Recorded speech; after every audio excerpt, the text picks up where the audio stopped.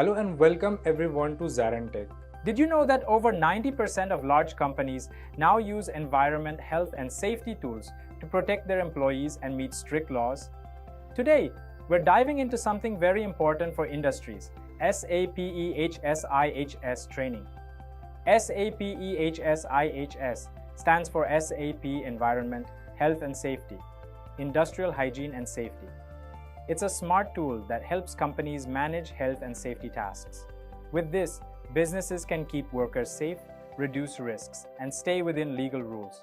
Studies show that companies using SAP EHS reduce safety incidents by over 40% and improve reporting speed by 60%. It helps in saving time, money, and most importantly, lives. Workplace health and safety is not just a rule, it's a responsibility. Whether it's a factory, plant, or office, every place needs a strong system to manage hazards and keep workers safe. SAP EHS IHS makes this simple and effective. In this course, you'll explore key features, learn how to create safety measures, manage risk assessments, and build better safety reports using SAP EHS IHS. Let's dive in. So we are going to start this session. We are talking mostly about concentrating on product safety related topics, major emphasis, because that is where the project is all about. That is what Vikas has intimated me. So please correct me if I'm wrong, Vikas. Please correct me if I'm wrong. So it doesn't mean that we are less emphasizing on other topics. There is a cross-application component called audit management also. So we are going to learn about everything. So in the logistics, these are the 6 subtopics. Yes, you're all EHS consultants and you know about these. So there is nothing like that. So we start with industrial hygiene and safety, then go for occupational health. Of course, waste management is not part of the discussion. It was removed from the topic. Then we emphasize more on dangerous goods management, hazardous substance management, product safety. Within product safety, we will emphasize on global label management and substance volume tracking. So this is the way I want to structure my sessions and all. So when I say product safety and when I say industrial hygiene and safety, so these topics are interrelated. Like you know, right? EHS is not like a standalone. It's like interrelated. So our basic data and tools, the specification as well as phrases, this will be also covered during the discussion of IHS, OH. Every module we are going to cover this discussion. So it is not separately taken, but taken as along with each individual module. This is the way I want to structure myself. After I complete EH and S, then we are going to come for cross-application components, audit management. This is the module what we are going to learn and complete. So after EHS, the final would be audit management to complete it. This structure my sessions. So you can also please suggest me if you're good enough to go with it, or if you want me to maybe change the way or the sequence, I'm okay with it. So please, if you can tell me, that would be great. So, and also when I take an example to explain, so which is the industry you are comfortable for me to go ahead with it? So chemicals, I believe, is good. Okay, great. So chemical industry, yes, let us go ahead with it. Let us start with industrial hygiene and safety. So can anyone explain me because some of them are already having experience. Can you explain me what is industrial hygiene and safety and why we need to do it? Any understanding? You're all team members, so there is nothing between you to feel shy, right? Okay, in that case, I will rephrase my question. See, we are having 2 modules. One is industrial hygiene and safety, one is occupational health. Can anyone explain me what is the difference, a fine line of difference? Maybe from domain side also, people who are from domain who are fresh to EHS also. Forget it is a software. Let us first understand the concept. So can anyone explain me what is the difference between industrial hygiene and safety and occupational health, and why we need 2 separate modules for this? And what would it cater in the organization, in the domain wise, what it would cater? So industrial hygiene and safety, like for any product, like suppose if you want to go for Maggie or anything, there should be a certain rule, like there should be some hygiene should be like that all maintained, like how it can be categorized, like for safety purpose also, like whether it should be away from children, there will be some label printing and all that all also covered. Okay, anyone else? Okay, then in that case, what is the difference between occupational health and IHS? Occupational health and safety may be used to measure the health measures to the work personnels. Will be used for the occupational health and safety, and industrial hygiene and safety may be for to check about the incidents and the risk assessment and all those things. Okay. So now let me ask another question. How many of you went anytime on site or have you entered the plant location within India? Did anyone go on site or enter the plant location within India? So when you're entering a plant location, what is the first thing for you to get the access to enter the plant? Will there not be a safety induction and training for you without which you cannot give an access to plant? Yeah, there will be safety induction given by some of the officers who are located at the gateway. Yes. So why is that the induction is provided to a consultant? We are IT, right? Why is that it should be provided? At any point of time, did you think about it? Because practically, I'm trying to explain these things. I don't want it to be a theory based. So when you talk to your customer also, it should be more practical oriented. That's why this question is like interactive. Yeah, the person who enter into the plant or any site, they may not familiar about the locations and all. So they will explain each and everything about in the induction. Like emergency response plans and everything, they will explain in the induction. Correct. Why? It is explained, but why? What is the basis for the person to be explained all those things? There should be some basis, right? Why you are explaining it? Because the condition in which they are working could be hazardous. Like if they are working under mines or something, they are working with machineries, they are working with different equipments which are probably not very safe to work with. So they have different PPE kits and different trainings which they have to go through and have to understand before they start working. And similarly, like you asked for the IH, so it could be that they are working under some severe conditions, so they have to undergo multiple tests before entering the mine, and also timely they have to undergo those tests so that they can be like taken. Their medical conditions are also taken into consideration, that they are not exceeding the. Yeah, they can, because the working conditions can affect them. The decibels, the amount of noise that they are undergoing for a particular period of time, that should not exceed. So all those things, considering all those things, it is very important for a worker to go through the occupational health and industrial hygiene and safety. So very good, very good. So yes, as now everyone said, if you look into the ISO standards, earlier it used to be ISO for 18,001 and now it is part of 45,000. So every organization, irrespective of the industry, whether it is a chemical industry, construction industry, manufacturing industry, safety of the employee is part of the organization. When I say safety, see, even in the IT company also, in the TCS also, when you are entering, you have to display your badge. Why? To prove that you are an employee in the organization. So then you are having smoke detectors, you are having fire alarms, you are having fire extinguishers. So what are these? What are these all about? So these are the different tools that will ensure that you are safe in the premises. As simple as that. Are you safe? Are you not safe? Then what is the difference between occupational health and IHS? See, whenever a person enters a premises, if he wears a helmet, that is safety, you have to be safe in the premises. But if someone comes and checks your temperature, if someone comes and checks your health status, health reports, like we are seeing, right, COVID protocols and all, everyone, I believe, have given a vaccination certificate. That is occupational health. Safety is different. Occupational health is different, with a fine line of difference. When I talk about wearing a helmet, that is safety. When I talk about an injury, in spite of wearing a helmet or some illness, that is health. So an organization can achieve the ISO certification if they implement IHS and OH properly in their company. So now work areas. What do you mean by work areas? Any idea? Place where worker generally works, so they define that place as work area. Very good. In a simple languages, a place where employee works. You are an employee. Wherever you work is a work area. So why EHS team has to define it?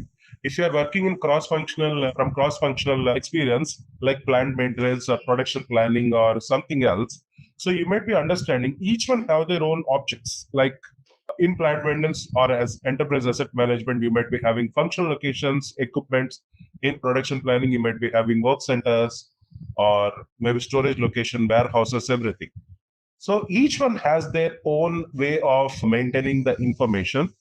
Work area is the way in which EHS department maintains it.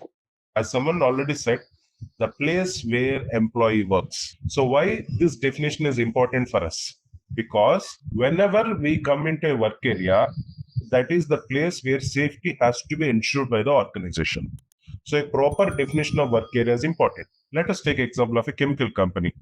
Let us take example of a chemical or a pharma company where production happens. Just pardon me, guys. Sometimes I'm having cold, so just give me excuse me in the middle. So why work area definition is important in a chemical or a pharma company? See, let us take example of say Novartis or Merck or any other company, pharma company. When you enter a premises, you are given all the precautions, like I was talking about safety.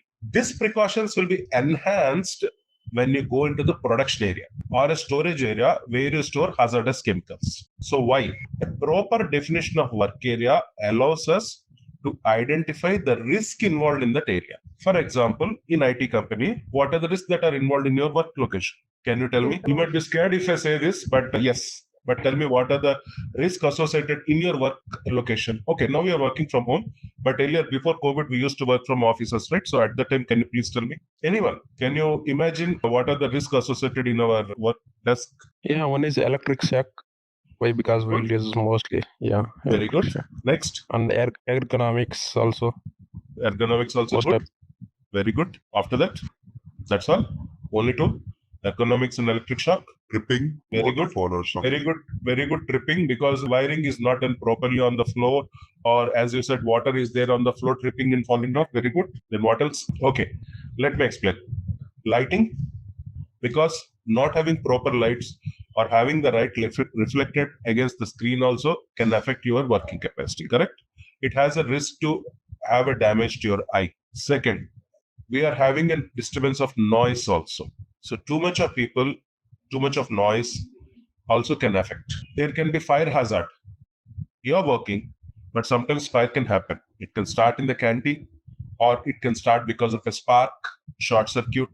That's also electrical hazard is there. Correct or wrong? So when I identify these risks associated in a work area, a small work area like an IT, where you're not handling any production. Consider the same in a chemical company where you're handling chemicals. On the desk, when you're sitting and working, if you're having so many risks, how about the chemical company or a pharma company or oil and gas company or a construction, where when they're handling a chemical, when they're handling a process, how much risk is associated with them? Correct or wrong? So a proper definition of work area will help organization to mitigate the risk associated with it. And many of you have worked in product safety, GLM and all. Can you explain me what is a specification, if you don't mind? Or someone worked in recipe also. Can you explain me what is a specification? Any one of you? Specification is nothing but to hold the property of any product. Okay, that is what we do in SAP. Okay, fine, good. Anyone else? Various physical and chemical properties and Yes, those are the properties we hold, whether it is label properties, safety related, physical, chemical. Yes, that is right. Correct. Anything additional you want to add? Have any one of you worked with this transaction, or you work with CG02 only? Whoever have worked in specification, did you work with this transaction or just CG02? Yeah, that is the centralized. That is the centralized specification. Yes. Workbench. Yeah, Yes. here we'll be having agent and others also. Very good. Waste board and This is others. this is what I'm expecting. Okay. So if you see, when you work in industrial hygiene and safety, the data what you are creating is called as agent in the agent workbench. The same thing when you are working in hazardous substance management or product safety, it is called as substance workbench. The same in PLM is called as recipe workbench, and the same is called as a waste in waste workbench. So the data what we are creating are relevant for each individual process, and DG we are calling it as a DG workbench. Each individual process you are creating a data repository where you maintain exactly without the need of duplication. We are right now doing MDM, right? Master data management, all those things. But EHS has it long before, where in the specification, if you open the specification, you can say it's a centralized one where it can be creating a dangerous goods class, agent, waste code, packaging information, substance, and material. Okay. So whatever module you created, it is commonly called as a specification, because it is used across various modules with different names. Just like you take Sankranti festival, each state, a different name it will be called as. But ultimately, it's a harvesting festival, just like that. Each module, it might be called a different name, but ultimately, it is a specification, which is a repository to store the information which is used across. Are we clear? Please, if you have any constructive argument, let us discuss. I would like to argue. Okay, fine. So next we are having something called as risk associated with it. Can someone explain me? Already they worked in risk management and IHS also. Can someone explain me what do you mean by risk and why we need it in IHS? Can someone explain me? Anyone? You already worked in risk, right? Risk that is present in any work area, and then based on that, whatever safety measures are required. So that is like whatever safety actions are required, that is taken into consideration. So this is just to assess the risk involved in a particular working area. Okay. Anyone else want to add any point? Yeah. And Risk assessment will be used to evaluate the risk and to provide the corrective preventive measures or control measures. Very good. Okay, I will tell you a small example. Risk is something which has a potential to become an incident or accident. That's why a proper risk assessment analysis is important. And we do a risk assessment analysis, we do it for a work area. So ultimately, if you don't define a work area, in EHSM, it is called as location, which we are importing it from plant maintenance or manual maintenance, manual creation. But here we call it as work area. In updated versions, S4HANA and all, we call it as location. So concept-wise, there may be the naming changes, but it's the same. Risk assessment is done for a location, for an agent, so that companies can identify what is the potential to become an incident or accident and give a preventive measure. Small example. Suppose if you are working in a production environment, say for example, the pharma or a chemical company, because of the machines, too much of noise comes. And this noise has a chance to affect the hearing capacity of an employee. So what are the safety measures? They will give you additional earplugs, mufflers to prevent it. So all those things we are maintaining in the system. So we identify the risk for an area and we try to mitigate it, means reduce it. We cannot eliminate it. Remember, when we say mitigate, we can never eliminate the risk. You are driving in a car, you are wearing a seat belt. Even in cities also you wear a seat belt. Why? Can we anytime go more than 40 in the city or more than 30 in the peak hours? No. Still you wear a seat belt. Why? There is a risk associated when you are driving. You might be driving properly. Opposite person or other person may not drive properly. So to mitigate a risk, we are not eliminating. If you want to eliminate a risk, you should not drive. You should sit in the home only. But to mitigate the risk, we do an assessment, try to minimize the impact as much as possible. Please understand this. And next we are having incident and accident here in IHS. So what is the difference between incident or accident, guys? Anyone, please tell me. Accident is unexpected or unplanned event, we can say. So do we plan an incident? Okay, let the incident happen at this time. Do we plan it? Yeah, no. Most people say this, but I will immediately say, incident, do we plan it? Okay, this is the time, let us have an incident. Yes. Accident involves injury, but incident might not involve, it could be a near miss. Very good, excellent.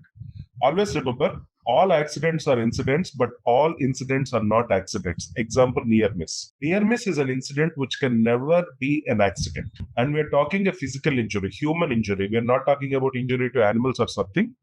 It is a human injury we are talking about. Accident involves human injury. Car goes and hits a tree. If someone is there and he is injured, that's an accident. The brake failed when you are parking, it went and hit a tree, no one is there, that's an incident. Unexpected, unplanned, damage can happen, production can be stopped. Both are same. Only difference is injury. So please remember, when we say accident, it is injury. That is the only difference to make it as an accident or incident. Okay. So in short, this is what your industrial hygiene and safety is all about. Now let us come to occupational health. So come on, now tell me with that experience, occupational health. I already explained to you what is occupational health. So now tell me, anyone can throw a light, what is an occupational health all about? It's safety and wellness of an employee or a contractor. No, can you please be a bit louder? Sorry. Yeah, it's about the safety and wellness of an employee or a contractor working at a facility. No, safety we already discussed in IHS safety, where we identify the risk and for an agent, and then we give a preventive measure to mitigate it. So that is clear. So occupational health. No, safety is given to you. Occupational health. It's mostly related to the work that each individual is performing at a facility. So depending on the occupations of a person working in a facility at a plant, so related to his occupation, what he is delivering on, whether he's working actively on a equipment, then the incidents or the accident related to that particular operation comes under that occupational health of that employee. Okay. Anyone want to add any other point? Yes, Ram. So taking an example, for example, a person is working under some very severe conditions. So he might, for example, is working under a place where he is hearing a noise continuously for 8 hours a day. So he will have to undergo some audiometric test and all. So that all will be taken care of under occupational health, like a duration within which he will have to go undergo all these tests and what all precautions he has to take and what all medications he has to take, what all medical examinations he has to undergo. So employees basically health checkup will be covered under occupational health. All that will be covered as part of occupational health wherever his health is concerned. And for example, if he is working under a condition where he requires, for example, if we take off the situation right now, like in COVID, so they normally wear a PPE kit. So the use and how they are going to do it, how they are going to use that kit and how they are going to dispose it off. So all the training is also covered under occupational health only. So what all equipments they are using and so all these parts are covered in occupational health. Very good. So yes, I will ask you one question. Whenever you joined TCS, at the time of joining, did you undergo a pre-employment checkup, medical examination that you are fit to work or not? Yes. At any point of time, did anyone consider why you need to undergo that? To confirm that we are medically fit to work in the organization. Always remember, whenever you join an organization, it's not only about the safety, it's about the health of the employee also. As you rightly pointed out, if an employee is working in a production area, which is highly noise or exposed to fumes, chemical and all, you are supposed to undergo tests every day or within a frequency to ensure your health is not disturbed or damaged, or they might alter your shift also. All these things, you are putting it in the occupational health. You are maintaining it in the occupational health module of the system. So what we do, we maintain the protocols. There is something protocol. So depending on chemical exposure protocol, if it is a chemical company or a general protocol or a audiometer related protocol, what is a protocol? Protocol is nothing but a regulation, correct? So we maintain protocols. Depending on the protocols, we schedule medical services. It can be scheduled or unplanned. Unplanned in the case of an injury or illness. Injury will not come, right? We just discussed the accident is unplanned activity. So at the time of accident, an injury will be there. So you never know. So that is an unplanned. The remaining all can be planned, where the medical services that are provided to the employee can be planned. So when you're planning it, it will be a proper, like pre-employment checkup. Whenever an employee comes, I'm planning for it. The COVID vaccination certificate report. That's a planned activity. Undergo your vaccination, submit a COVID vaccination report. That's a planned activity. Pre-employment check, general checks, regular checks, vaccination status reports. All those are planned activities, which is based on a protocol. Why you need to do that? To maintain the health of the employee. I have to ensure as a company that your health as an employee should be secure and safe. The moment you are entering the organization, you are my responsibility. Safety-wise, health-wise. So that is the reason occupational health talks about maintaining the health of the employee right from the date of the joining till the date he leaves the organization as per the best practices of that industry. We are maintaining it. So these two, occupational health and industrial hygiene and safety, are used in the organization to maintain their ISO standards. Are we clear till this point? Even though we don't do waste management, I just want to explain a little bit about waste management and proceed further. So what do you mean by waste management?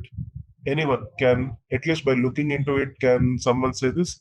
By looking into this, can someone throw a light what is a waste management is all about? Yeah, like for manufacturing any product, so some part of the product, like something will be coming under the waste. Like if you are manufacturing any paste or any shampoo or something, like there will be some wastage will be out of that. So we need to, that Okay. all will come under the waste management, and there will be cost will also calculated for that, for the total overall product of the cost. Okay. But before we go to waste management, tell me, what do you mean by waste? We all say this is waste, let us throw it away, whatever it is. But what is a waste? Like that will not, the part what is exactly not used for the manufacture of the product. Like we have raw material and we have Honestly, used raw brother, material. The product which is not useful for the organization is a waste. You are a chemical company and you are manufacturing a finished product. You combine two raw materials, chemical reaction happens, a byproduct will come and a finished product will come. Byproduct is not useful for me. I'm not interested in the byproduct. So that is a waste for me. But that might be a raw material for someone else. How can you say that? I will take a small example. Everyone can understand. Sugar industry. You take, when they manufacture sugar, when they produce sugar, what is the output? Waste, molasses. But that would be a raw material for the alcohol industry, construction industry, scrap iron, all those mangled iron pieces. Those are waste for the construction industry. But that is a raw material for the steel industry. So there is nothing like waste. Waste is something which is not useful for you, but might be useful for someone else, where you will spend money to dispose it, or you will gain money by selling it. So we have a tight integration with material management and also sales and distribution for waste management. So are we clear with that? Yes. Yes. Anyone want to add any point? Fine. So now let us come to dangerous goods and hazardous substance management. Since some people are already working in it, can you tell me what is the difference between a dangerous good and hazardous substance? Or I can give an example. My favorite example always: petrol, chlorine, sulfuric acid. Petrol, chlorine, sulfuric acid. Can you please give me an example which is a danger and which is a hazard? Petrol, chlorine, sulfuric acid. Petrol, chlorine, sulfuric acid. Which is a danger, which is a hazard? Transporting of a petrol is a danger, and the storage of sulfuric acid and chlorine is an hazard. So chlorine and sulfuric acid are not danger? They are also they are also danger. Like all three are danger, but hazardous substance is like when you are storing, it might create a chemical reaction. Like when Perfect. See, the name itself said excellent. The name itself says, see, goods. When do you call a good dangerous goods? When do you call it as a good? Tell me. When you're transporting. When you're storing, you don't call it as a goods, right? Only when you transport, you call it as a goods. If you're storing it, that's a stock only, right? So at the time of transportation, see, the same chemical, whatever you are transporting, it is following a dangerous goods regulation. There are different regulations across the globe. If you go for Europe, they have their own regulations. If you go for North America, they have their own. Latin America, they have their own. Asia Pacific, they have their own. So our dangerous goods management handles multiple regulations a product has to undergo. And this information is passed on to the SD model. We call it as OTC. It will be passed on to the OTC, where the order can get blocked or passed depending on the settings maintained in the EHS. Are we clear? The same material, when you are in storage, it is called as a hazard. Example. So in that case, like petrol, kerosene, and sulfuric acid, both are dangerous good and both are hazardous, or all three are hazardous? Yes, absolutely. Depending on the situation, it is hazard or danger. I will give you an example. Okay.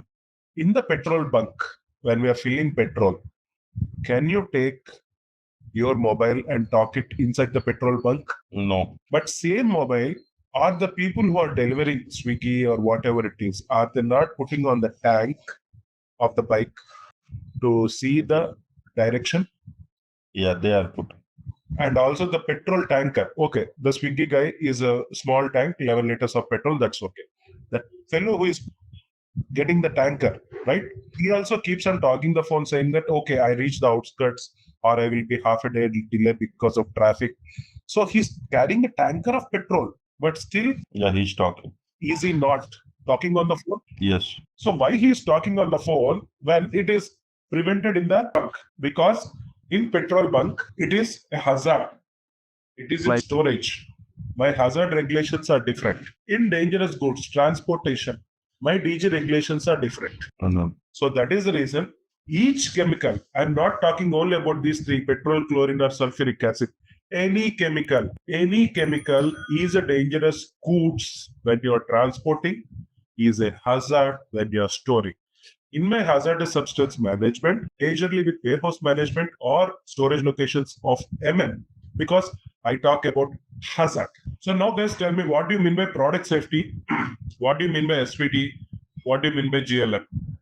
Any one of you who are already working in product safety, substance volume tracking, and GLM. Like product safety means like there will be for any product like what all safety measure we are following, and to manufacture the product, to complete the product, like what all safety measure, and then again GLM will be the label related, what type of label we need to print for the particular product, like that can be, yeah. That's all? Yes, sir. So what is SVT then?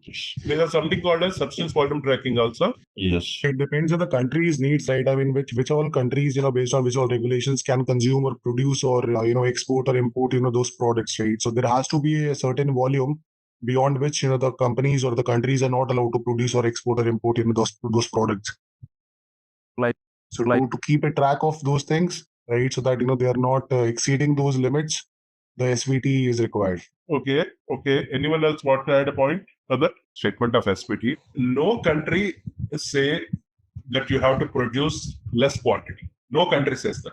As an organization, we give the information to the country or the regulatory body. I am producing 10,000 tons, 100,000 tons, 1 million tons, or 1 billion tons. And for that, I will pay a fees to the country regulatory body, so that SVT tracks that I should not exceed the quantity for what I agreed to pay for it. I will give a small example. Petrochemical products. Do we not agree that petrol is the reason for global warming? Everyone agrees, correct? Can you restrict either Reliance Industries or ONGC or maybe Indian Oil, or we should not produce petrol beyond certain quantity? No, right? In a similar way, what is product safety? Still, I did not get an answer for that. So I think any company which is manufacturing any certain product, right? So first of all, the product safety will only be used in the manufacturing companies, right? They're manufacturing something, manufacturing a product, right? And how safe is that product with respect to all the parameters, maybe transportation, maybe manufacturing, the conditions in which it is manufactured and the circumstances in which it is being used. So that's where the product safety is concerned. Very good. Very, very good. In a simple way, I'll give you a small example or a statement. I would always give a statement to product safety as how safe is a person when handling a product, and how safe is the product when being handled by the person. For example, during the petrol manufacturing or any chemical manufacturing, which is highly volatile, can you just start smoking beside that particular product or lighting a lighter or do a puja? You can't do that, right? Correct or wrong? But who is saying that you're not supposed to smoke or you're not supposed to light a lighter or a matches near that? A label says that. So how the label is being printed? Because of the information stored in the repository of a specification under product safety. I am ensuring the product is safe. How I am ensuring? By printing a label, by printing a document, how to use it, a manual, or what precautions needs to be taken when I'm shipping it, automatic repeat shipment along with sales order, correct or wrong? So always remember, product safety is a repository to store the information and to print the data in the respective formats. It can be a label, as in GLM. It can be a trem card that is used in dangerous goods management.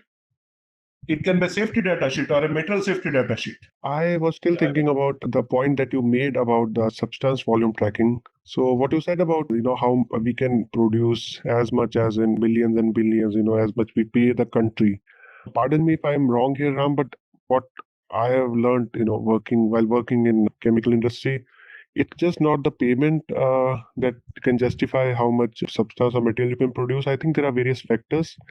And for example, a typical example that I have heard, I'm sure, I might be missing something here, but chlorofluorocarbons, right? There is a specific limit that have been created, that some of the countries, they have already they have already banned this material, for the refrigeration. But some of the countries which are still producing, there is a limit that they can produce, and they can't go beyond that limit. So, is it not covered under substance? There is a limit that it produces to be used under each country.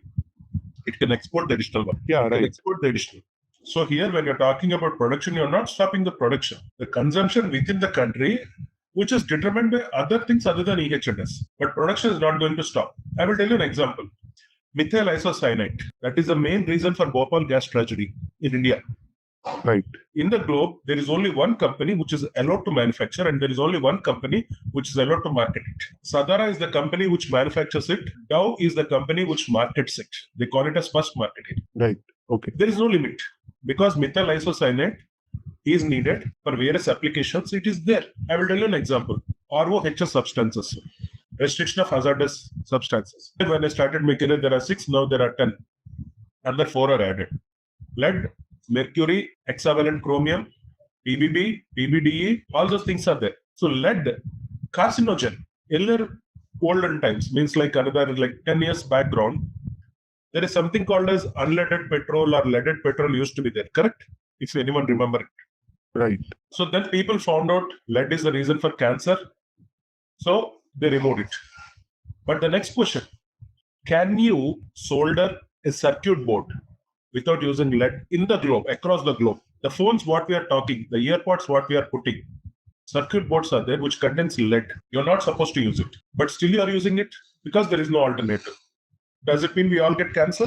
Yes, maybe. Then why we are using it? Because regulation says that you can use it, but by diluting it or some formulas are there, which will come under REACH regulation. I'm going to come over there. REACH compliance explains compliance. Since you asked that question, let me explain that REACH also. Phase 1, Phase 2, Phase 3. Phase 1 compliance should be done by organizations, 2008 it started, which are producing or consuming or exporting or importing more than 10,000 tons of a chemical. So all the big petrochemical companies have registered under REACH, and all big chemical manufacturers in European Union, because it is more than 10,000. Right. Anyone between 1,000 to 10,000, you register. So what do you mean by register? When you come to hazardous substances also, there is a regulation called as SARA Act, Superfund Amendments and Reauthorization Act. What does it say? Of course, in hazardous substance, we have SARA reports also. That's why I'm saying. I'm not saying only domain. I'm saying what is there in the system also. We have SARA Act. SARA reports are there.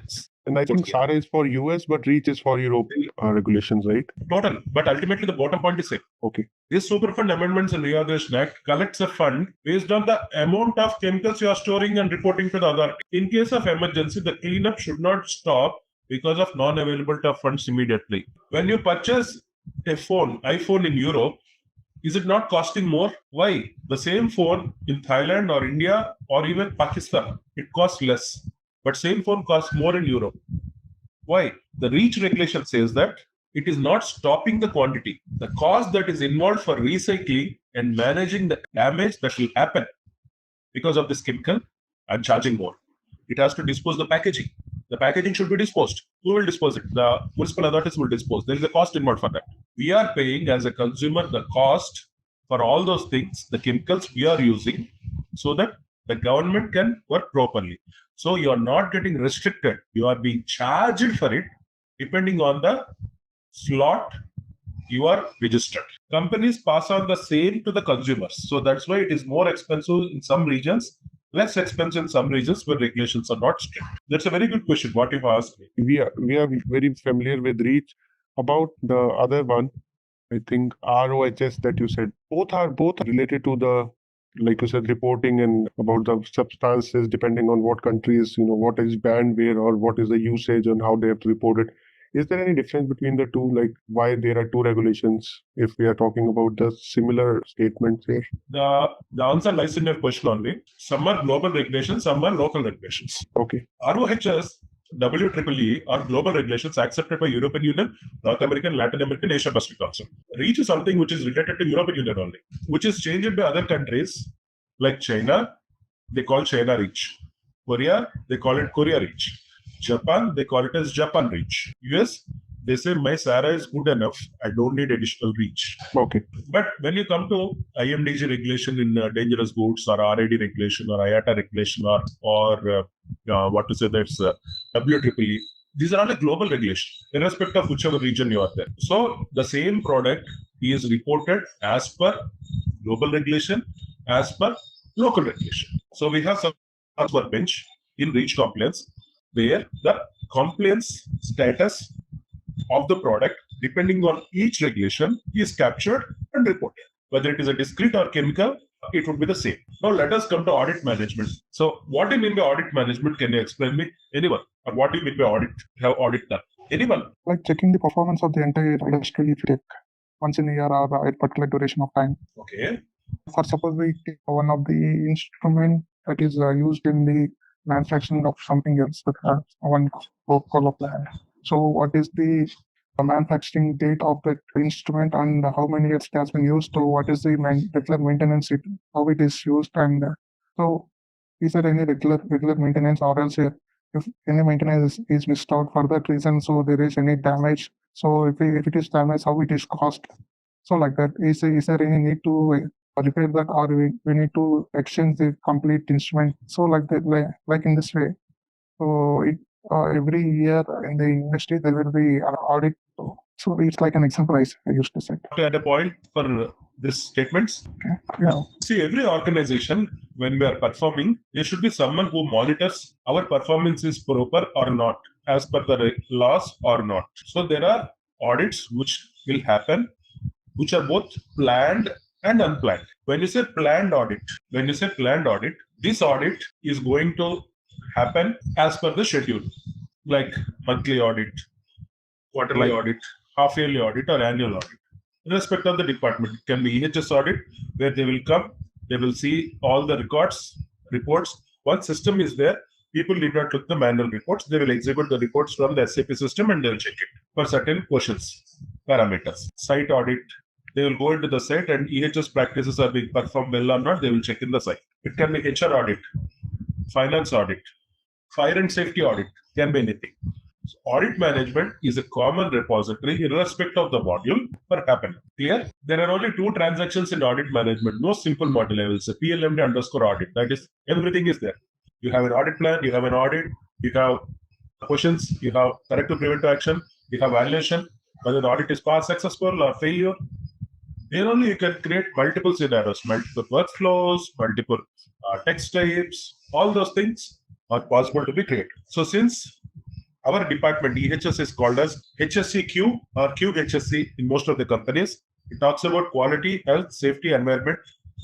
So quality means we are talking about audits. That is the reason, as a EHS consultant, it is always good to learn about audit management also, how they will be handled for us to be a complete consultant. This is what we'll be learning. Some of the topics which cannot be shown on the system due to lack of whatever the resources. So I'll be explaining to you in theory, just like how we discussed reach. I'll be explaining in details of theory when we come to the respective modules, time slots. Remaining all will be shown in the system. This is the way I would like to take. Starting with industrial hygiene and safety, occupational health, dangerous goods management, hazardous substance or hazardous and dangerous goods management, then come to product safety, which includes your label management, substance volume tracking, reporting. At a single point, I will take it when I'm doing the product safety, not at every module, because once if I say, it's like again a recap of all the modules. So I would like to do it in the time of product safety. And finally, after we complete our EHS, I'll go for this audit management module and close the training session. So please, now we understood a bit more about it.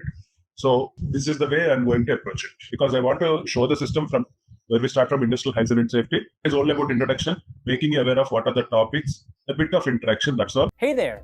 Want to get good at health and safety rules? Our SAP EHS IHS course is here to help. You can take it at your own pace on our platform. In this course, you'll learn all about SAP EHS IHS. It's like a toolbox for managing safety, health, and keeping workplaces safe and clean. Our course covers everything you need to know, from the basics to more advanced steps. It's made by experts who know what they're talking about. Your teachers are pros who've been doing this for ages, They're here to help you learn and answer any questions you have. And don't just take our word for it. Our students love the course too. People just like you have found our course super helpful. Best part, it won't break the bank. This awesome opportunity to learn is affordable. Ready to become a SAP EHS IHS Pro? Sign up for our page now. And for more info, check out ZaranTech's website. So if you see, we are starting, we have EHS under logistics. So we are starting from industrial hygiene and safety. Of course, some of the topics might seem a bit silly or you might be aware of it, but just because for the sake of training purpose, let us agree and learn even the smallest of the topic.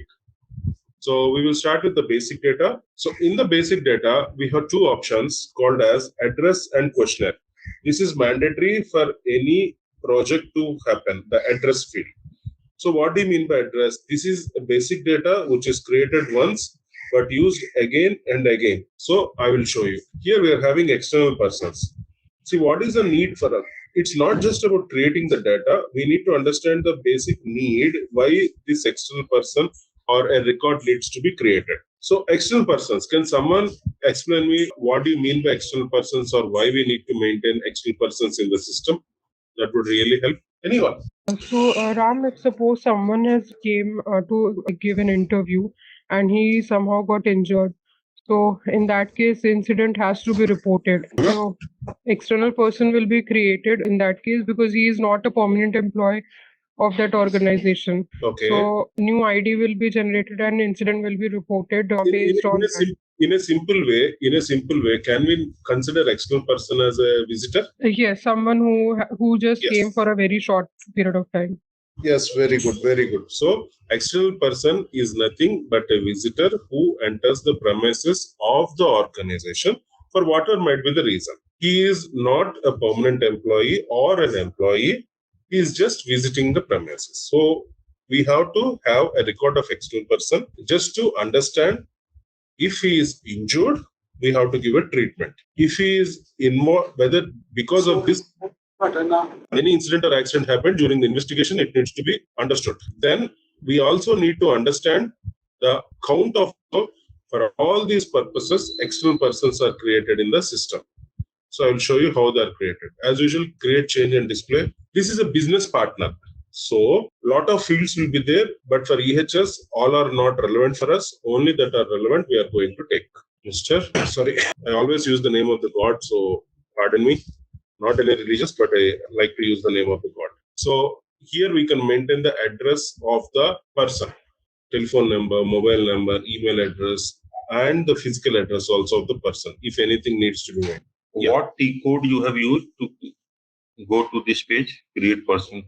I will tell you the T code when we come back. I just came through I think it is CBIHT1, if I'm not wrong. So we just maintain this data and we save it. So a ID gets generated, a unique ID. Yes. So this is a unique ID that gets generated. So it will be for that person as a visitor pass. And the T code is CBIHT1, as I mentioned. So when you go through the T code in the business partner, you will be seeing only the role of external person. You will not be able to see any other role. Just like that, if you see, you will be having only one role. This T code is tagged or tied up with only for this role. Okay, is external person clear? Yes. Yeah. So next one is a physician. So can you tell me what do you mean by a physician? Or what is the need for us to maintain a physician? Anyone? No problem. Doctors, Yes, doctors are correct, but why we need to maintain it? I guess for the record In case purpose. in case of any injury to any person in the campus or for first aid purposes. See, okay, for that question I would like to answer. First aid always need not be given by the doctor. It can be given by your colleagues also who are beside you, who knows first aid and who are trained in first aid. That's why we have someone called as floor leader in our IT also, where the person is capable of administering the first aid also. So even when a cut is there, when blood is coming out of the cut also, if you tie a band-aid to prevent the blood coming out or to prevent the bleeding, so that is also a first aid. Right. Sorry, please tell me now why we need to maintain a physician. Like if anyone need a medical emergency for during some like visiting to the office or something, that can be all of sudden medical emergency. In a way, what you said was very, very good. In a way, what you said was really close. So let me rephrase it. Okay. So basically what happens is that maybe in the movies also we might have seen, right? Exactly just in time you have got this patient, that's why I could save him. What is this just in time? There is always a golden period for any, person who is affected or injured to take him to the hospital where the chances of recovery or saving him is high. You cannot wait for the golden period or time to get over before you take him to the hospital. Are we clear till that point? So now, I don't want to waste my time calling everyone, hey, where is the doctor? Or how should I reach the doctor? Who is the doctor?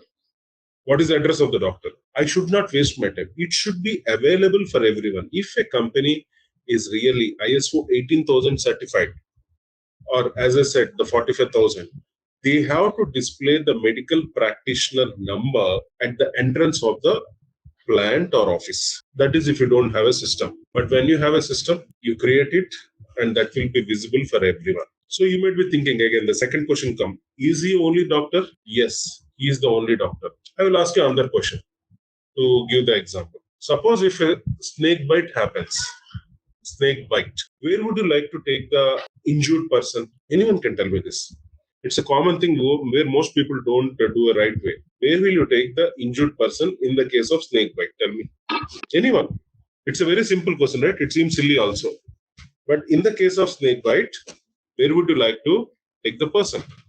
Sorry? Like next available immediate doctor so that he can... No, you should not take him to next available doctor. No. And you cannot take him to costly hospitals like Apollo, Vocard or whatever, Virinchar, whatever it is. You have to take in the government hospital. No one has the right in India to store the antivenom. Simple. So now what is the relation between the example I gave and physician? See, when you are studying engineering or any bachelor's degree, you might be knowing the entire subject. But when you came to IT, did you remember all the subjects knowledge? No. Only the things that are relevant for you are remembering. In a similar way, these physicians are trained to handle the injuries that will happen because of exposure to chemicals. I was working with a client who produces chlorine, phosphoric acid, and bromine. These are the products he produces. So the two physicians within the plant premises, one is inside the plant, one is outside the plant in the village where the plant is there. Both are qualified to treat the injuries that arise because of if I'm exposed to either chlorine or bromine or phosphoric acid, which is a chemical in nature. So these are called as occupational health physicians or practitioners. Okay, so they know. So that is the reason these are qualified to take the treatment for the injured person. So that is the reason you can see the address is being made mandatory here, all the locations. Why? For the doctor, it has to be important to maintain the address. So without address, we cannot go and get the treatment done. If I save it, it will not allow me. Mandatory field. So whether it makes sense or not, I have to maintain certain address to ensure that this record gets saved. Now if I save it, what is the problem? I'm sorry. There might be a small, yes. Anyone can ask me that question if you're having any doubt. So we will have it saved. Clear? So address is mandatory for any physician to take him immediately so that the just in time or the golden period is proper for everyone. Next we have health centers. So what do you mean by health center? Anyone? Health center Sir, type for hospitals. Very good. It's the hospitals which are tied up with our organization. Again, the same example what I have given. In the case of snake bite, you will take them only to the government medical center. Plants are located somewhere, right? They are not always inside the city. They are outside the city. So snake bite is a common thing. Injuries, exposure to chemicals is a common thing. So the health centers which are relevant, only we should take them to that particular location. Clear? So in the same way, we are creating it. Address is mandatory even in the health center also. For example, I'll put Apollo Hospital. So there might be another glitch of 3 minutes again if power comes back. So sorry for that. Yeah, we are in the middle of hospitals. So I hope the hospital concept is also clear, which we call it as health center here. So I hope hospital is also clear where we are creating. So any doubts in this concept of physician, health center, and the external person? Any doubt? One small please doubt. ask me. Regarding the health center, generally in the plant also we will be having some health centers, right? So where Correct. the physicians will be available. So how to define them? Are we going to do the same process, or is Yes, there any the same process even in the plant also. We will maintain the health center. Whatever is as per the area of the plant, we are going to maintain it. Okay, is it like we define them with the plant code, or just we can give the location? We have to maintain the location. Location. Location is mandatory. Even if it is a plant also, location is mandatory. Because if I'm not wrong, plant health centers don't work 24/7 generally. End of the day, Yes. end of the general shift, they don't work. So till general shift, people can understand. I have to go to plant. But night shift people, if something happens, there are many accidents or incidents which have happened in the night shift. So that is the reason. Okay. Yeah. And even the physicians also is the same thing. So Yes, physicians also the same thing. Or the nurses or Yeah. what? Sometimes a doctor can be on your payroll, a physician, like occupational health physicians. Sometimes he need not be on your payroll. He's an external person. He's a doctor, but he's an external person who comes to visit it. So yes, we maintain it. Okay. Next is the authority. So who do you think is the authority? Anyone? Regulatory body. Can you speak a bit louder? Sorry, I'm not able to hear.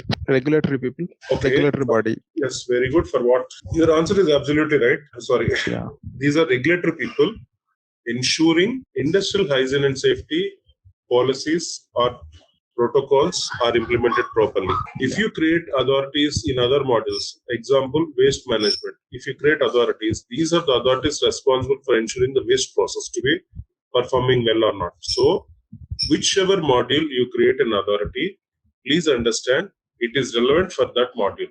So, if you create an authority in industrial hygiene and safety, it means I am doing it for industrial hygiene and safety related practices, protocols, or regulations. I don't worry. So it can be internal, external.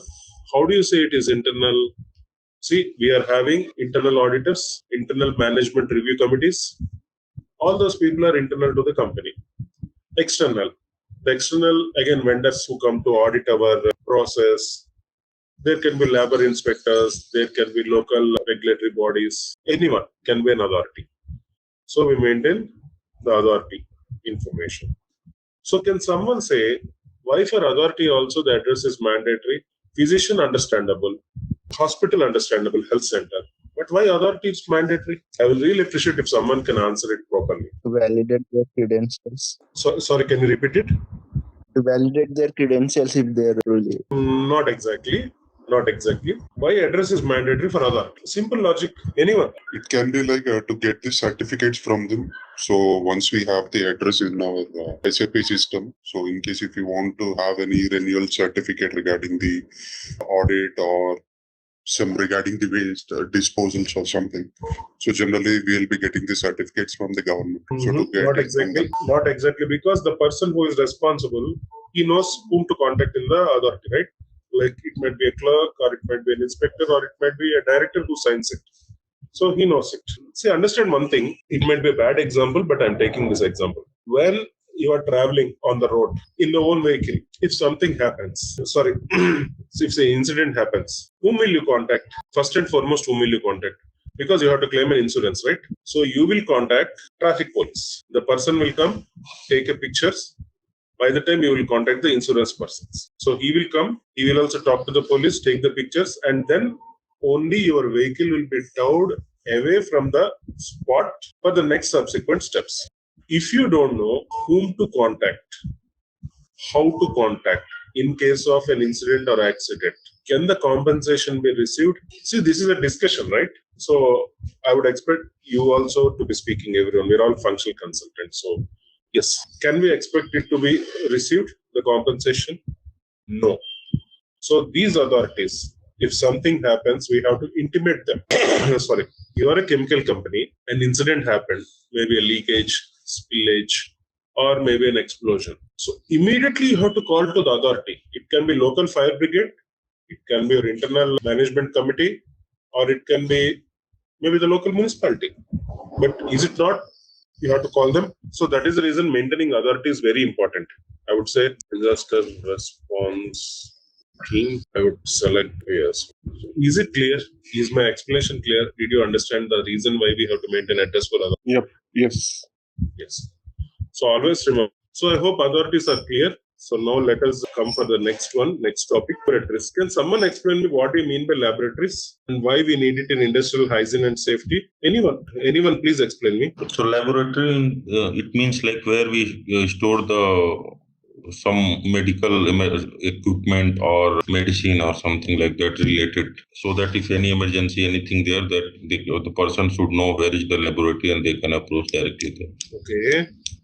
Anything else? Anything else? Health checkup centers or medical centers. Okay, that's all. That's all. We are talking about industrial hygiene and safety. So please understand that concept before we say something. So now tell me, from industrial hygiene and safety, you're all saying laboratory means medical only. I'm saying industrial hygiene and safety. Of course, medical also comes into picture. I'm not saying no for that. But what are the other things? It's a place where normally hygienists or industrial hygienists work, and they basically evaluate the working conditions of the workers. For example, if they're exposed to some chemicals or they're exposed to some rays or some noise, so they basically, hygienist comes into picture where they work in the laboratories and evaluate those conditions. Very, very good. Very, very good. So laboratory means it's not only about the physical evaluation of the health of the employees, it is also about the analyzing the environment. What is the amount of noise? I have to put a gadget to find out the noise. What is the particulate matter you are exposed to? What is the temperature you are exposed to? Whether it is too cold, too hot. So all those things, without having, how should I put it? Without having a proper laboratory, we cannot get it done. So chemical company also, generally they don't keep all the equipments ready. So every 3 months or every month or every 6 months, they will ask the company, a laboratory, to come and analyze the values and give it back to them so that they can report the authorities. So it generally happens. No chemical company retains the equipment. They have to contact a laboratory who comes, takes the samples, get the results, and give it back to the company. This is how it will be done. Okay. So now we will create a laboratory. I would say it is there. It is a physical laboratory, very famous. In what they do all the monitoring and all. It's a practical available laboratory. Any doubts in the laboratories? Okay. If no doubts, let us go to the next one. External companies. Why we need an external company? Can someone answer me that? We are already having a vendor maintained by team. But again, why EHS needs to maintain external company? Is it not duplication of data? Why we should maintain? Tell me. Anyone? See, we are already maintaining it, but why we need to do it again in EHS? Anyone? Please tell me. Not very sure, but maybe to procure some PPE kits or something for the workers. Okay, that's all. Sorry.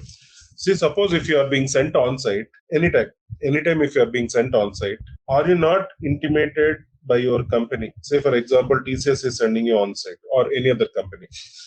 Will you not be intimated by your company how to behave in the client premises? Initially, everyone will be intimated. Consider a person, a vendor who is providing a organization, a chemical company with the logistic support, the trucks and all. The drivers who are coming inside it, they will not be created as external person because they're representing a company. So they have an identity. It is a vendor. So XYZ driver can come, ABC driver can come. So it's up to the vendor. So for them, they don't create external persons. As a company, they will create, and how many containers have come, how many trucks have come, like this, they will maintain it. Why? The way they have to behave and drive within the premises is already being trained by the company. This logistic support company, a waste management company, maybe an auditor, a company which is sending an auditor, they will maintain it. So if they don't train the users how to behave, these vendor companies, then the license or the agreement can be cancelled from the EHS principle. That is the reason we maintain the list of external companies. It is not duplication. It is from the EHS point of view, it is correct. We have to maintain external company. And here address is mandatory because in case of some wrong behavior by the people who are sent by the external company, we have to ensure that immediately the message is conveyed to the vendor. So that is why address is mandatory. I would say we are. Any doubts in the external companies? If no doubt, we are going for the next topic. So that's the reason. Any doubts in external persons or physician or health centers or authority, laboratory or company? Please ask me. So for external company, do we need to maintain the driver detail also? Like we created a company? No, we don't need to maintain. We will just maintain the company name. Because why? I will tell you a practical example which I myself have faced in one of the clients where I'm working. After lunch, we have a habit of walking because it's the only time when we walk, right? We always sit and work. So one day when we are walking, EHS department, EHS team is walking. So suddenly a taxi fellow went in so fast that he was about to hit us. And it is in a plant. You are not supposed to drive more than 20 kilometers per hour. The security immediately chased him, stopped him, and understood this taxi vendor who regularly supplies taxi for the employees, the regular driver did not come. So not to lose the money, he sent a temporary driver, but he did not train the person that you have to be 20 kilometers speed only, kind of thing. So immediately what they did, they terminated the contract. If something would have happened in the premises, plant premises, it is the responsibility of the plant, not the vendor first. So it is a big mistake by the vendor not to train the people how to behave. How can it be tolerated? So there you don't maintain the name of the driver. Okay, this is the cab or this is the truck or maybe any other device, whatever the way. He is entering on behalf of this vendor. A painter can come. People who are painting. Cleaners can come. People who are cleaning. With respect to a company. They represent a company, the external company. So they have to give the training. If a painter is working in the top of the building, you cannot expect us to provide the safety precaution. They have to take it because we gave a contract.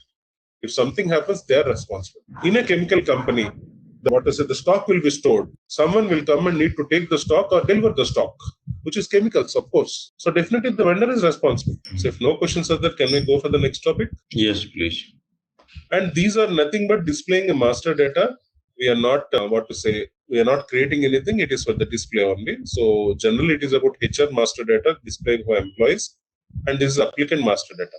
Applicant means a person who is entering into a premises to become an employee, but not an employee yet. He is trying to become an employee. So he's not an external person, nor he's an employee. He's middle. So we call him applicant. So that's the reason. An applicant will be created by HR. So we can just access the data. Are we clear? Yes. Okay. And regarding questionnaire, we have two options called as questionnaire and question catalog.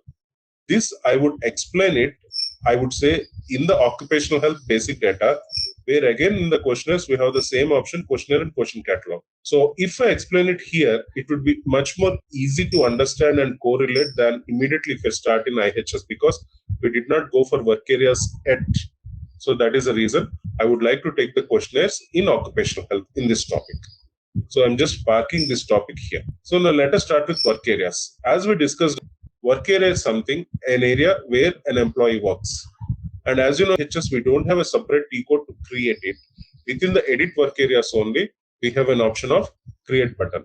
So we don't have a separate T code to create. So I try to create a particular work area.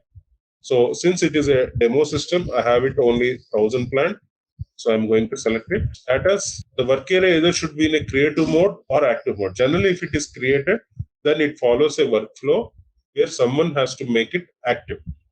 But practically speaking, this is not done. So generally, all the work areas will be uploaded. So it will be in active mode only. So let us take it. So what do you mean by inactive and historical? Can someone say this? Inactive work area, historical work area. Can someone say this? Like the work area used earlier, but now that is not going to use, so they marked as inactive. Very good, very good. Or historical in the sense like we have used long back and we can keep track of all the whoever like work during this period and we can track the history from them. No, historical is not correct. Okay.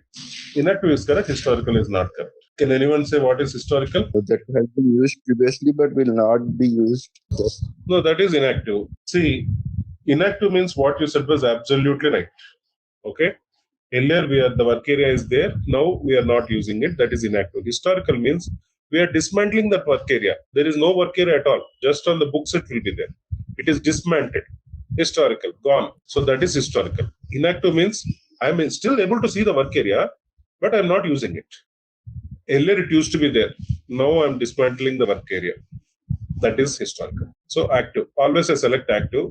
Next, work area type. We have option of company. This is someone has created it. So just let us leave it. I will remove it. So we have an option of company, location, plant, site, production system, operation area, equipment, work center, activity, and storage location. And this can be enhanced or renamed as per the conditions. So someone created a block. Can be. So now let us try to create a company. Coordinates means the latitude and longitude can be maintained physically because it is a tangible, right? It is not hypothetical, like it is physical. So we have physical coordinates also. Authorization group, whoever are eligible to enter into the work area, like everyone, or only production team, or maybe R&D group, like this, you can select it, who are eligible. Since it is a company I'm creating, I will put all, enter, save it. So now I created a company. Good.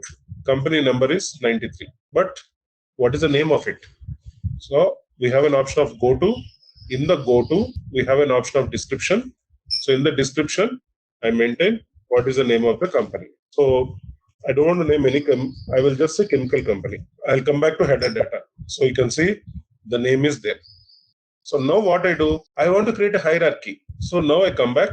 I'll try to again get it created.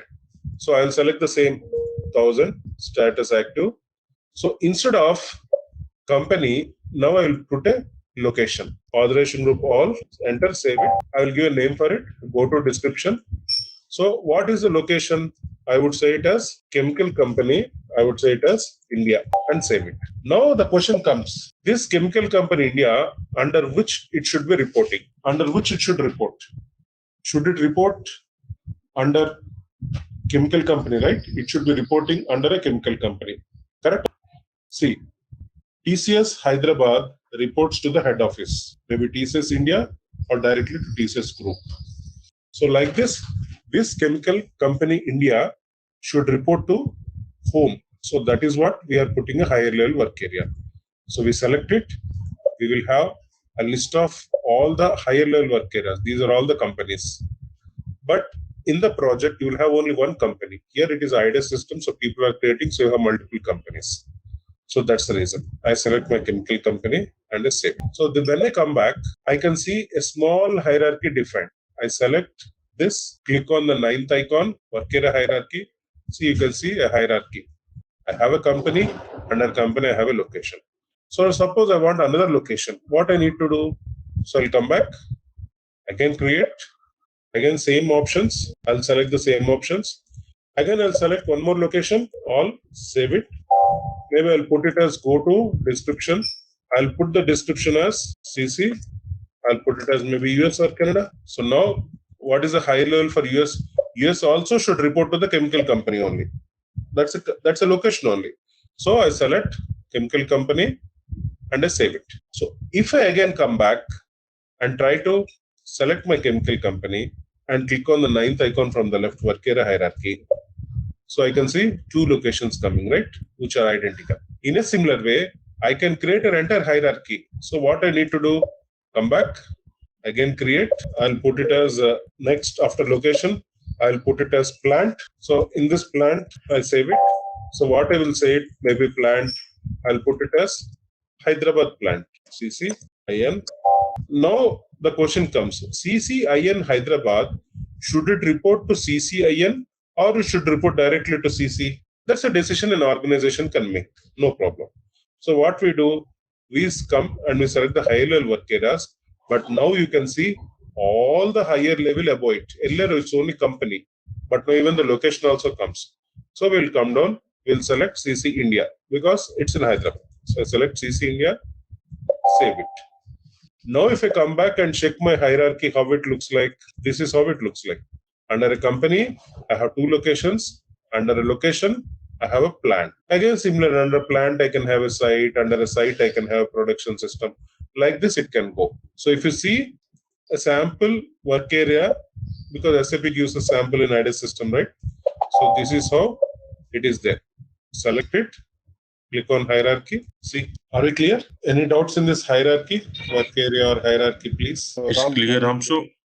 So, sorry. No, go ahead. Yeah. So this we are able to see this red color, like red and yellow color. Yes. The risk assessment. Right. Now, we have not completed the remaining tabs. Suppose, see, we have not completed integration, IHS, exposure profile, and safety measure. Once we complete it, definitely you will be able to see for your work area also these traffic lights. Whether it is yellow, green, or red, you can see. As of now, for the hierarchy, are we good to go? Okay. One question: are these hierarchies dependent on each other? So if I make plant as historic or dismantle or something inactive, then will the site which can Automatically, that's a very good question. Automatically, it won't go historical. Suppose if you want to make this airbrush sprayer, this particular work center as historic, okay? So these three activities, automatically it won't go historical. When work center is historical, this one is historical, it is implied all the subsequent is also historical. So why this traffic light comes? See, when we do the remaining topics, you can understand there is a risk associated with each work area. Like we discussed, right? Even in the workplace also, what are the risks? So when a permit is being issued, one of the signature would be a safety department signature. So he will come, he will search the work area for which the permit is being issued, and he will come and see, hey, hazard level is there. So he will definitely open the work area, go to exposure profile, and then he will see, okay, these are the chemicals. So now what is the status? Is it in normal status, maintenance status, or disruption status? It is disruption status. So because disruption, it is a high risk. So I will tell them, these are the precautions that are to be worn when you are entering the work area, or you have to take when you are entering the work area. So for a safety officer, just to come and see in an overview before issuing a permit, he will see the traffic light and he will understand, oh, this is a high risk area, or this is a no risk, this is a medium risk area. Like this, for him to understand, this traffic light serve as easy purpose, right? We know that means it is very high or stop or don't go. All these things will be there, correct? Right. Yeah, but this is more from the risk perspective, Ram. What I was thinking, so for example, if a company have 10 plants, okay, and one plant becomes inactive, they discontinue that plant, then within that plant, various sites and workspace, we have to go and make each one of them historic or inactive. We have to make each one of them historic. Unfortunately, if you make the top level historic, the next levels are not automatically made historic. Okay, got it. But ideally, just thinking, if a plant is inactive, then how can ideally... No, ideally, what you said was absolutely right. Generally, the way it happens is that we don't make the top levels historic. Generally, particular lower levels only will become historic. So slowly, when we are dismantling, practically speaking, we come from bottom to up approach. So first I will make this activity historic, then I will come to the work center historic, then I will make the equipment historic. I will not just make the equipment historic without dismantling the bottom level ones, right? Generally, if you are dismantling it, first we'll stop the process. We just don't dismantle it like that, right? Slowly from the bottom to top we will come. So as and when it is happening, it is not just like, okay, today I think tomorrow it will be historic. No, unless it is an explosion or some kind of earthquake or physical damage. So otherwise, what will happen is that slowly when you're dismantling, you will slowly stop process by process, everything, and then come. So whenever it is happening, respective process will be made historic. So that is the reason. It is not just top level if you made historic. It is from the bottom to top it will come, right? That is the reason. With some of our clients, not sure if it will make the context, but some of our clients, they sell businesses. So, for example, if a company sells some business, then Yes, very good question. I came across this scenario very recently. Don't want to name the clients in US. Two chemical companies. One chemical company purchased a second chemical company. So now they both have their own SAP systems. Sorry, we have to integrate the data. So now what is happening? The client which has purchased, let us take A is the one who sold and B is the one who purchased. So B is trying to import everything from A into their system. So now there is no more A present. Complete A is dismantled. But before dismantling, all the data from A is imported into B. So when system itself is not there A, so everything is discarded because it is there in the B. So your condition, if I sell something, the data will not just go like that. It will be imported into the other system, the one who is purchasing it, because both as an SAP system, right? Both as an SAP license and everything. So once they import, the whole A will be redundant. Right. So that is how it will be there. So any more doubt? No, thanks. No. Yeah.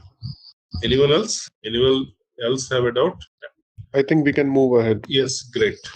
So now these are the different topics: integration, industrial hygiene, exposure profile, and safety measure. We'll start with industrial hygiene and safety data.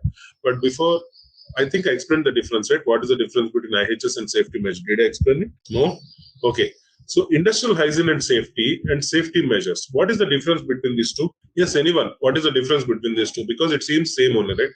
Even from people from domain also, I think a couple of guys are from domain, right? It is, you can try. What is the difference between industrial hygiene and safety data and safety measures? So industrial hygiene and safety means, okay, whenever you enter a plant premises, suppose if you're given a helmet, a safety, maybe a coat or a boot, whatever it is, that's normal for anyone who enters into the premises. So a normal regulation, whatever you follow, is called as industrial hygiene and safety data. That's normal across the company. But if the same person is working in a height or entering into the production area of chemicals or something which is exposed to chemicals and all, he will be given additional protections, additional safety thing. Based on what? Based on a risk that is identified. So safety measure always comes, or we can call it control measures, based on a risk that is identified. Are we clear? Could you please repeat once again? Sorry. Okay. I will take an example of chemical company. Let us take a pharma company. When you enter into a pharma company, what they will say? You have to wear an apron, you have to wear a mask, because you should not inhale that particles or exhale microorganisms. So that is a normal precaution. Anyone who enters the pharma company, production areas will be doing. But who is actually working in the production line, they'll be wearing additional precautions, like they'll be wearing respiratory protection. They'll be wearing the space suits, like we have seen COVID patients treatment, space suits and all, they are taken. So why? Because there is a risk that is associated in that particular work area, not across the company, in that work area. So safety measures are derived based on a risk identified. No risk, no safety measure needed. Just we can go for industrial hygiene and safety, which is common across the company. Identify a risk, go for safety measure. Am I clear or still not clear? Sorry, I was on mute. Yeah, it's clear. I got it. Yeah. So let us start with the general one, industrial hygiene and safety data. So here IHS data talks about description of task, means what task can be performed here. So if something happens, an incident or accident happens, first they will ask in the investigation, what are you doing? You might say, I'm doing this. Because you did this, we got affected. Why you have done something which is not supposed to be done? It is something like we all have company laptops or maybe VPNs. Are we supposed to see some kind of data that can create a malware or something like that? We should not, correct? So what is the task that you are supposed to perform, either in IT or chemical or construction? So those tasks are clearly defined. You select option, they are clearly defined. Press control, multiple selections, or you can just drag and you can say, okay. And then again press enter. So these are the tasks that are able to be performed in this particular work area. Apart from this, if you do something else, that can affect negatively. Clear? Yep. Next, activity restriction. What do you mean by activity restriction? Any idea? All activity you need to perform. Only you should not perform. You should not perform. Restriction. You should not perform. Yeah. Should not perform. Yeah. Something like you should not smoke in petrol bunk or near to the highly volatile chemicals. You should not remove helmet when you are in a construction site, or when you are in a war, you should not remove your helmet. High noise areas, pregnant women should not come, because that will definitely, a negative impact will be there. So all those kinds of restriction, what you are not supposed to do will be here. Unqualified people should not be allowed to enter the server room. So like this it will be. So these are called as phrases. So what is phrases? Phrase management, that's a bigger topic. I will explain it. But as of now, we are just learning how to assign the phrases. That's all. Next, physical environment. What do you mean by physical environment? Anyone? Temperature, air pressure, those kind of conditions. Very good. Very, very good. Why it is needed in IHS data? Some of the specific operations, they are performed under a specific set of settings when it comes to temperature, pressure, things. Perfect. Excellent. Excellent. Very good. So physical environment is mandatory before we perform anything. Suppose if it is less dust particles or more dust particles like this, if you want anything, so physical environment can be taken. Whether you're having windows, whether you're not having a windows, whether it is isolated, whatever it is. And you cannot select multiple. If you try multiple, system will throw an error. The setting is saying only one entry because you cannot have multiple physical environments, correct? It should be only either one or no. So that is the reason there are some of the parameters where you cannot select multiple. It has to be only one. It cannot be multiple. Clear? Next, safety requirements. What do you think by safety requirements? Difference between safety equipment and devices and special safety measures. Can anyone concentrate on these three and explain? Safety requirement, safety equipment and devices, special safety measures. What is the difference between these three? A safety requirement can be sort of trainings, how to use a device.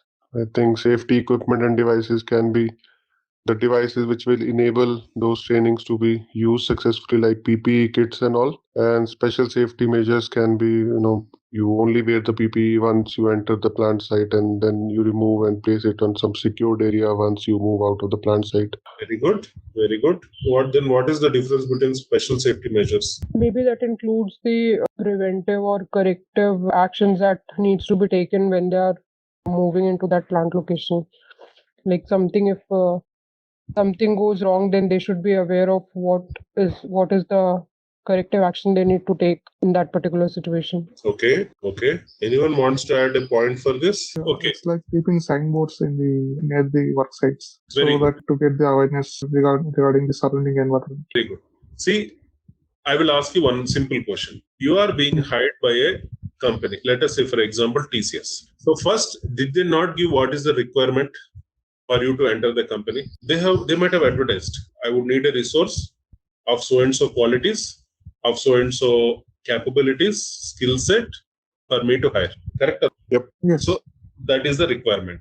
So safety requirement means a person who is qualified only should enter here. A person who is having so much of years experience or well trained or certified should be entering here. The equipment should have been validated, audited before you are sending it to the work. So those are all the safety requirements. Equipment and devices means your smoke detectors, fire alarms, exit signboards, water sprinklers, fire extinguishers, the axe to break the glass and escape outside, ladders, hose to pump the water. All those are safety equipment and devices. Special safety measures are, these are all normal, but my chemical is different. I am handling a radioactive chemical, highly volatile chemical, something like that. So for those, we have special safety measures. So qualification of forklift, physical suitability to lift, the equipment, everything. So I'll select it, multiple, okay. Equipment and devices, I can select like fire extinguisher, fire alarm, all those things. I can select. So now what happened to the other fields? So this is the next page. Click on next page. You can see special safety measure. So these are the special safety measures. Next, we have something called as immediate measures. What do you mean by immediate measure? In case of immediate exposure, what are the immediate? Wash immediately with water. Take him into the air. Visit a doctor. All those are immediate measures. What you are going to take if you are exposed to a chemical. So immediate measures are what immediately will be performed if you are involved in that particular work area or situation. First aid facilities. Hospital is different. First aid facility is different. Please understand the difference between these two. You are not taking him to the health center yet. You are giving him the first aid facility. Like maybe arresting the blood bleeding, all those things. So first aid facility, what are the types of first aid facilities are there? You are going to select it. In event of emergency, notify to whom? Whom are we trying to notify in case of emergency? And it is only single person. You cannot enter multiple people. Whether I'm calling a fire brigade, whether I'm calling a physician or an industrial hygienist or a plant, who? So I'm going to select it. And emergency number also should be a unique number like 911, 100, whatever it is, it will be unique one. It will not be multiple things. Emergency plan. So for every region, every country, there is an emergency approved plan by the regulatory authority for each industry. If it is a chemical industry, what is the emergency plan? If it is a hazardous chemical industry, what is the plan? If it is a waste industry, what is the plan? If it is a construction, what is the plan? If it is a mining, what is the plan? Like this, there will be different plans approved based on the industry by the government. So that is the emergency plan everyone will follow. So we go for emergency plan, like US EPA emergency plan. Then let me come to the next PPE. You know, right? Personal protective equipment. What are the equipment you are wearing to protect yourself? That is personal protective equipment. Ventilation. See, physical environment is different, ventilation is different. Because if ventilation is not there, it is called as a confined space. So where respiratory protection will be given for the people who are working inside. So ventilation is always different. So ventilation has to be taken care. Next, extraction device. Extraction device is not about a human extraction. It's about maybe in a chemical company or pharma company, you are not supposed to maintain, you are supposed to maintain without moisture. So moisture extraction, particle extractions, because medicines we are taking tablets and you cannot see any particles or hair follicles like this, right? It will be pure, it will be very clean. Why? Because they have extraction device which will suck the particles, which will not allow, which will suck the moisture, which will not allow. So that is extraction device. So what are the devices that are there to extract? And any additional remarks if you want to maintain for this particular work area, you are going to make it clear. Any doubts in this IHS data? No, it's clear. Very good. So we will complete about integration and we'll start exposure profile, which are very important topics. So this we will be doing it. So if there are no doubts, I think I can wind up the session. Does anyone have a doubt or can I wind up the session? One question, like how we discussed the industrial hygiene and safety data about so all these forms and fields in 2 pages that we filled up. I assume this is standard SAP, right? So every Right. standard IHS comes with these fields, Right. specifically. So if we assume there is a case for an organization that there are some of the, so these have to be customized for example, some of the fields will not make sense, and if you are working in a chemical industry, they want to enter some additional fields to capture the additional data. Yes.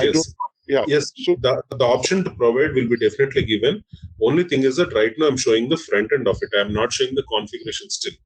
So when we come to the configuration, like how to create entirely new fields or new tabs or maybe everything will be explained to you. Got it. Okay. When we are in the configuration. But right now we are just trying to understand the functionality of the easy access, right? So that's I the understand. reason. Okay. That's the reason I did not emphasize much on that. Got it. No, your question is very valid. Your question is very valid. I appreciate it. It's very valid. But only thing is that this is the reason why I did not emphasize. Got it. Okay. Thank you. Anyone else? So we can see there is a button called matchup. Yes, obviously correct. So we did not come to the matchup. We did not come to the matchup because we did not finish the remaining tabs also. Once we complete exposure profile, then I can activate the matchup where the rating will come. If you see the rating, your red color traffic light and all will come after we click the matchup. Okay. So if we click the matchup, we don't get it. So, but if we don't complete exposure profile, we cannot do that. Okay. So if nothing else, can we just wind up? All right, let's test your knowledge. Here's a question for you. Which SAP module is primarily integrated with EHS IHS for employee data management? Option A, SAPFI. Option B, SAPMM. Option C, SAPHR/HCM. Option D, SAPSD. Take a moment to think, and when you're ready, choose the correct option. Remember, each choice holds a key to unlocking the answer. Good luck! Type the correct answer in the comments section. Hey there! Want to get good at health and safety rules? Our SAP EHS IHS course is here to help. You can take it at your own pace on our platform. In this course, you'll learn all about SAP EHS IHS. It's like a toolbox for managing safety, health, and keeping workplaces safe and clean. Our course covers everything you need to know, from the basics to more advanced steps. It's made by experts who know what they're talking about. Your teachers are pros who've been doing this for ages. They're here to help you learn and answer any questions you have. And don't just take our word for it. Our students love the course too. People just like you have found our course super helpful. Best part, it won't break the bank. This awesome opportunity to learn is affordable. Ready to become a SAP EHS IHS Pro? Sign up for our page now. And for more info, check out ZaranTech's website. So let us try to open our chemical company. So since we created freshly, it should be here, yes. So I hope now there is no confusion or doubts related to work area hierarchy and industrial hygiene and safety data if I'm not wrong. Great. Now let us proceed with integration. So with what and what objects of SAP the integration happens. So our EHS is a physically available, tangible work area. It is not hypothetical like other modules like HR or whatever it is. It is physically present, tangible thing. So building. What do you understand by the term building and why we need to integrate it? See, every object we need to understand how to do it and what is the reason we are doing it. If we don't understand the reason and we just do it blindly, there is no point. So what is the reason why we are doing it? Any idea why we need to have a building integration here? Any idea in the work area? Building is a configuration object. We are not pulling it from any other module. It's a configuration object. Does anyone have an idea of why we are doing an integration with building? Okay. See, whenever work area is there, certain safety measures have to be implemented. The risk has to be identified. Sometimes it is available at the building level. So when this work area is integrated, I can ensure that the building is also having the same safety measures, same precautions, everything same. So that is the reason we integrate the building. So this is a configuration object in EHS. So we are not pulling it from any other module. So we can select this work area is present, something like premises north, and we proceed. Contacts. This is a HR integration. As we discussed last time, we need to integrate the HR objects so that we will have a track record of the employee who are present in the work area. If some incident or accident happens, what the count of the people will be there. At the time of investigation, we know who are supposed to be present in the work area and we can investigate properly to find out the root cause. So assigning employees to the work area is very important. So for example, contact person for a work area, I'll select it, come to the person. So here the option will come whether it's an employee, applicant or external person. So I'll select maybe an employee. So list of employees will be visible. I can select any one of them. In a similar way, I can select maybe an IHS person or a director, and these roles are also configurable. We can configure additional roles also. SAP has given some as standard roles, but these can be configured. And these roles have nothing to do with the HR roles. Please understand. So he might be a HR manager, but we may not be having a separate role here like a HR role. So these roles are internal to EHS, nothing to do with the HR roles and responsibility. He might be a CEO. We don't care because we don't have a role called CEO. We just have as per the EHS process only. This is nowhere related or integrated. Okay, are we clear? Yes. Great, thank you. So then, yeah, can someone tell me why we need to have a function location integration? Guys, let this be more interactive, na? Because one-way talking is really boring in the morning. To have integration with plant maintenance team so that if there is any equipment failure or any maintenance required in the plant, so they can use the functional location to get that done. Okay, in a way that is right. So when we do safety measures, we will try to find out to raise notification to the plant maintenance team if we find out something is missed. So when I say something is missed, what? Too much of noise is coming, too much of vibration is coming, or maybe oil is leaking. These are all the practical problems in any company, whether it's chemical, whether it's manufacturing, normally happens. So EHS department is responsible for the safety of employees.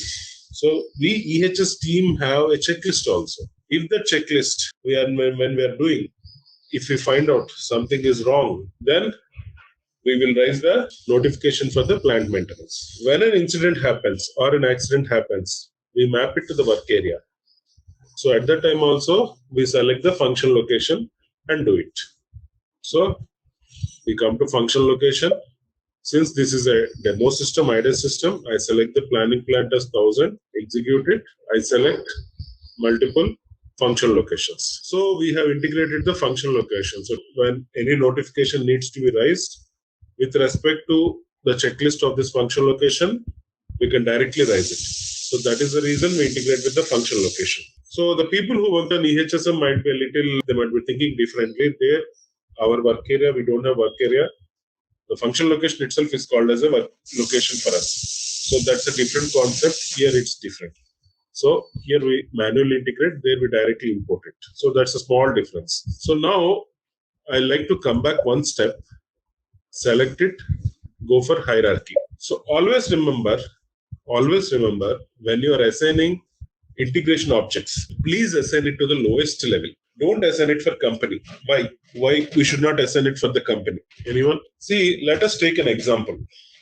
Let us take your TCS example. Maybe there are 100,000, 200,000, or maybe 300,000 employees are there. If I want to maintain contacts and integration, I have to maintain at this top location, which is practically not possible. When we come to the bottom location, like plant level, in Hyderabad, how many people are working? Or within Hyderabad, maybe say Adipatla, how many are working? Or maybe Gachibowli, how many are working? Another drop down. That would be easy for identification, always. So that's the reason we don't integrate directly in the top level.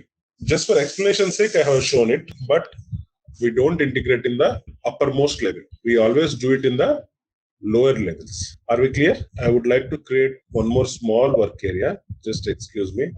I would like to create a storage location. Give me a moment. I would like to create a store. I would like to integrate my storage location directly to Hyderabad plant. So you might be asking, why did I do this?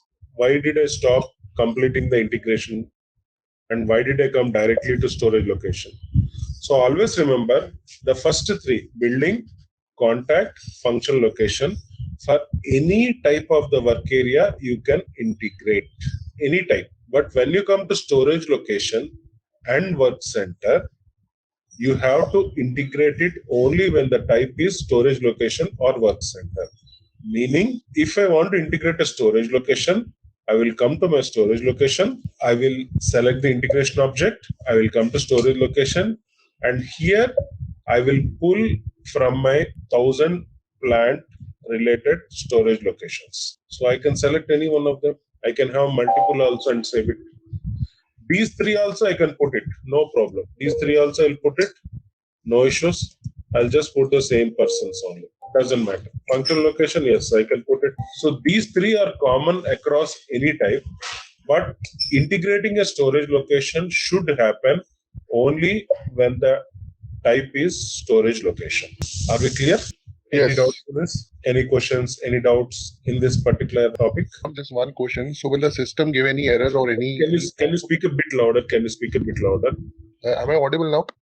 Yeah, better. Yes. So I'm saying, will system throw any error or any pop-up if we try to integrate it with, when the work area type is not the storage location? It will not throw an error, but definitely after you save it, it will just disappear. Okay. Can we try that? I mean, if it is possible, I just want to see so that, the concept, gets clear. Can we try that? You want me to try it? I will try it. It will just disappear. I will try it. No problem. Where are we? No. Yeah. If the system is properly installed, this will disappear. So we need to check out. No, it is there. And it is not proper. I understand. Generally, what happens is that when storage location, the type is company, it will get disappear if it is properly done. So that's the reason we don't do it. Similarly, for work center, the type should be work center. Just for your purpose, I can add it here since it is storing. I don't mind. So I'll just add it. So this is the way we can integrate. The reason why we integrate storage location is that when we come to hazardous substance management, we need to know where the hazardous materials are being saved or stored. And also when it is being stored, we can ensure that the safety precautions, principles, risk, All those are taken into consideration. Similarly with work center. And when we say work center, this is production planning work center. Production planning work center. So any doubts in these two aspects? So is it so when we are trying to integrate the company work area work center type company, right, with storage location, is it because the company cannot be treated as a storage location? That is the reason. I mean, no, it is not like that. See, the logic would be definitely the integration objects of storage location and work center are considered at the bottom level of the hierarchy. So in a company wise, there can be n number of storage locations. So generally, it won't accept it unless the type is a storage location. Okay. See, function location, context, building can be coming from anything because you have equipment, you have employees working, and physically it is present. But storage location is a separate category where sometimes it might be present, it might not be present at all. Okay. So that is the reason, unless in the hierarchy a storage location is created and maintained, it is not advisable to do it, and systems also will definitely get refreshed. Okay. So same is applicable for work center as well. I mean, we have to select the. Yeah, same is applicable for work center also. Whenever we have to do it, the type is work center. We have a type of work center. So we have to do for work center and storage location only for these two. Okay. Thanks. So generally it don't happen when we do it practically in the implementation.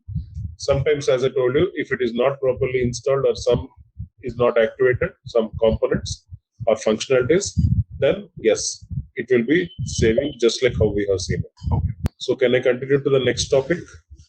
Yes, please. Exposure profile. So I think we already discussed about exposure profile. Can anyone just remember that? Please, can we discuss on the same again? Anyone on exposure profile, at least by looking into the screen? The agents or you can say the hazards to which the employees, the workers are getting exposed to during their working hours. Correct. Absolutely right. Absolutely perfect. It's a simple logic. Exposure profile. What is the profile? Means suppose for example, I want to hire you. So I will ask you, can you send me a profile? Can you send me a resume? Whatever it is. So in that you will have a list of all the projects you have worked, list of all the skill sets you have, everything. List is there, right? Similarly, when you say exposure profile, list of agents to which employees exposed when working in the work area. As simple as that. So here we are having, but to create a work area, we need to have an agent. As we discussed, anything that has an effect on the working capacity is an agent. So what do? We come back. Just to create exposure profile, we need to have an agent. So we'll just park it aside, our work area, and we'll try to come and create an agent. Because without agent, we cannot complete exposure profile, right? So beside, below work area, we have a folder called as agents. Under this, you have agent workbench. So we'll try to create it. So this is nothing but a specification. We already discussed earlier what is a specification, because same data is being used as per different scenarios. So whatever we create, whether we create an agent in IHS, waste in waste management, DG in dangerous goods workbench, or a substance in product safety or hazardous substance management, ultimately it is called as a specification. And I forgot recipe also. Recipe in recipe management, still it is called as a specification, because it is a common database that stores the properties of the say material or product, substance, whatever you call it. So that's the reason we have it. So in this screen, of course, many people might have worked already in product safety. So in this screen, we have an option of create. When we create, specification number will be generated by the system unless your client has your own way of numbering the specifications. And then you are having specification type. In the type, these are the different types you can select. Like it can be a biological hazard, chemical hazard, climate. All these are different, agents that can impact, types of agents that can impact an employee working.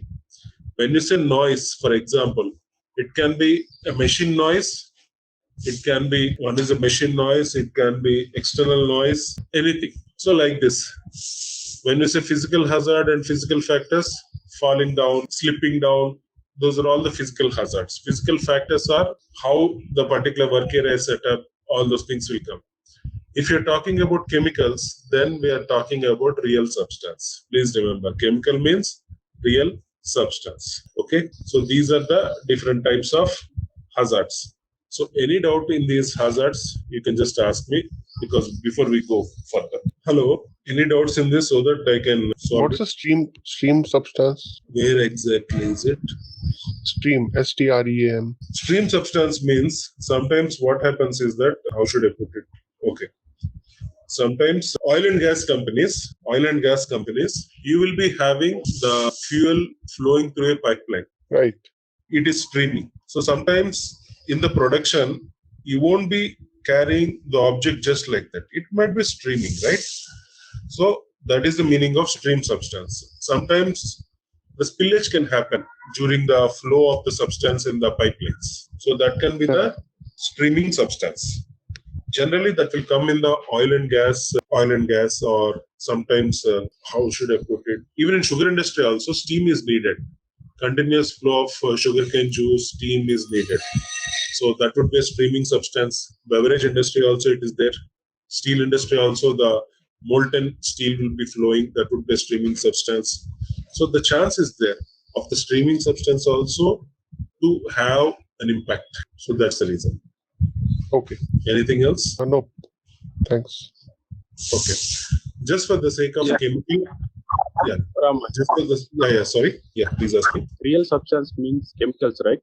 Yes, absolutely right. So in the means if it is a pure substance or listed substance, those also come here. That will not come under an agent. That will come under substance. As an agent, these are the types that we can define. Yeah. As an agent, these are the for the SPT purpose, and we will track the chemicals, right? At the time we will track only for pure substance. Yes, absolutely right. For that, I will tell you. If you go to substance workbench and if you try to create it, here in the type, you will get all the things. You can get the pure substance, pure group, raw substance. All those things will be there. This is what is present in the substance workbench, because as I told you, it is an integrated system. As per the scenario, different types will be active. So that is the reason for the agent, you don't activate a pure substance. It is only a real substance always that is present for the agent. So it will be only real. Okay. But when you come to actual specific substance workbench, then you have everything active. Yeah. Okay. Anything else? Okay. So we come for real substance. Then the nature of it, you can have it like chemicals. These are all configurable. Even the type of the specification is also configurable. So we can select chemicals, authorization group, all that. Then we come for restrictions. Can someone explain me what do you mean by restrictions here? Can someone explain me what do you mean by restrictions here? Anyone? Because you guys might have worked it, right? Why we use the term restrictions here in the specification? Decide where all it is applicable. Again, your voice is a bit low. Sorry. Yeah. So to decide where it is applicable. Right, I mean, whether it is available for public use or whether it is only restricted to some countries, right? So that's the concept of rating and validity. Okay. Anyone else? Anything else? Maybe to restrict the usage of this chemical based on the validity area and rating. Okay. Or like restricting this substance to be used in certain areas like EU, and in EU for Netherlands or France, like that, using validated category and areas. Okay. First of all, please understand, we are not restricting it, the usage under any way using this workbench. We never restrict it. We maintain the data and the logic will restrict it. We will never restrict it. So then what do you understand by the term rating here? See, we are restricting the flow of data only. We are not restricting the substance. Suppose if I select the rating as, what is the rating? Should I give it to anyone of the public without restrictions?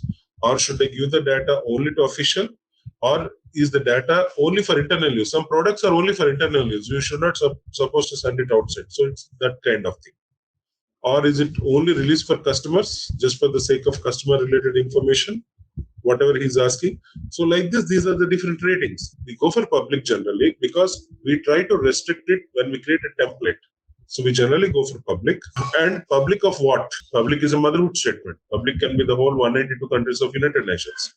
So public of a particular region or of a particular plant or under a legal entity or as a regulation based public, what? So we select public of a region. In the region, you can be country specific or region specific. Suppose if I'm country specific, I'll put India. So what does it mean? So I am restricting this data only for India. Please understand that. I am restricting this data for India. Means this should not be available for others. If I put excluding, then it means excluding India, this data can be flown to anyone else. That is the meaning of it. Very powerful when you put restrictions in this spot. So ideally, any consultant, we don't restrict a region here in this header data. Please remember, generally, unless it is again a company specific. See, I'm talking general sense, but if your client is specific, yes, since it's a chemical company, we go for something called as reg world. Means for the whole world, we will include it. So I will show you. We will select reg world here. Means we are not restricting it to anyone. This information is available for all.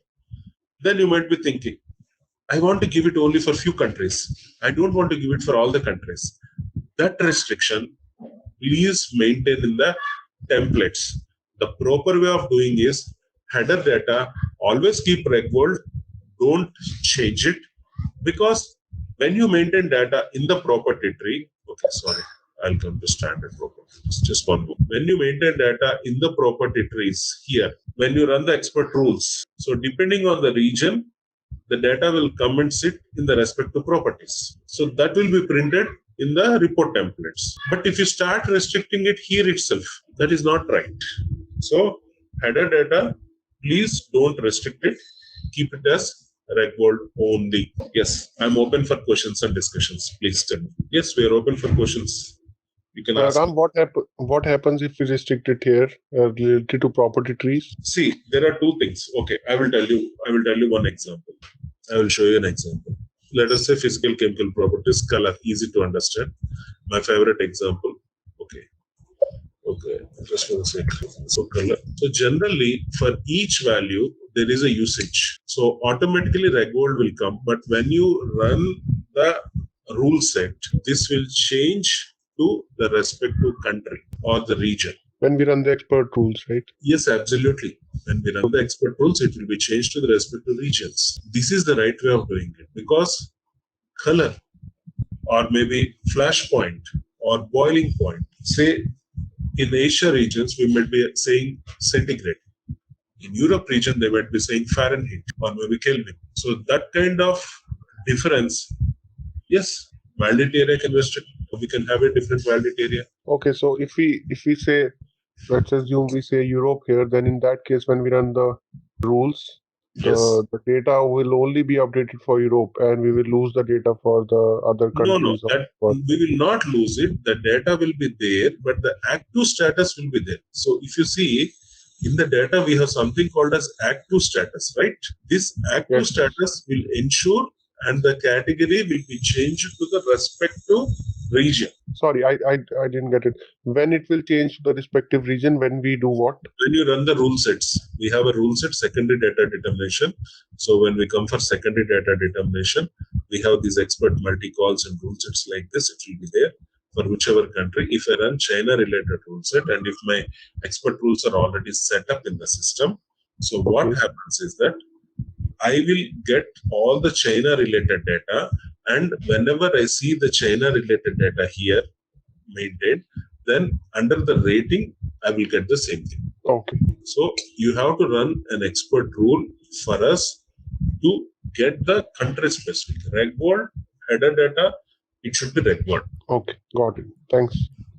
So anyone else? Any doubts? See, the reason why we don't restrict in the header data is that if we restrict in the header data, let us assume instead of reg world, I'll put here as, for example, only EU region. Let us say we are having, let us say EU region. Okay, I say EU region. I just put EU region.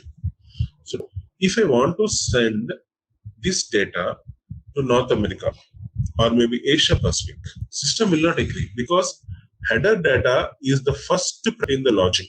So if in the logic of whatever we are defining, if I'm specific to one country or one region, so that would be my first priority in the program. So the rule sets also may not be able to run properly or optimistically unless you create a Z function module. So every company, how big ever it is, how complex it is. I'm talking about the major companies which I have worked, the Fortune 50 companies also. We always keep reg world in the header data. We don't change anything in the header data because let it be there. We change anything we want, the region wise, in the expert rules for the respective countries, templates for the output of SGS with the generation variants, validity areas. There we will change, but not in the header data. Any doubts? No, Ram. Yeah. Can I continue? Yep. Sure. Next, we are having identifiers. Can someone tell me what is the meaning of identifiers or why we need to have an identifier? Since for showing I created it, let me delete it and save it. Yes. Now tell me why do we need an identifier? Anyone? Anyone? Because you might have already worked in product safety, GLM, other modules, right? So anyone? No problem. So to give a name to, so what if we... Sorry, again, your voice is a bit low. I'm really sorry. Okay. Is it fine now? Yeah, this is fine. Yeah, so to identify a product, right? I mean, if we have the real substance or any other thing, right? So how do we identify that, what is this being used for? What is this called? So for that reason, we give that name in the identifier. Okay, very good. So what we do generally is that, as you rightly said, we need to have some identification, right? We cannot run around saying that 2146 product, 2146 product. What is a 2146 product? What chemical is it? Is it an acid, sulfuric acid, or maybe a chemical, chlorine, whatever it is. So for that, okay, agent will not have much of the option. So I will show it directly here in the substance. Give me a moment. I'll just show directly in the substance. Just give me one moment. Of course, we're doing agent, but parallel, if I explain it here, that would be really good. So let me take a substance. Yes. So here we are having an option of identification based on either a name, a number, a formula, or an indicator. Suppose if I select a name. So what are the different types of names? These are the different types of names. We can have names based on a regulation. We can have a name that is used internally, like product name, material description, manufacturer name like this, or it can be a regulatory based, non-declarable substance list kind of thing, or it can be a data origin or your own external PDM system. People will be having PDM systems in PLM, right? So it can be that external system, or it can be as simple as a product name. So these are the different types in which we can identify. Again, standard SAP, this can be configured. Okay. We are talking about standard SAP and configurable option. In a similar way, if I have a number, so what is the type of the number? Again, you can see multiple numbers, a regulatory based number like this, or an internal product number, or it can be a manufacturing number if you're buying it from a supplier. It can be a reach number, the registration number. It can be anything. So we have an option of, again, configuring additional identification numbers other than the ones provided by SAP. Yes. So this is what we select to identify. Sometimes synonyms will be there, multiple language, multiple synonyms. So in that case, what we do in the naming itself, we'll go for synonym and we'll maintain multiple synonyms. This is normal in any organization. You can maintain synonyms. Any doubts in this? Hello? No, we got it. You got it, right? So why I have shown in CG02 is that if I come the same way, you cannot see chemical formula and other options here because that is not available. So when we select name, again, it's a configuration, right? I told you. So for the agent, formula and all are not needed. So that's the reason they did not put it. It's always a name of a product or a group or a substance like this. This is what is best believed for agent. So I can select a product name and I can just type it as maybe chlorine and I save it. I can select a number, and what is a number? I don't have much options here. Again, it's a configuration related thing. So product number, I would set as 1, save it. So you can see the sorting sequence also, 1 and 2. You can sort it. Depending on the sorting sequence also, the output can be varied. So this is chlorine, this is 1, 2, 3, 4, 6. So the moment you enter the identifier, here it will be filled out completely. Any clarification needed, any doubts here? How is that? You might be having some questions, right? So I'm just waiting for you guys to answer. Hello, anyone? Okay, let us come to material assembly. So this is the point where you are integrating the material with the specification. This is the integration point, first integration point from EHS side to the material. is this. So we select a material. Okay. So there might be list of materials, doesn't matter. So I just select any one material. I can select multiple materials also. So you might be asking how I can select multiple materials. This specification, values of EHS, is it relevant for these two materials? Yes, it is possible. Why? I will tell you. Let us take a chemical company. In that, let us take an acid, sulfuric acid. Sulfuric acid, 18 molar is the highest concentration.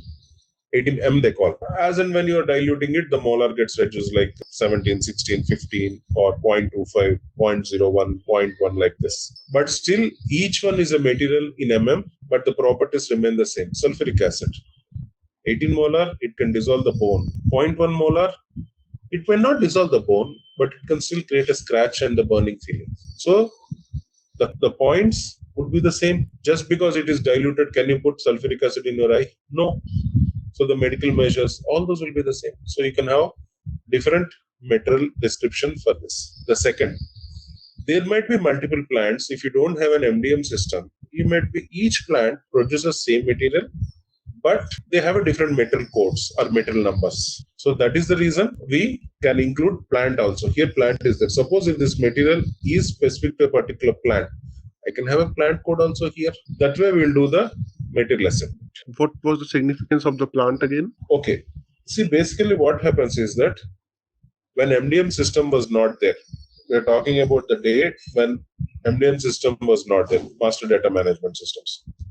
At that time, what used to happen is that each plant might be creating the same material, but they're having a different metal code because each plant creates its own material, right? It is not a consolidated list. Right. So in that case, it is the same material, but with a different code. So it has the same It has the same characteristics. So I need not create multiple specification. It is a single specification.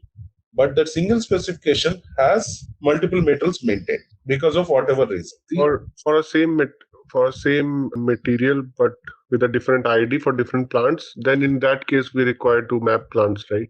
Yes, absolutely right. At that time we require to map the plants. But since now we have met master data management, I don't think so we use this plant much, right? This column much. Right now the plant column is not needed to be used. After MDM is implemented, it is not needed. Okay, got it. But before MDM days, yes, still it is there. I have a doubt. Yeah. As you said, the material is same, but if it has a different composition, like dilution, so 0.1%, 1% like that, so it will take only the safety measures will be the same characteristics.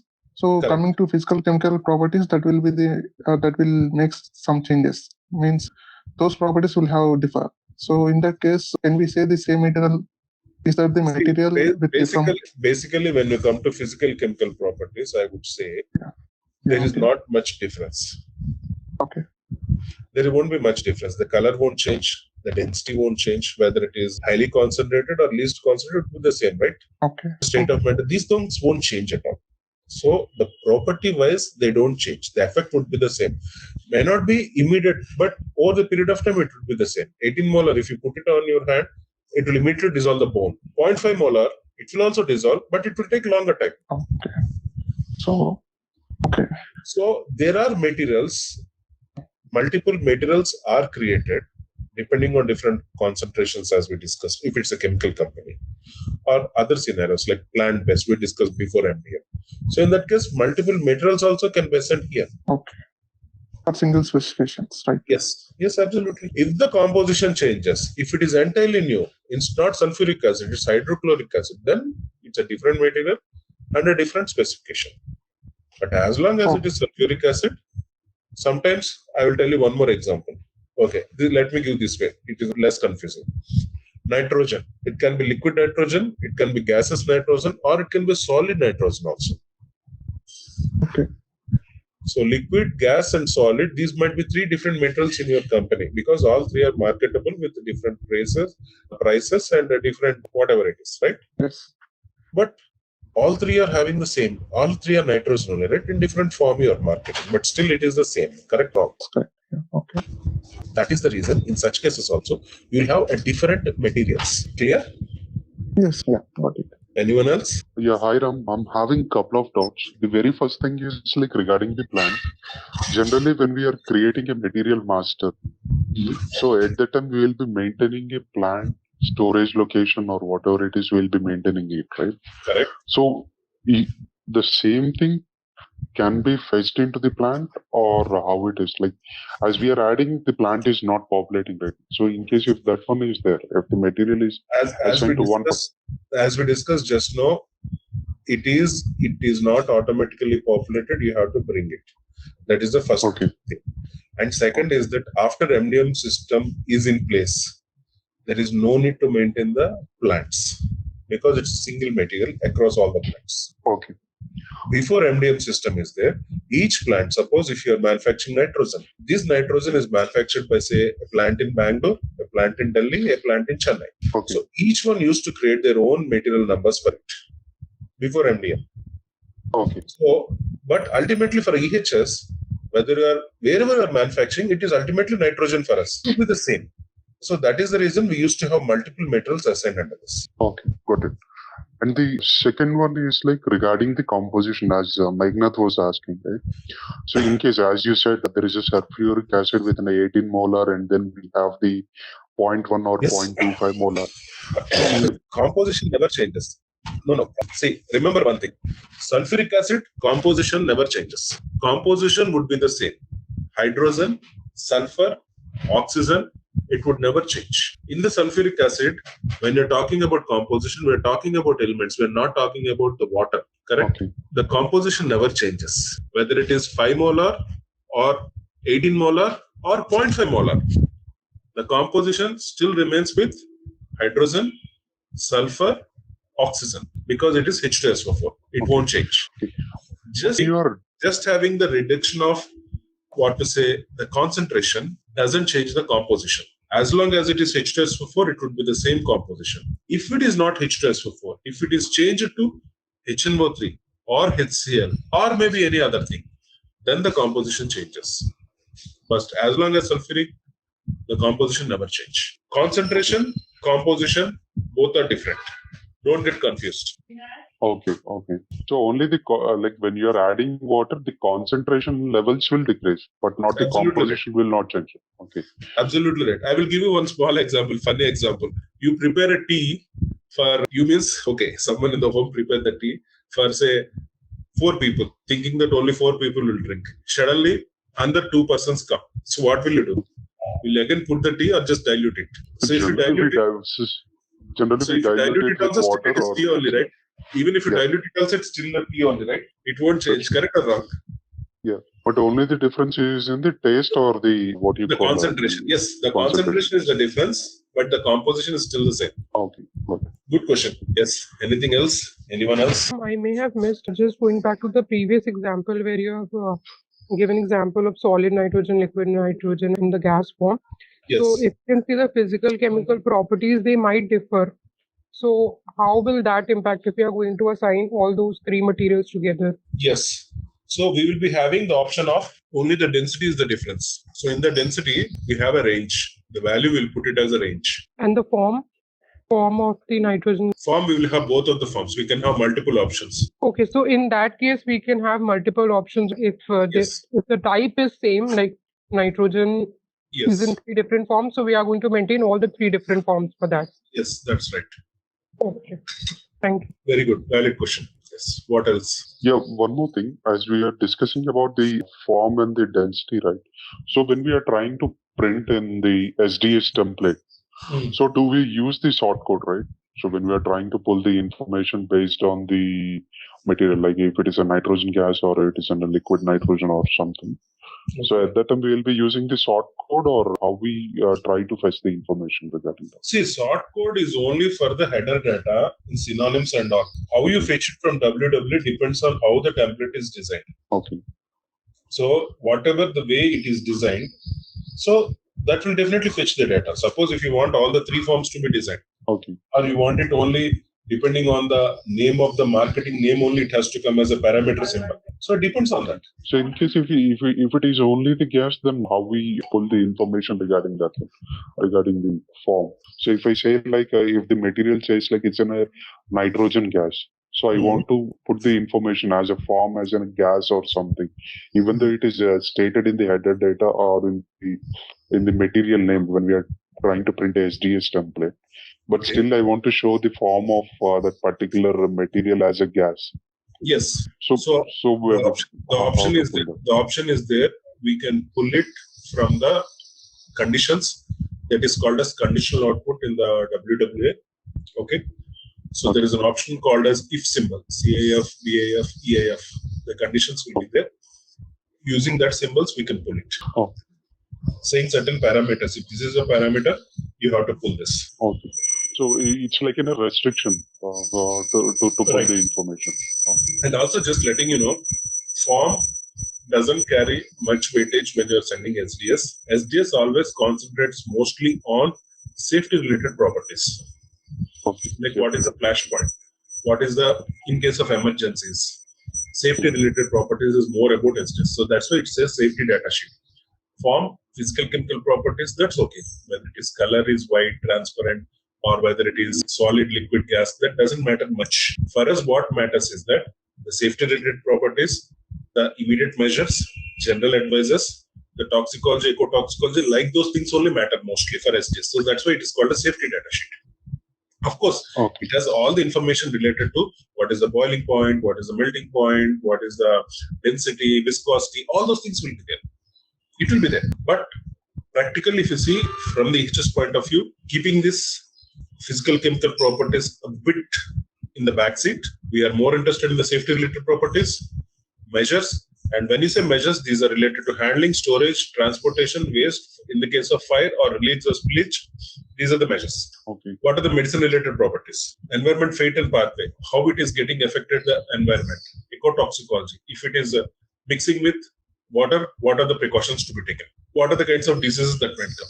These carry much weightage in addition to regulation, the transport related regulations, than about whether it is liquid, solid, or what color. So emphasis would be more on safety related information, safety data sheet. Okay. But in the safety data sheet, apart from in case in the 16 sections or whatever is available. Right. So in case if the company is willing to add certain more information, then we can add it. Right? Apart from the general information in the 16 sections, if the company is willing to add more. The 16 sections, what you are trying to do, if you have your own template, your client, okay. So definitely the template can be enhanced as per the requirement. Without enhancing, no company can work with the standard templates provided by the content provider. Every company. I will tell you a small example. Logo enhancement in a report template, definitely it needs to be done, right or wrong? Yes. So are we not enhancing the template? The small thing I'm explaining, your address, product information, all those things are customized for your company only.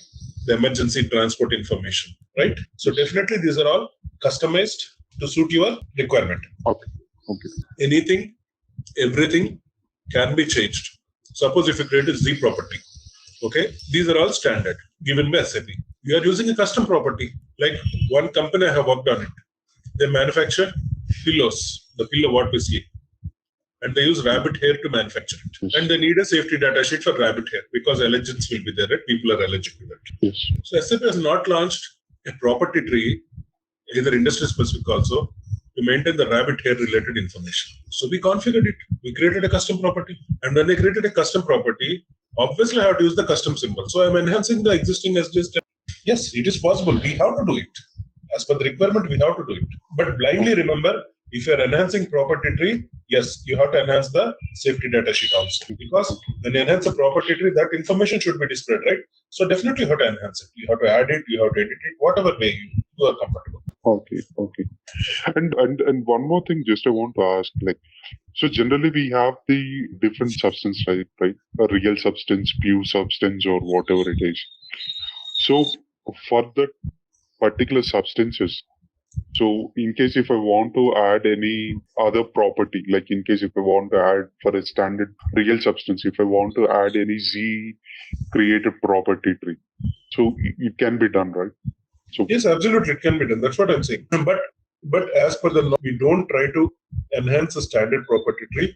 We copy standard property tree, create a Z property tree, and they enhance it. Okay. But we can specifically add to our choice of substances. So even though if it is a Z created property tree, even if it is Z created property tree, we can add it specific to our substance type. It can be a pure substance or it can be only a real substance, right? For any substance you're creating, you can maintain data as per the available property trees. Suppose your pure substance, you want to maintain data only for the safety. Okay. So select this, maintain it. In a similar way, for your real substance, if you want to do, you can do it. If not, you can maintain standard properties. Okay. Okay. Now, when you have clicked that property tree, right? So it has displayed a multiple different types of property trees. So what I mean to ask is like all those property trees, when we define it or when we configure it in the SBRMO settings, so all those things will directly reflect to each and every substance, or is there any restriction? Yes, it is. Restriction is there. Restriction is there. You can restriction is. Okay. That's the one I was looking for because like when I was started working, like I found like there was for a few materials there was a Z property tree added for a few substances, and for few substances it was the Z property tree was not available. So just I want to no, it is there. It is there. You can restrict it in the configuration for the type. You can always determine what property tree should be available, visible, and displayed. Okay. So that one will be doing in the value specification type, like a value assignment type, or is it? No, we'll be doing it with the property tree. We'll be doing it with the property. Okay. We'll do it with the property. Okay. If you don't mind, can I ask you? Can you show me that where we'll be restricting it? When we come to product safety, that is part of it, right? Okay, fine. That is part of the product safety, what we are going to discuss when we come to product safety, how to define a property tree, a new value assignment, classification system. Those are all part of the sessions. Anything else? Any questions additional? No, I'm fine. But anyway, as you said, in the product safety, you will be discussing with the configuration items and everything. So that should be fine. Great. Anyone else? Any questions? Again, I am saying this is a very important topic. So please don't feel shy. You're all team members. Please ask. So this references, status and relationships along with header status, I will explain when we come to the product safety. There it is easy to understand because we are going to apply it. For an agent, when we do the specification header, restriction, identifiers, and material assignment is sufficient knowledge till we are in the agent workbench. So now, how to maintain properties. This is the property tree. As we discussed just some time ago, you don't want to maintain all the properties. You can click on other property tree. Suppose you want to maintain only safety related properties. So select it, only that will be there. Or if you want to maintain any particular chapter or for a particular country, so you can select that and you can maintain it. So however you define the property tree, you can maintain only that particular data. But when you select standard, all the properties 542 will be available. So then we come to general example. I'm showing one possible node, possible hazards. Double click on it. The fourth icon you can see invert axis, horizontal, vertical. General as a consultant rather than scrolling. Advisable to keep it vertical. Easy for us to observe also. But again, it depends on comfort of each consultant. So you can choose whatever way you are comfortable. I can select multiple options. Just like form, I can select solid, liquid, gas. I can select multiple options. You can see. So at the time of inhalation, this has to be taken care. Like this, we can select. This is also phrases. If you see, this is also phrases. Phrase selection from, this is the option. So any doubts in this? Yes. And one more thing. Whenever you do it, you are doing it for a word, right? So I'll just delete it. It's easy for me to explain. Let me delete it one moment. I'll just create it. I'll just select any one of them, only one value also, just to explain you. Suppose if I want to add another instance, remember, instance. Each instance, not this one. Okay, leave it like that. So each instance, I have a second instance. So this instance, I can have a different usage. Instead of reg world, I can go for reg EU. So you come to second instance, it is UE related. So whenever you are trying to print an output, depending on the instance, or I don't want instance, I want a country, select it, usage, come for a country, India, see India. So whenever you run the rule set, the instances will be created as per the rule set, as per the country for which the rules are being run. So am I clear till this point? This is very important when we come to product safety. So is this concept clear? Is this concept clear? Yep. Yeah. So always remember, whenever we run a rule set, a new instance will be created. For this India, you might have multiple, values maintained. Doesn't matter. But this is for India only. Number 2 instance. I can create a third instance, which is again for a different country. I can have it maybe for China or Russia. Come to usage. I'm manually changing it, but automatically it will be changed when you run the rule set. So you can see China like this. So this is how the data will be sitting up. And depending on the region or the usage what we have selected, the first one would automatically come from the rec wall directly because header is rec wall. Second, whatever we are maintaining, our WWA template will pick based on the usage and print the necessary data. Are we clear now? Are we clear till this point? Yes, sir. Okay. So my sincere request and suggestion is that if you see the standard properties, standard property tree itself is having everything. If you want to learn EHS, I would always recommend to go through the standard properties. If not, if you say I want only MSDS, there is a property tree for MSDS also. Directly it will give you the 16 chapters, whatever it is there, but it will not contain every information. So the choice is up to you whether you want to learn completely or as per the MSDS property tree. If you want to learn completely, please follow standard properties and learn everything. What are the physical, chemical? What are the more properties? Because it is self-explanatory. People can understand, right? How to create it. What are the measures? During the fire, what are the measures? Extinguishing media. I come here. So there is one suitable, one unsuitable. Means some fires cannot be doused with water. Some fires should be doused with water. So whatever is unsuitable, whatever is suitable, we are going to maintain information. Like this, I request everyone in your free time to please go through this because we started it. Till we come to product safety, it is some time is there for us, maybe another 30 days or something like that. Utilize the time, go through this property tree, keep asking me questions whenever you find some issues here. So by the time we come to product safety, it will be easy for every one of you when I start explaining WWA templates, expert rules, it will be easy for everyone. I hope we can agree for that, right? Yeah, right. Great. That's the spirit. So if no questions are there, so we can wind up and start risk assessment freshly and complete the work area totally. So if no questions are there, we can wind up our session. I'm waiting for questions because this is an important topic. I don't want to club this again with another topic. So that's why I'm saying. Any questions? Because people who joined EHS freshly without any SAP background, please ask me. It is important that you clarify this and don't feel shy. Okay, I take it as no questions are there. So I believe we can wind up today's session. So if no questions are there, I think we can wind up today's session. Sure. Thanks everyone. Thanks for your time. Hey there! Want to get good at health and safety rules? Our SAP EHS IHS course is here to help. You can take it at your own pace on our platform. In this course, you'll learn all about SAP EHS IHS. It's like a toolbox for managing safety, health, and keeping workplaces safe and clean.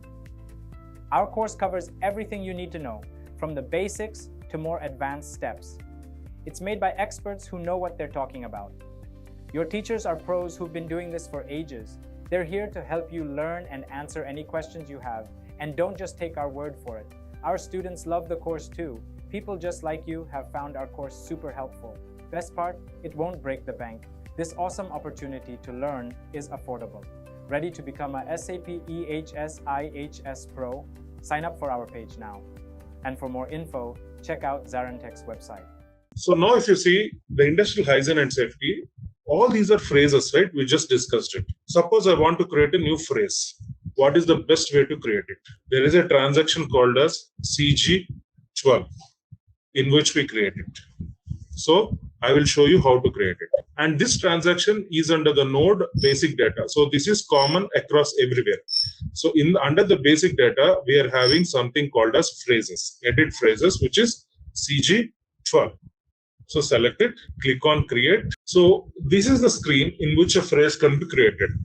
Phrase is something which is unique to EHS. So why? Why is it important? Suppose if you want to print an MSDS, generally which language you can print? Anyone. Which language will be able to print MSDS? English. That's all? Multiple languages now. Correct. MSDS labels, trump cards can be created in multiple languages because of only one functionality, phrases. Generally what happens? Logon language determines the configuration item language. Suppose if I want to configure, if I log in with the German language, I can configure the same in German language. If I configure in English language, it will be visible in English, which is common, everyone knows it. But we cannot configure 542 characteristics. That's why these characteristics are integrated to phrases, and phrase can be maintained in multiple languages. So what is a phrase? A word or a group of words which convey meaning. Like we discussed earlier, red, a word which conveys a meaning. Greenish yellow, couple of words, group of words, that also conveys a meaning. Soluble, meaning is there. Soluble at room temperature or soluble when heated, group of words that conveys a meaning. So this phrase library, whatever you see, there will be only one unique active phrase library in the system. You might be having multiple phrase libraries, but only one will be active. You cannot have two active phrase libraries at any given point of time. Please remember that. Many errors which you will face in product safety, if by chance, if you fail to follow this principle, errors will come. Only one active library can be. This CED phrase library will come when you download and import the data from the regulatory content provider. So whenever you download a data, this CED phrase library will come. So then how to merge it and all, I will show you when we come to product safety. But as of now, remember that only one active library can be there. So whenever you try to create a phrase, automatically the active phrase library only will be visible. Inactive one will not be visible. Okay. Phrase key is nothing but the number generated by the system when you are creating it, just like a work area number. Phrase group is something just for grouping of phrases. Grouping means, suppose I'm creating a color phrase or a physical chemical properties phrases, safety related phrases, work area related phrases, medical measure related phrases.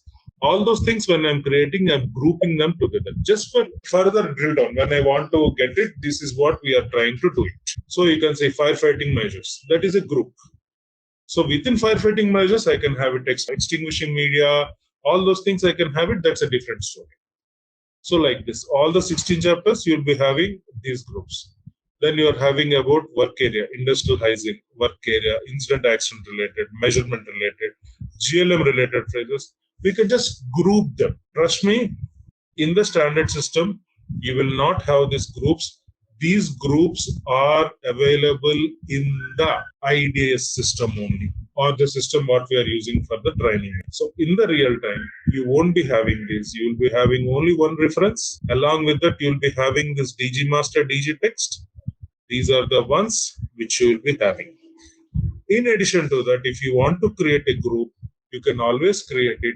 I will show you the path when we come to product safety, how to create it. Are we clear till this point, the grouping? Yes, sir. So now what we are trying to do, we are trying to create a phrase in a work area. So let us select the group as a work area and then phrase text. So what do you mean by phrase text? This is the explanation what we are trying to give it. Okay. So I will tell you what is the phrase text. Example, where do you want me to create a phrase? Can you tell me? Where do you want me to create? Shall I create in safety requirement or immediate measure or special safety measure? Where do you want me to create? Anyone tell me. Special safety measures. Okay, special safety measures. So special safety measure, let us try to create it. Ensure for training certificate is validated. And let's save it. So once I save it, you can see the option of item and phrase set coming. So first let us come to item. In this item, what we do is that you can see this column, which is a language key.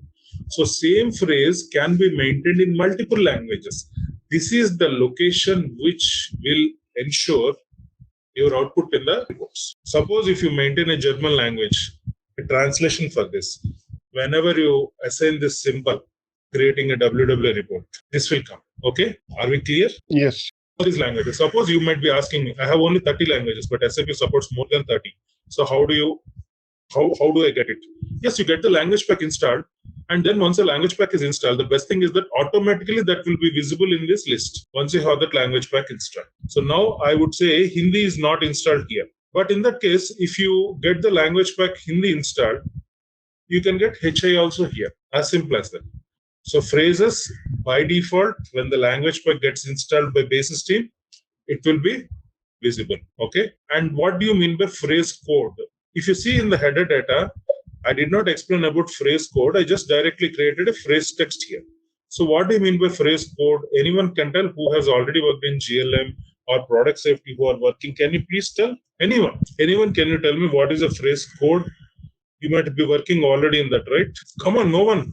You are working in GLM, you are issuing resolutions in product safety and all. Simple only, I'm asking. Reference code to add in the GLM template while we are creating the template. Reference code, very good. So what does it do generally? Very good, reference code. See, I will tell you one thing. I believe you guys have already practiced it in our workbench. So I'm saying there are multiple phrases called as hazard phrases, risk phrases, safety phrases, precautionary statements, hazard statements, whatever you call it, even in labeling also. Okay. So for example, these phrases are called as like H300, 311 or 224 or maybe R22, R21, R18, like this they will call. It is not a rocket science. It is not a rocket science. I will show you. It's a normal in Google. I would say risk phrases. I would say you can see R2. This is a code. And for the code, there is a description. It's a normal Google only, right? I did not do anything. I typed risk phrases. I got this. So same way, this is the code on which the statement can be identified. It's like an identification. So when they're entering the data, the business, even if they type the code, they need not select ensure person training certificate is validated, something like this. If they just type to itself, automatically system will consider the phrase that is relevant for R2 and will be populated. So they need not enter the everything. If they enter the code itself also, in the output, the phrase text will be covered. Is it clear, or do you want me to explain again? Do you want me to explain one more time? Yeah. Okay. See, okay, let me take another example. Okay. You are applying some incident. Okay. You find out you had an incident in your office. See, incident means like your laptop is not working, or maybe your desktop is having an issue, or you might be something like you are not having access for certain things. So whenever you want to type the detailed message, before typing the message, won't you select the incident category and the code? Like for example, the category is IT related. In the IT related, you will say infra is the problem, right? That infra has a code, right? Like something like IF or IR or something like that, right? Yep. So once you select a code, what does it mean? It means that IF, what you select, that is related to the infra team. Correct or wrong? Right. In a similar way, in EHS, we have codes, like we have risk phrases or we have safety phrases. And you see safety phrases, risk and safety phrases. So in risk and safety phrases, we are having something like phrases and S phrases, we'll call it. See, like these are R phrases. This is all across the globe we are using it. I'm not saying within one place we are using it, across the globe. So if you say 14 and 15, this is the meaning of it. So whenever we design an SAP system, whenever the regulatory content gets downloaded, it downloads the code, which is nothing but example R2, example I'm saying, along with the phrase text description. This is how it downloads. And this is how it gets saved. Let us assume this is get it saved. So whenever the user selects, he knows R59. He may not remember dangerous for the ozone layer. He just remembers it as R59. When the SAP system maintains the code here, if he types R59, R2 like this, automatically the text will be populated when you are printing the report. Okay. Am I clear? Yep. Okay. So that is the reason we have an option of code. Suppose this is one way. So I will tell you one more thing: hazard statements. I will type something called as hazard statements. You can see H313. harmful in contact with skin. 314 causes extensive. But this is the description. This is a phrase. This 314, 315, 313, these are all the code for it. So our SAP system also caters a place to maintain the code, and the code description will be maintained here. So when you maintain a code, the user can directly type the code and get the value. He need not remember, he need not come for F4 and select from the list what is the statement. He need not come and check every statement and do it. If he knows this code, type the code, he will get the value. Are we clear with this? Yes, Ram. Thanks. Any additional doubts? Anyone? Just one thing. As you're explaining, like we need to get the data from the SAP, right? So both the phrase text and the phrase code are interlinked. Yes. But in the previous screen, you have entered something like ensure person training certificate is valid, right? No, as an example, because I'm explaining work area, I have typed this thing. Okay. Okay. That's all. So it's not a mandatory to enter the phrase text over there. Rather, we come to the place where whenever you want to create in the header data without entering the phrase text, it is not a right practice or the best practice to come and just keep it a blank and then come to the item to maintain it. That is not the best practice. And second, these phrase codes and phrase texts are automatically downloaded from SAP. You are not supposed to edit it. Something like in the statement H313 may be harmful in contact with skin. You have to retain the statement like this. You cannot add, okay, I am a medically qualified person, so I will say it as dermis or epidermis. You are not supposed to say that words. When they say harmful in contact with skin, this term should be exactly like that.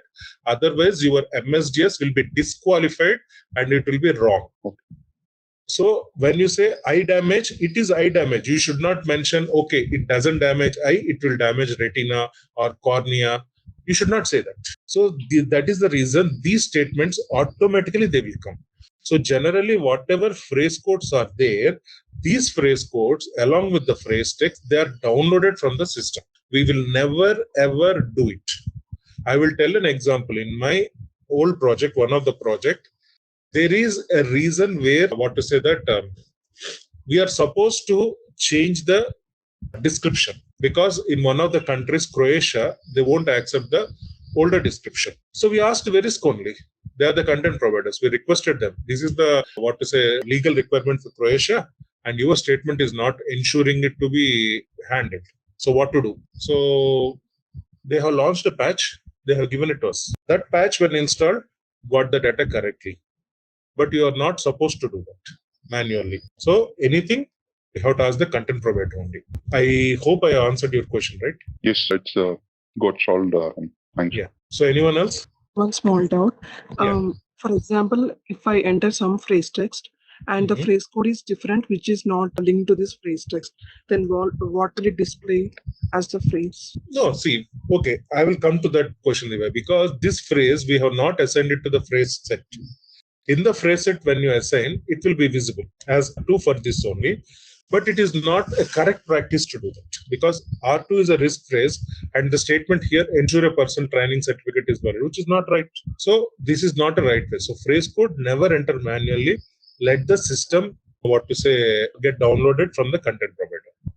Never ever enter it manually. That's a best practice way to do. Divya, did I answer your question? Yes, Ram, clear. Thank you. Anyone else? One small thing. It might be a silly one, but it doesn't matter. Doubt is a doubt, right? Yeah. In the first one, as you said, we will be entering the phrase text, right? Okay. And again, when we come back onto this page, where we are editing the phrase items. Right. So the phrase text which we given in the description will automatically populate over here, right? Yes, automatically populate. And if you feel space is a constraint, just double click on the line item. Double click. So it will open, a Word document or whatever, where you can type however you want it. Okay. But another thing is, when we are trying to assign the phrase code to it, the one which we downloaded from the SAP content provider. So when we are assigning the phrase code, will the phrase text will get updated? Or No. You don't need to assign anything manually, Subhash. Automatically, the file which downloading from the content provider has the linkage maintained. just like I'm showing you, however I'm showing you here, it will be like this. So when you see H313, automatically this linkage is there. You don't need to come to each phrase and assign manually, because if you want to do that, you cannot complete a regulatory content update within a short period of time, like how it is supposed to. Yeah. What I mean to ask is like when we are maintaining the text in the first page and coming back to the items, so it will automatically pull the phrase code It's automatically based on the reference of the phrase text, like whatever the terms are there. Based on that one, it will pull the phrase code, right?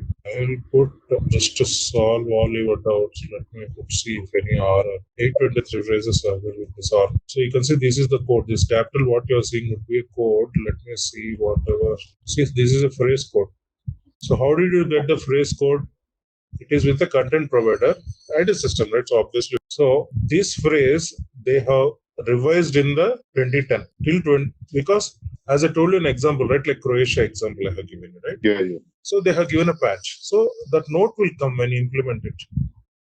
It was updated at so and so. Remaining all from 2008, now 2022, this is valid for past 14 years. This is a statement for it. Okay. Why disperse outdoor use of reactive substance in open system? That's agreeable. Some change in a particular language, we implement a patch, it will come like that.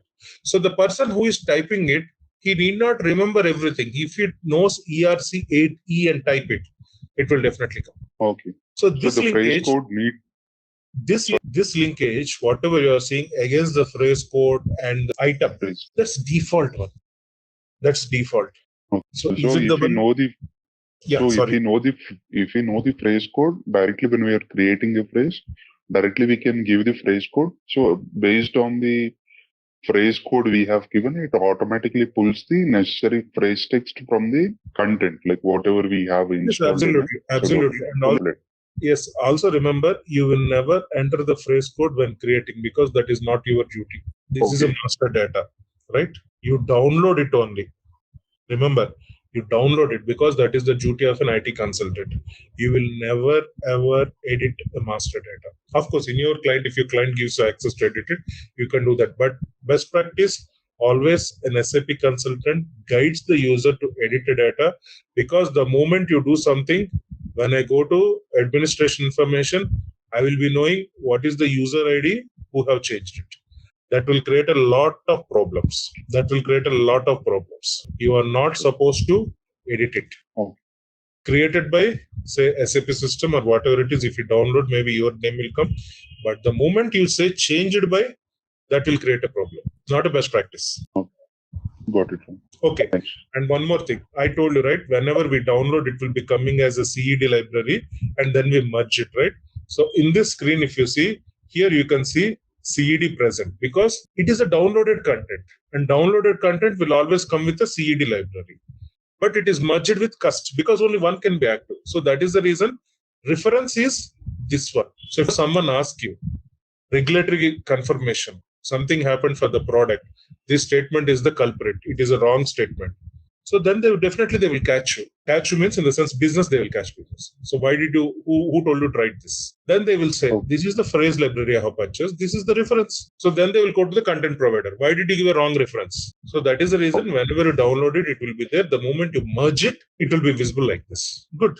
We came here and it is good. Okay. Any additional doubt you guys have? Or otherwise, I lost. Okay. One more thing, as you're saying, like we can merge both the things, right? As you shown, CED was merged with cust. So that one we'll be doing in the same place, or is it in a different place where we are doing it? 1 week I will show you how to merge it and all. When you come to product safety, I will be able to show you. Okay. Of course, in our training, I can explain you in a theory, but not in a practical, because we don't have the content provider data. As a theory, I will explain. Thanks. Anything else? This is an important topic. I want to go in a bit. I thought like, okay, let me explain superficially, but we are going into a bit depth of it. So, okay, no problem. Let us go ahead. One more thing. In case if you want to maintain any phrase data in a table level. So why do you want to maintain in a table level? So in case if we are having any, like as you said, there will be a content provider will be giving the information, and we will be having the data in our system. But in case if you want to check any other data, Always in a table. remember, maintaining data in the table level is not the best practice. You have a front end screen. You have a front end screen CG12 to enter and maintain the data. If you're directly inserting in the table level, I don't know how strict your client is, but when they do auditing of the system, they'll catch you. Okay. But in case if you want to know the total number of phrases available or whatever it is, simple logic. Come here. You delete everything. Click on hit list. You will get the total list of phrases. 33,612 phrases. As simple as this. This itself is a report. You say yes. It will take maybe a minute or two. Select it. Export it to Excel. Okay. It's no rocket science, right? It's simple. It's a standard screen. Okay. In the standard screen itself, you will get it. Okay, let it open so that you can see how it will be displayed. Of course, I won't download it in Excel. You can download it. You can try it in your system, in your existing systems, and you can try it. But again, be careful. If it is a client data, if you're not supposed to get downloaded, you all see, because it's a chemical company, right? The data is very, confidential and very strict. So still, I don't know how they handle it, but just be careful when you're doing it. Generally we will be connecting through DVS only, the Citrix login. So yes, whatever we do, it will be in their system only. Within Citrix, if you can download or not, you see it, but I will just show you. It's taking a little time because there are 33,000 phrases, right? Yeah, it is something like this. You can see what is a phrase key, phrase group, description, text. Suppose if you want only German, so what you can come is that you can come here within the language key, remove English, maybe put German, and execute it. So earlier we had 33,000 phrases. Maybe German we may not have 33,000, or we might also have if it is entirely regulatory content. Yes, like this. You can get in any language you want, but never go for the table level to modify any data. That is not a best practice or advisable one. If you want the table, it is ESTPP, PI, PH. You can directly go, you can do it. But why to do in a table data, SM30 and... No, just we want to know how it is interlinked or how it is connected from the front end to the back end, how it is connected, and what are the tables we have. Like in case when we are trying to pull some other information, or if in case if you are trying to create any description or something. You click on F1, you will get it. Go to the technical information from the structure. Based on your expertise in EHS, you can see this. This is the table you set. You come to this table. It's simple F1. No need to by heart it. Because of experience and working so many years, I remember it. But no need to by heart it. Is as simple as this. 500 records. You can see what are the phrases and all. Suppose if you make it 5,000 or 50,000, then you can see the records.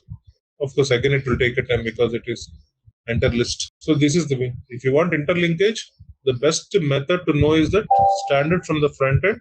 You can see. So you can see 66,755 rows are there. Created by whom, changed by whom. The header data. Header data contains the phrase thing. This is the phrase header data. PH. You can come to the next one, PP. So this is a different table. The examples. You have a reckon. Reckon is the common thing.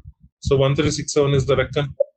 So the logic in the function model will be reckon root I will put. Sorry, I have to go the other way. I have to come from here, right? My mistake. One moment. 1366. Record number is 1366 here, right? This is the phrase. So from this, if you want to pull, you can go for this PP, put this reckon, and try to find it out. These are the examples for this on the record. So like this, you can get it, no problem. So it's as simple as, how do I know it? The best answer is our skill set of finding out the tables. Fun. Come here, see what are the tables present, what is the structure, based on our experience, come to this, do it. That's a simple way. Do it. Okay. Linkage and all, we just cannot get it with one table in EHS. Remember this. Everyone, please remember. If you want to find out, okay, let me know what is the single table like MM or SD. See, I'm not degrading any module. Please don't get me wrong. Those modules are straightforward, where it is like single table, you might be getting it. EHS, you touch anything, it is a structure, because we pull the data from multiple modules. We pull it from SD, we pull it from MM, we pull it from our own EHS, we pull it from not many locations. And we have to pass it also in not many locations. So it's not so simple to get the tables. It's a long effort. It's a hard effort. We have to do it. It's not so simple. Thanks. Yes. Anything else? Anyone? Hello, I have a question. For example, if we need to identify the long text, how we need to identify? Say, for example, Yeah. Very good question. So within this text, okay, let us select the word training and try to find it out, right? So I'll come here. Yeah. Okay, just plain. How we are doing it in WWA? The same way. And I put, sorry, how come why it came like this? Such. So whichever phrases are having the word training will be visible. These are the 4 which are having training. So why my training is not visible? The caps lock. It is case sensitive. So that is something which we need to be very clear. So wherever you see special training like this, so long text, we can know what is it. This is a long text. So we have this long text. So the moment I click it, if I want to see, you can see a very long text there. So whenever you see an icon like this, it means a long text is existing for this. Okay. And for example, SERC, for example, package 2201, if I do the update, all the phrases, at the time, my customer is asking like... 2201 doesn't have the phrases. It has only SDS authoring. Yeah, whatever. 2204 will have the phrases. 2201 doesn't have any phrases. Even if you update, it's all about SDS authoring. There is no difference between 2210 and 2110 and 2201. 2204, you will have the updates. Okay. For example, you assume that 2204 only. I have updated all the phrases and I did the merging and all. My customer is asking, need to identify the long text. Whatever the phrases having the long text. At the time, is this the same way we need to follow, or is you say, okay, what are the phrases that have the long text, right? Everything. Yes. Okay. In that case, you have to follow. You don't need to put anything. You just follow hit list. All the phrases will be displayed. Sort it out. Which column has this long text icon? Okay. Anything else? Anyone? Anything else? And also, some phrases will be the protected phrase. It will be available, right, in the system. Those how we need to identify. What do you mean by protected phrases? Protected phrase means, for example, confidential phrases. Phrase is not confidential. The output in the template is confidential. Okay. Phrase is never confidential because soluble at room temperature, or I would say melting at room temperature, I will put it. So generally what will melt at room temperature? Example, I would say radioactive substance. So radioactive substance is confidential for me. But the phrase melting at room temperature can be even for ice also. Solid nitrogen, sodium, they also melt at room temperature. So phrase can never be confidential. But where you are using the phrase and where you are actually trying to print out and send it, that is confidential. Sorry. So please don't get confused. The products are confidential. We won't reveal in the composition. Some of the products we give the declaration as confidential or trade secret or like phantom. We'll give it different names according to industry. But the output against that material will be confidential. All things are common, but some phrases will be confidential. That we can put it. So against that material, we'll make it confidential with the conditional clause. When we design a WWA template, we'll put a condition. If this is a material type, no text should be printed. Okay. Yeah. And for example, 2204, if I need to update the phrases, few phrases, it should not update. For those, how we need to keep? That you have something called as MDB files. In the MDB files, you can modify it. Okay. MDB files, you delete those files and you can do it. Alternatively, don't change anything in the MDB files. Upload it, don't merge it. In the merging option, don't select that particular phrase to select for merging. So if you don't select it for merging, it will be still older one only. It will not merge. Only when you select merge, it will be updated. See, you are pulling everything as a CED phrases. That's why I said, okay, everything will be there as a CED. Okay, remember, everything will be there as a CED. Only when you select a merge, it will be coming as a cust phrase or whatever is the active library. For that particular phrase, which you don't want to update or enhance, whatever, leave it. Uncheck it within the list. Simple. Remove that from the DAT file. Another way. But I would not advise, as an architect, I would never advise to remove it from the DAT file. Let it be in the DAT file. At the time of merging, uncheck it because you clearly know what phrase you don't want to be merged, right? So check it and search it, uncheck it, and then select merging option. That is fine. See, there are multiple ways we can do. In that, remove it from the source file or don't select it for merging. if you ask me as architect, I would say, first, don't remove. Let everything come into SAP. Otherwise, if they want to update it also, we will not be having the source, right? So let it come into the system, but don't select for updating. Simple. Anything else? That's it from my end. Okay. So let us come to our phrase because I did not complete it. Let us put yes. So phrase code and phrase text is clear, correct? Very good. Next, you're having a note. As I have shown in the earlier example, if any change because of a patch for a particular language, that will be updated into the note. Otherwise, this will be empty. If you update the entire phrase from the regulatory content update, no need of adding any note. Means the note comes automatically in the patch, so don't worry about it. So graphics file. Can anyone tell me what is a graphics file? Especially GLM team would be really love to do this. Pictures, images which are present in the system. Also, guys, can you excuse me for one moment, please? Can you hear me? Yeah. What is the graphics file? Yeah. Hello. Adam, can you hear me? Especially GLM people and WWA people can know about this. Hello. Yes. So pictures and images, and those are present on the system's beginning, like has that symbol. Those will come under. Anyone, please tell me. Okay. Remember, whenever is my voice audible? Please first tell me because I'm explaining, right? Is my voice audible? Graphics file. So graphics file is something which we store. Always remember, this is very important for people when they have the logo issues. Okay. So the way we do is that first in your local, whatever the VPN you are doing, you go to the C folder. In your local VPN, whenever you log in for the user ID, go to the C folder.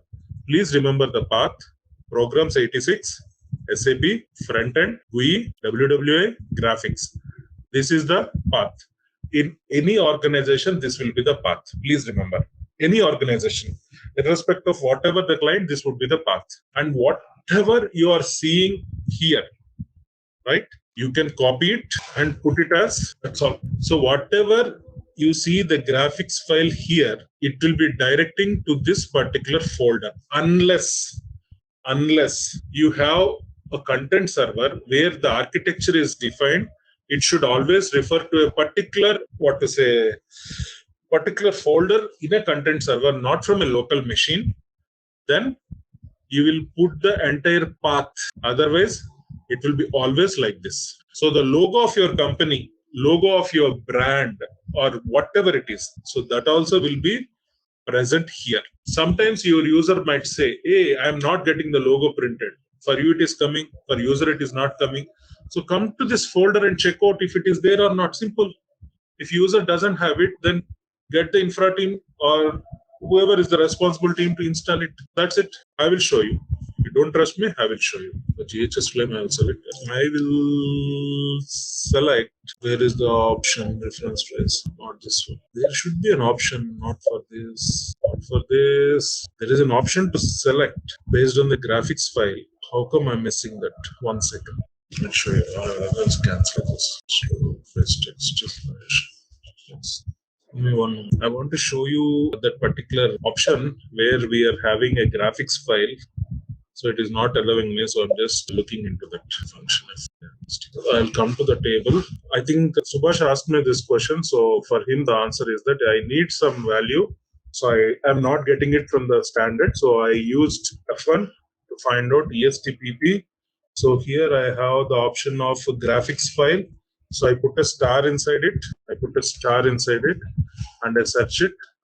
So I should be getting only which is having the graphics file, or alternatively what I can do is that in the graphics file, I can remove this.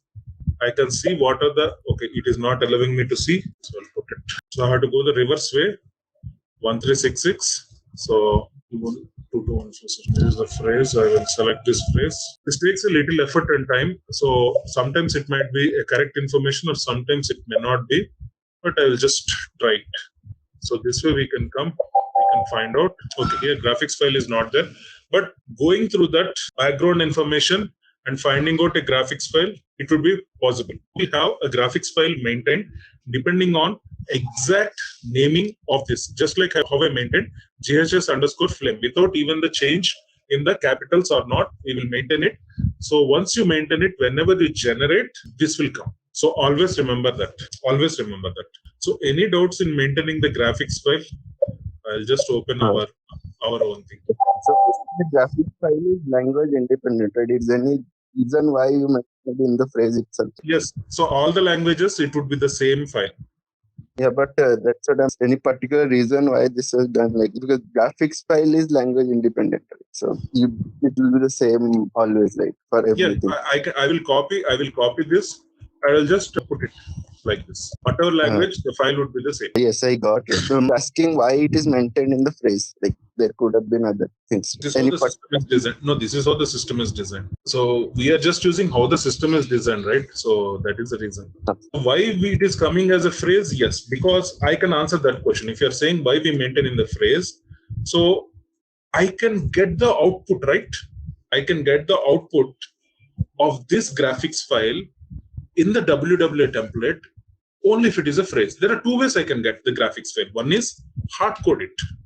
Hard coding in the sense, your company MSDS, your client's MSDS, I put the logo in the top because every sheet, it should be the top only. Correct or wrong? Hello? Yes. So I hard code it. So I will tell you. Say for example, when we are creating, so we come to, I'll put a logo here, hard coding. What is the other one? I'll put a symbol so that whatever is maintained under the graphics file of a particular phrase, it will come. Two ways I can do that. Correct or wrong? Yes. If you still want, I will show you that CG42 because we are here and you asked me about. So let me show a CG42. Let me select that endeavor. In this, what is that?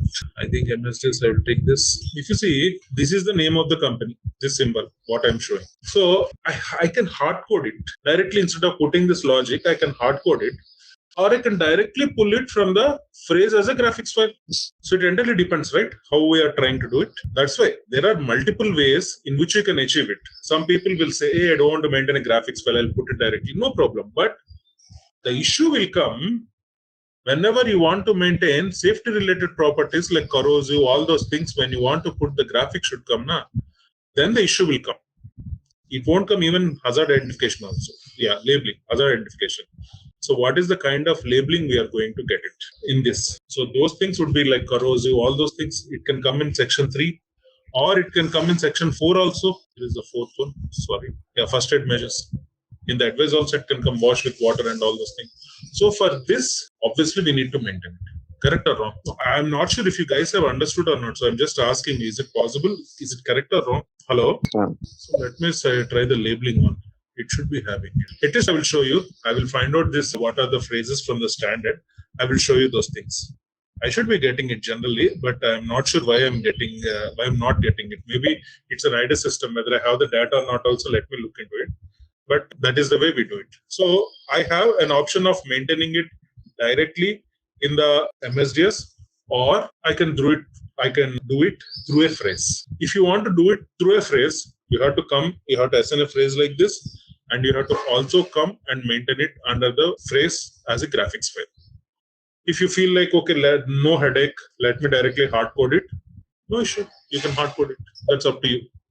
So this is the reason why we have this. So any additional doubts? I will open again. Any additional doubts? Please feel free to ask. Anyone? Yeah, for just now you said, right, this file path we need to maintain to the local system front end. It is fine, or any WWA server we need to maintain? No need to maintain any WWA server. This itself is sufficient. Okay.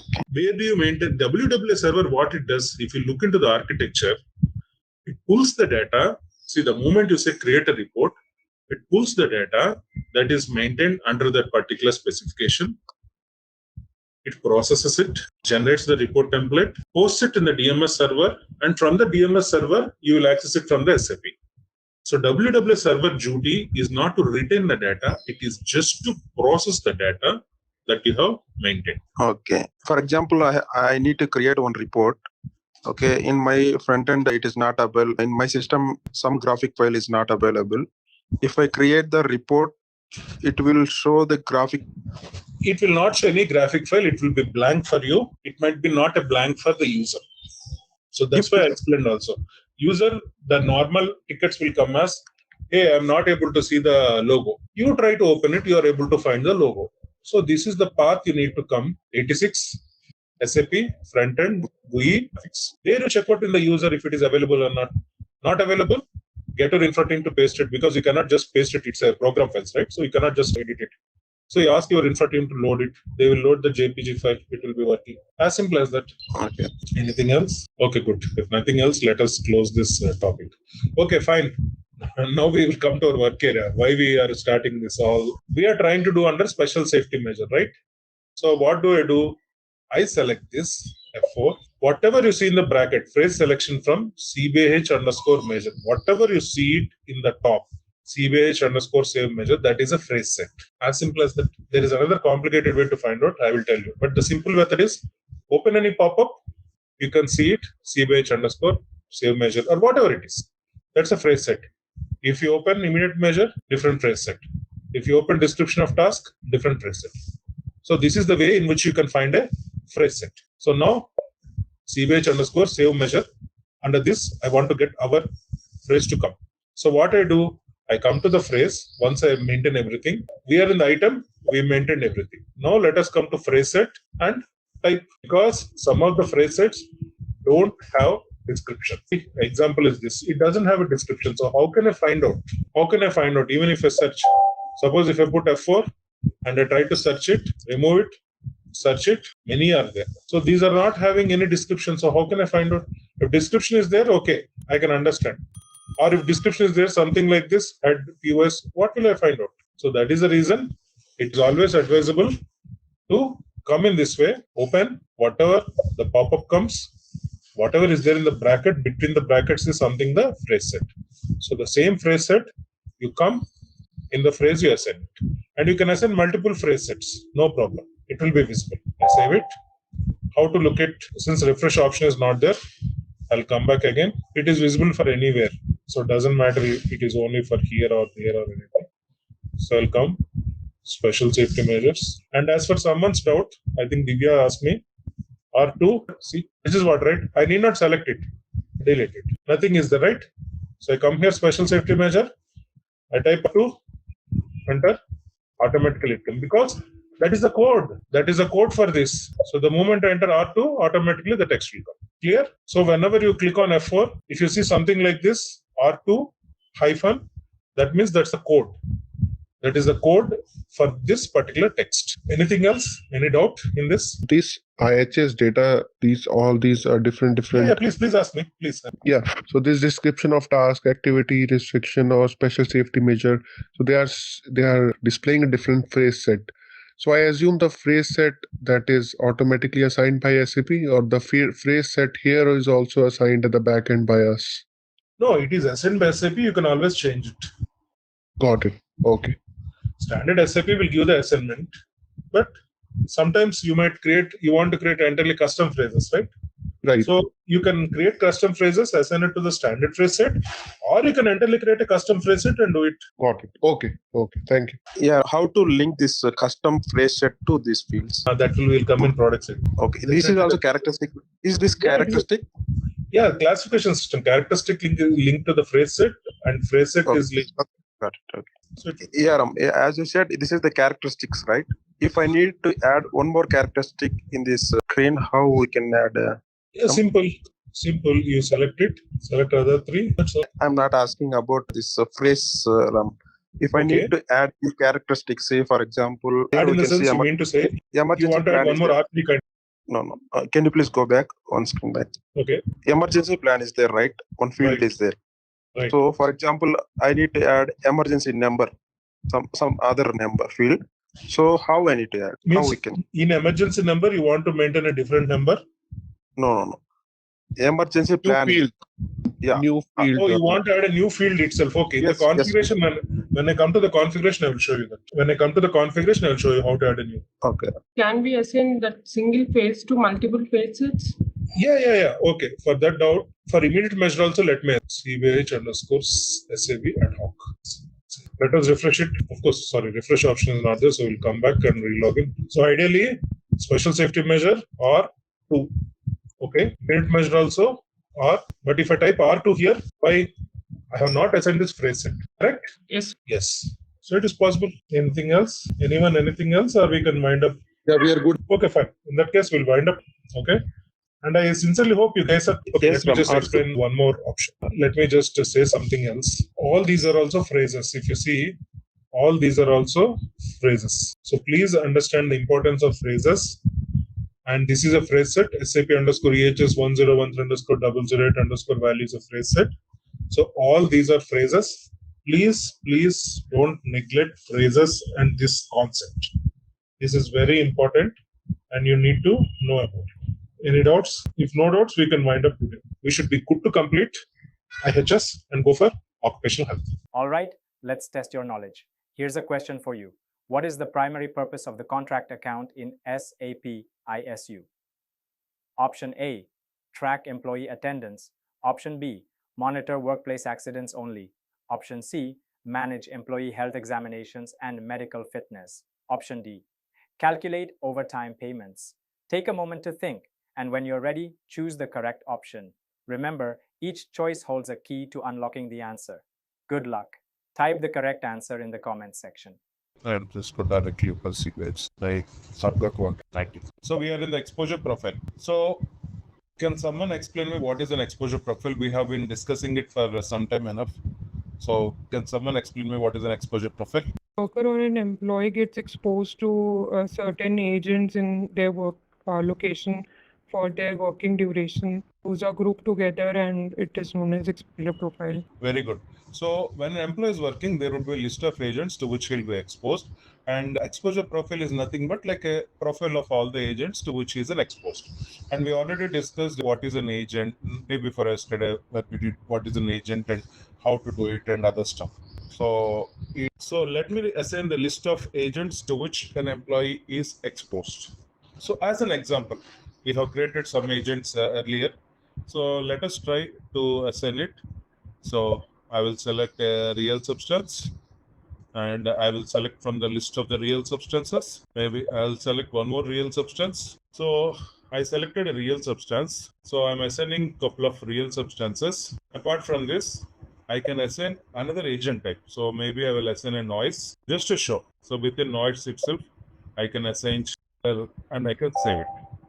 So just for the sake of explanation, I have taken 3 different agents present in this work area to which an employee is exposed to. So there are 2 ways in which you can create an assessment to know whether it is a high risk or a low risk. The first and the most simple way is that after you identify agents for a work area, you can select the agents, create an assessment. Simple. The other alternative way was you can come to the normal create assessment screen, click on the create button, select the agent type, which work area, and then you can create it. So this is a pain because for each agent you have to create it again and again. But if you do the same thing here in our work area, you can select one shot, you can click on create assessment, it will be created. As simple as that. So if you want an easy way for the user to do, and if you also want to do it, select it, click on create assessment. You will get a message saying risk assessments have been created and saved successfully. So let us just get back to that risk assessment screen, edit risk assessment, click on the hit list, and you can see our chemical company getting created with these 2. Out of the 3, I selected only 2 to create an assessment to show you the difference. If I select 3, all the 3 will be visible. If you select 1, only 1 will be visible. So that's the reason. So now you can select any one of them. This is a screen. Now, anyone, because you might already worked in risk assessment, can you please tell me what is the way in which you can do the risk assessment? Can you please tell me how many ways you can do a risk assessment? Most common, Ram, is to define the severity and probability of the risk. And in some of the system, they assign a rating or a number defining Very good. what is the probability. I will show it. I will show it as a safety risk matrix. Very good. Yeah, true. That one, yeah. I will just show it as safety risk matrix. Let's say 3 by 3. Easy to understand. So I'll just put it. Images. So this is, I would say, yes, an easy to understand safety risk matrix. Correct? Very good.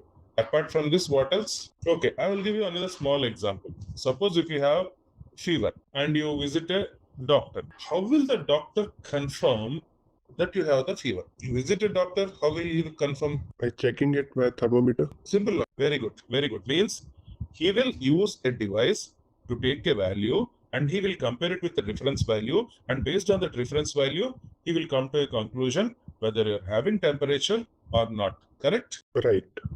So that is called as measurement. So in risk also, we will do a measurement. In the EHSM, it is called as quantitative and qualitative. Qualitative means you will be getting a matrix. Quantitative means you will do the measurement. So what is the second option?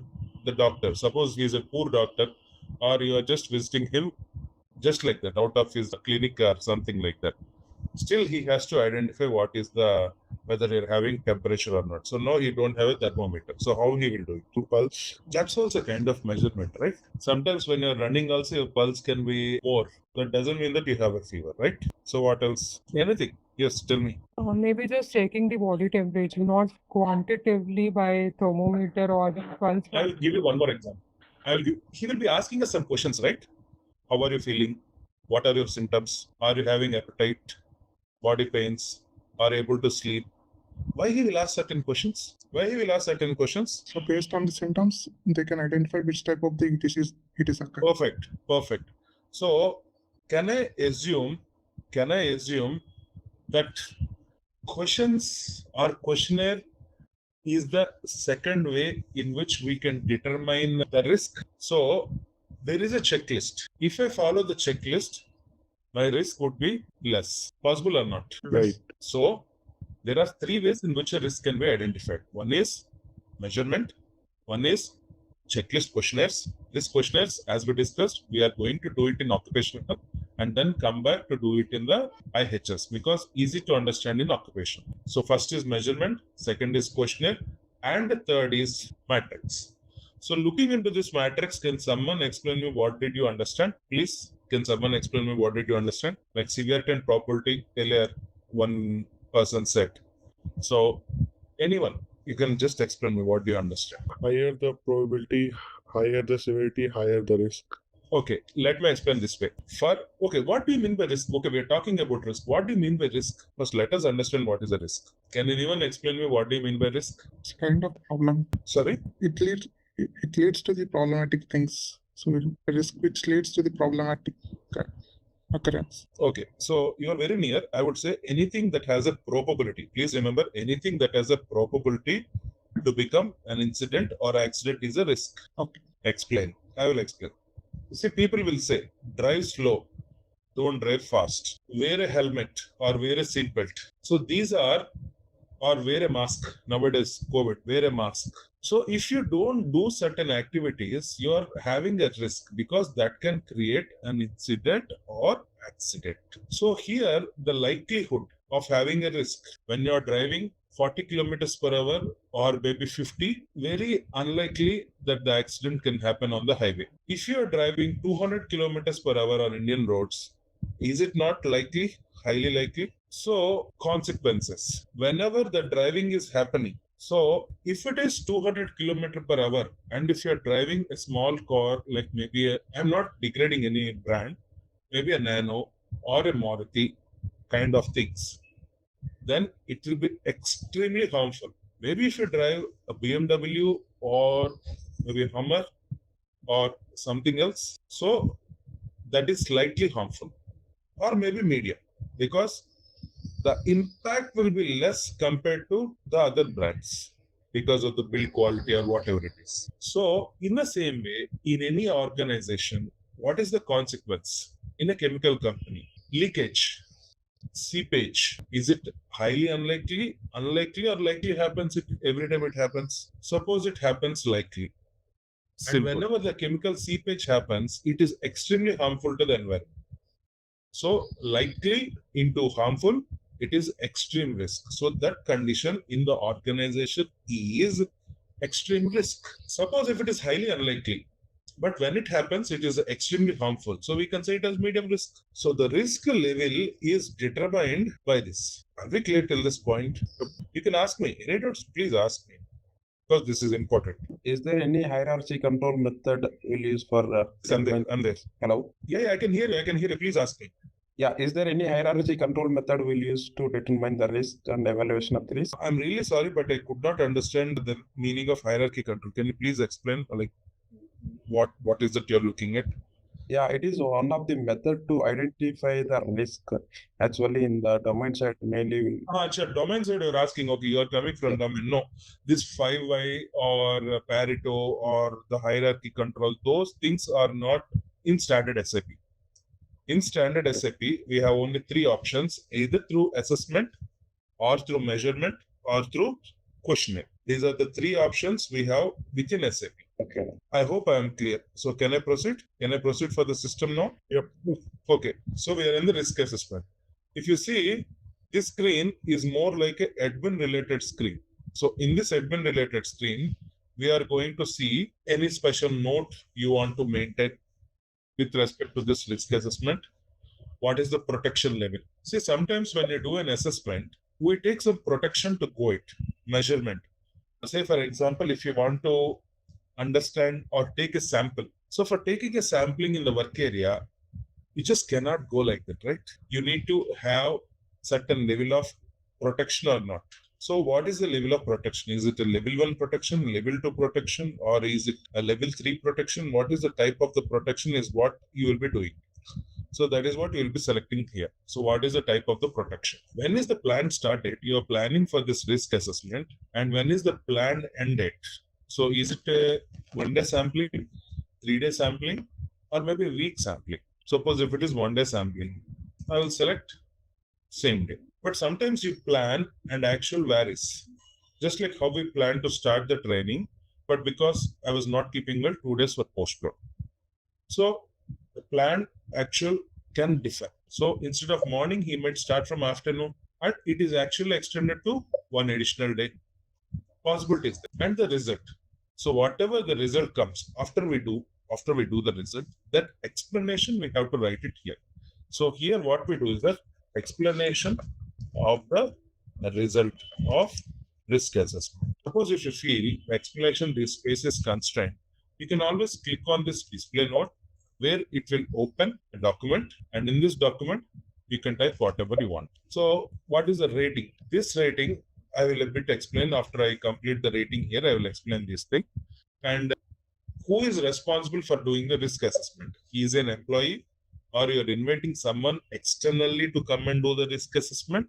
Who is he? Because as I told you before also, if I don't have a machinery, I will invite others, external vendor to come and do it. In that case, external person. A risk matrix, questionnaire, means checklist, internal I can do. So that's the case of employee. So who is doing it? We can select it. And what is the date of next risk assessment? Because risk assessment is a continuous process. You cannot say, okay, I did a risk assessment. Thank you. Goodbye. No, you cannot say that.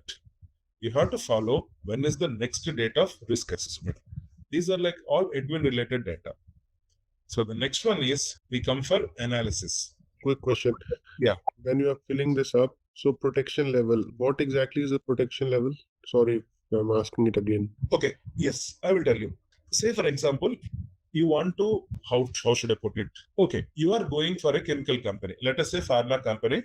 You want to see how much, level of exposure an employee who is working in production is going to have. So in that case, you have to, because the person who is in production, he will wear his suit, whatever it is, go to the production. But you as a person who is taking the sample of the chemical exposure, you just cannot walk in, put a device, wait for the reading to happen and then come back. You cannot do that, right? You also should be present in the location for monitoring the noise or the chemical exposure. So you also should wear the protection. Right. So and so you might, when you say you, that means the person who is doing the risk it's assessment. absolutely right. The person responsible. This is the person responsible. He is the one who is going inside to get the sample and do the risk assessment. So he is the one who will be having the protection level. Okay. People might not believe it, but that is a fact. Any And person, when any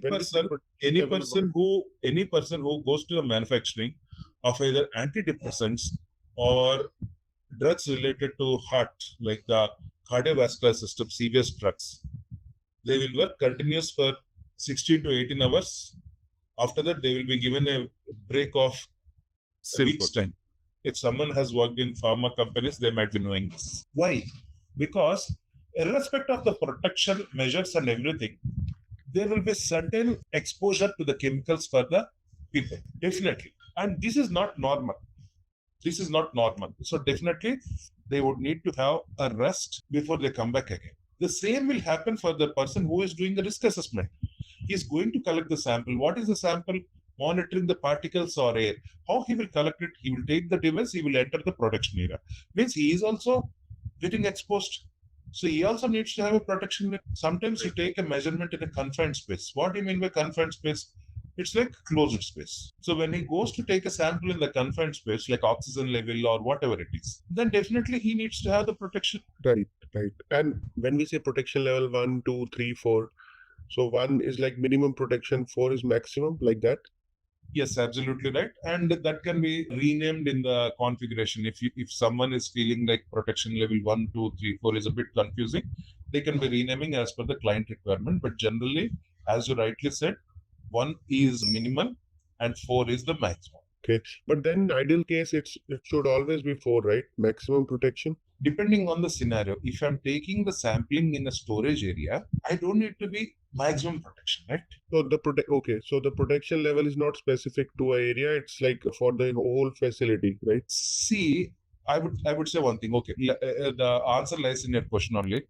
Suppose if I'm taking the exposure in a canteen area, I want to understand whether the chemical is coming to the canteen also, right? True. Canteen area is very far from the production area. Protection level 1. So in that case, I can go with the level 1 only. True, I got it now. Okay. What type of area, what type of activity we are performing. So depending on the area and the activity we are performing, we will take the protection. Right. It is something like if you're taking the sampling in a nuclear industry, let us assume a nuclear industry, where if you are taking sampling at a reactor level, so that would be the highest level of protection. But same sample, if you're taking outside to see what is the radiation level and all, you might not have the same level of protection, right? Right, got it. Yep. Okay, any more doubts? Yep. No, thanks. Yes. So then we will come to other areas also, other tabs also. Let us first come to analysis. When you click on the analysis, these are the 3 different options which I am explaining to you. I will show you measurement and difference value a bit in OH. Same with questionnaire. Standard criteria I will show you right now. So in the standard criteria, we are going to select the severity and probability. Please remember this table. Severity is nothing but consequence. Probability is likelihood. Renaming. It can be anything, right? But understanding is the same. So we have severity, high, medium, low. Maybe I'll select low risk. Probability, low. Calculate main rating. Automatically no risk custom. The configuration is set up in such a way. Low, less. So here if you see, in the risk, A means acute risk, B means high risk. I should not do manually. C means medium risk, low risk, no risk. So when I calculate, automatically it came as no risk. So I will return it like this and I will save. So any doubt in this, please tell me. So you see here, there is one more person responsible. In the header level, you have a person responsible. Now, in the matrix level, each one of them, you are having a person responsible. Why you have 2 person responsibles? Can anyone answer this? I already gave you an example also for this. So if you can answer, I would really be happy. Why we are having a 2 person responsible? Why can't the person responsible be assigned in the initial place only be available here? Anyone? Why we have a different person responsible here? The same applies for each one of them. Measurement, standard criteria, questionnaire. Can someone explain me? I told you one before when I'm explaining about risk assessment. Initially, I told you the devices are not owned by the organization. External people will come and do it. Correct or wrong? Generally, organizations don't maintain the devices to do the risk assessment. So for each method also, there would be one person who might be external or internal who will come and do the assessment. Whatever you are seeing here is the person responsible for the overall assessment. He himself can go along with the protection level and do it, or he can assign other people for respective things to do it. Are we clear? Yep. So that is the reason you have a person responsible for each method also. So once I do this, the rating is there. Of course, we'll come for measurement and reference again also. It's like a recap. Why I do this way is that even after we come to occupational health, once we again come back, it's like a recap of us. So that's the reason. So when we come to assessment and when we click on the main rating, you get the green traffic light.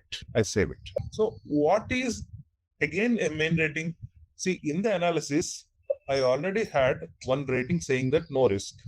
Why I should again come back to assessment and get a main rating? Can anyone think of it? If someone worked in the risk management of EHSM also, they can answer this question. Can anyone think of it? Why we need to select for two different ratings? Or even the domain people can answer this question. Okay, risk assessment follows the worst case scenario. It will not. Suppose in the analysis, let us assume. Let me take an example and explain you. Chemical company. I am doing a measurement. My reading is as per the standard where it is less. Less in the sense under control. If it should be 10, it is 9. So it is under control. When I come for matrix also, when I come for questionnaire, the checklist says that if you follow step 1, step 2, step 3, there are questions that have you done this, have you done this, have you done this? So people will sign it, yes, yes, yes, yes, yes. So that is also no risk. But when I come to matrix, I understand there is a risk associated with it.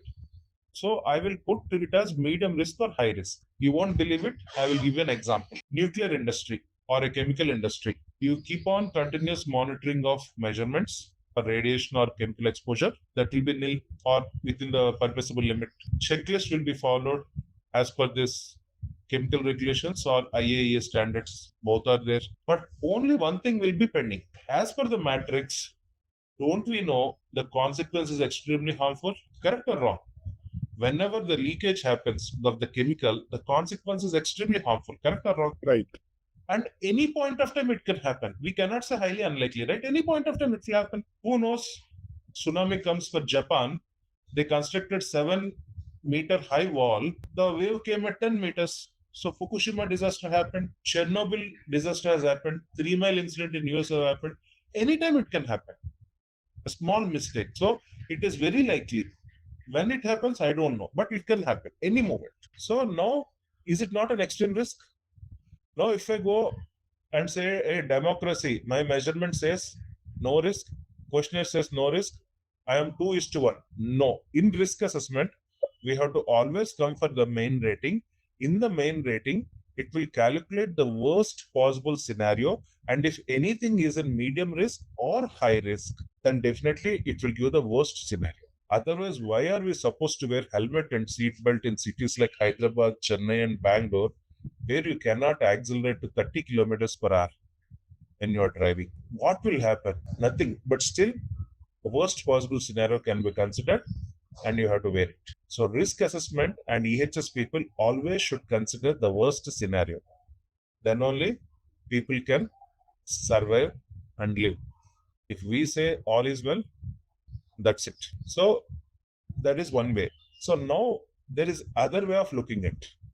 There are many organizations, in fact, in my experience, the bigger chemical companies, I don't want to name, they never came for questionnaire implementation and value, like measurement implementation. They always go with the risk matrix only.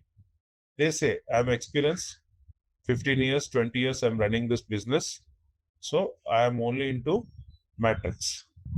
I'm not into any other thing. So for them, why to come internally?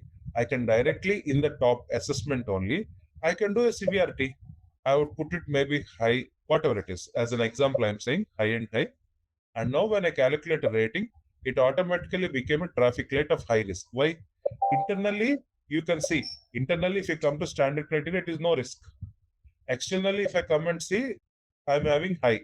So when I calculated the rating, as per the program logic, it took the worst possible scenario and has given the high risk as the option. Any doubts in this or not? Can you raise it, shoot it now? So for any major companies, I would say major because I just implemented only 14 to 15.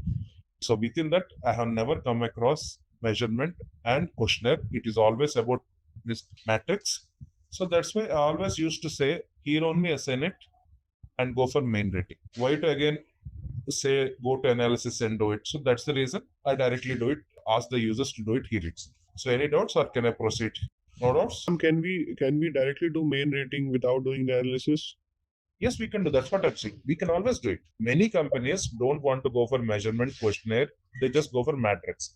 For the sake of matrix, why I should give them additional steps saying that you go inside, do this, come back, again do this. Why?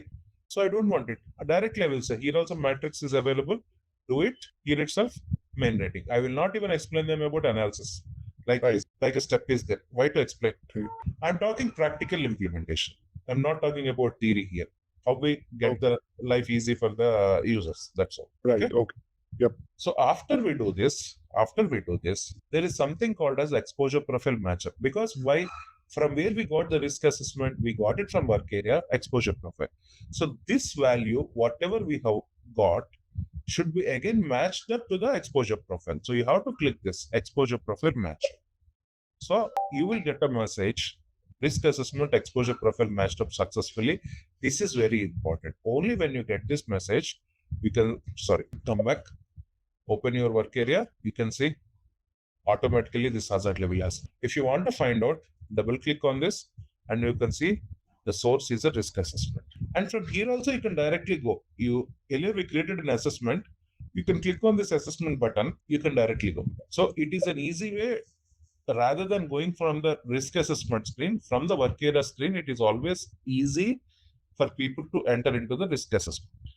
Ease of usage. Are we clear till this point? Here it will show only the risk rating or any control measures or precautionary measures also.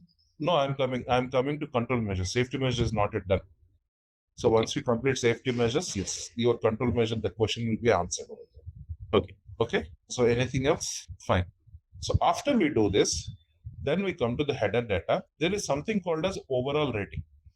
And I click on matchup. So automatically the worst possible rating will come. Why?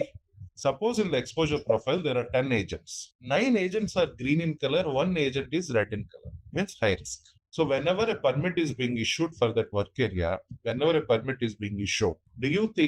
you think I should issue saying that 9 agents are very low risk, so let me not worry about it, or should I consider the one which is high risk? Example, production area, I'm manufacturing wires, electrical hazard, chemical electrical hazard, the slip, drip, all those things are agents, but there are low risk. Only the chemical which I'm manufacturing is a high risk. So when I'm entering that area, should I not be protected for the high risk? Right or wrong? Right. So that is the reason. Any doubts to this, please ask. I can move it. Okay. So next, before coming to safety measures, there is one more topic which I want to include it here. So let us just come back. So now you can see this traffic light visible. So I want to show one more, just give me one moment. Okay, let me take this example. Let's go to, yes. So here you can see the same chemical P182 having different risks. At one scenario, no risk, medium risk, high risk. Why? When the work area operation is in normal status. So remember, even the status of the work area is important. When it is normally working, it is no risk. When it is in maintenance, like plants will be shut down, right? Preventive maintenance and all. So that will be medium risk. When some incident happened and there is a disruption, at that scenario, it is a high risk. So when a permit is being given, what is the scenario also will be considered to determine the risk. So same chemical or agent can have different risk depending on the scenario. Are you clear with this, or do you want any explanation? Actual explanation? It's clear. Okay, very good. So this is something which I want to let you know. So before I come to safety measure, let us try to complete patterns. Any idea what the pattern means? Any idea what the pattern means? Let us talk about English. What do you mean by pattern in English? English only, let us talk. Something that is very good. Very good. Excellent. Excellent. Very good. Now, what is repeated in IHS? Industrial hygiene and safety, what is repeated? Phrases. So, sorry? Phrases. Yeah, okay. Phrases are repeated. Agreed. Other than that? Work shifts. Work is repeated. Very good. So, I will say one way. Suppose if you are a battery manufacturing company, or let us say chemical company, which manufactures certain products, say maybe a paint industry, or maybe a pharma industry, or any chemical industry. And you're having 3 different plants. All the 3 plants produce the same output. product. So when same plants produce out product, is the risk not same? It will be the same, correct or wrong? So you can create a pattern. So let us come to pattern. Click on create pattern. Let the number be generated as usual. Status, we discussed whether it is active created. In the pattern, I will have a single pattern. What is a collective? I'll explain again. Authorization group, all, enter, and save it. So utilities, go to, I'll put a description. I'll put it as BG. So then I come to the header data. So the moment I save it, you have seen two different tabs, different views coming: exposure profile, work area assignment, pattern assignment. So if there are multiple work areas having the similar agent, rather than going into each work area and creating again and again and again, we can assign the work areas here directly. How? I will show you this. Let me select 93, 94, 95, 96. Save it. So what I'm doing is that for these 4 work areas, there is only one agent, and that one agent I'm doing. So now I come to exposure profile. As usual, I will assign agent, and I will try to do, let me select an agent first. I will select I'll select this one. Okay, save. How I select it? Of course, it can be multiple agents also. I click on create assessments. So an assessment has been created. So now let me come back to my risk assessment screen. And if I search directly, I will not see my pattern. So how to search a pattern is that you have to select the checkbox of pattern. So this is specific to pattern search only. Work areas will not be there in the list. So when I click on hit list, you can see these are the patterns. You can see pattern available.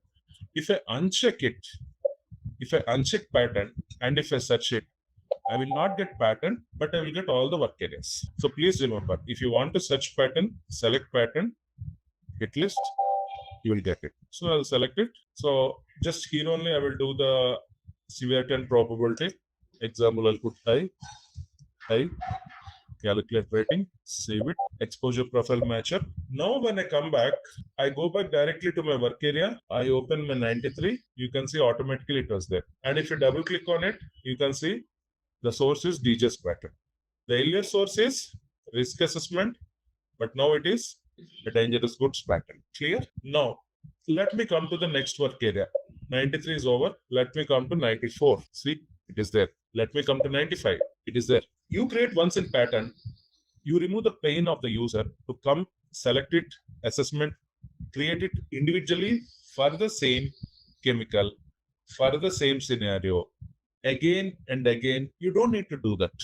So create a pattern, do it automatically.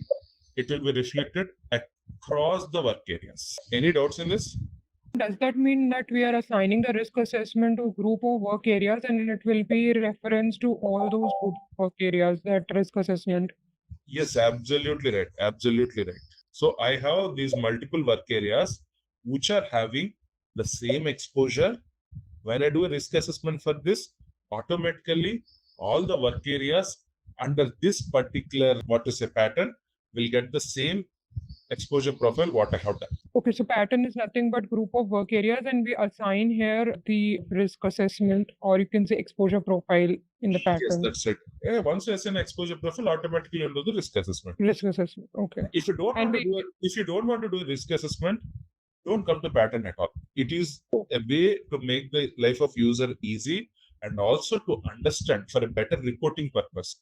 What are the dangerous goods work areas, or what are the hazardous work areas, or maybe chlorine exposure work areas, or maybe some other chemical exposure work areas. So for a better reporting purpose also, pattern is important. Okay. And we can delete the reference like it was shown in one of the screen. There is an option to delete also.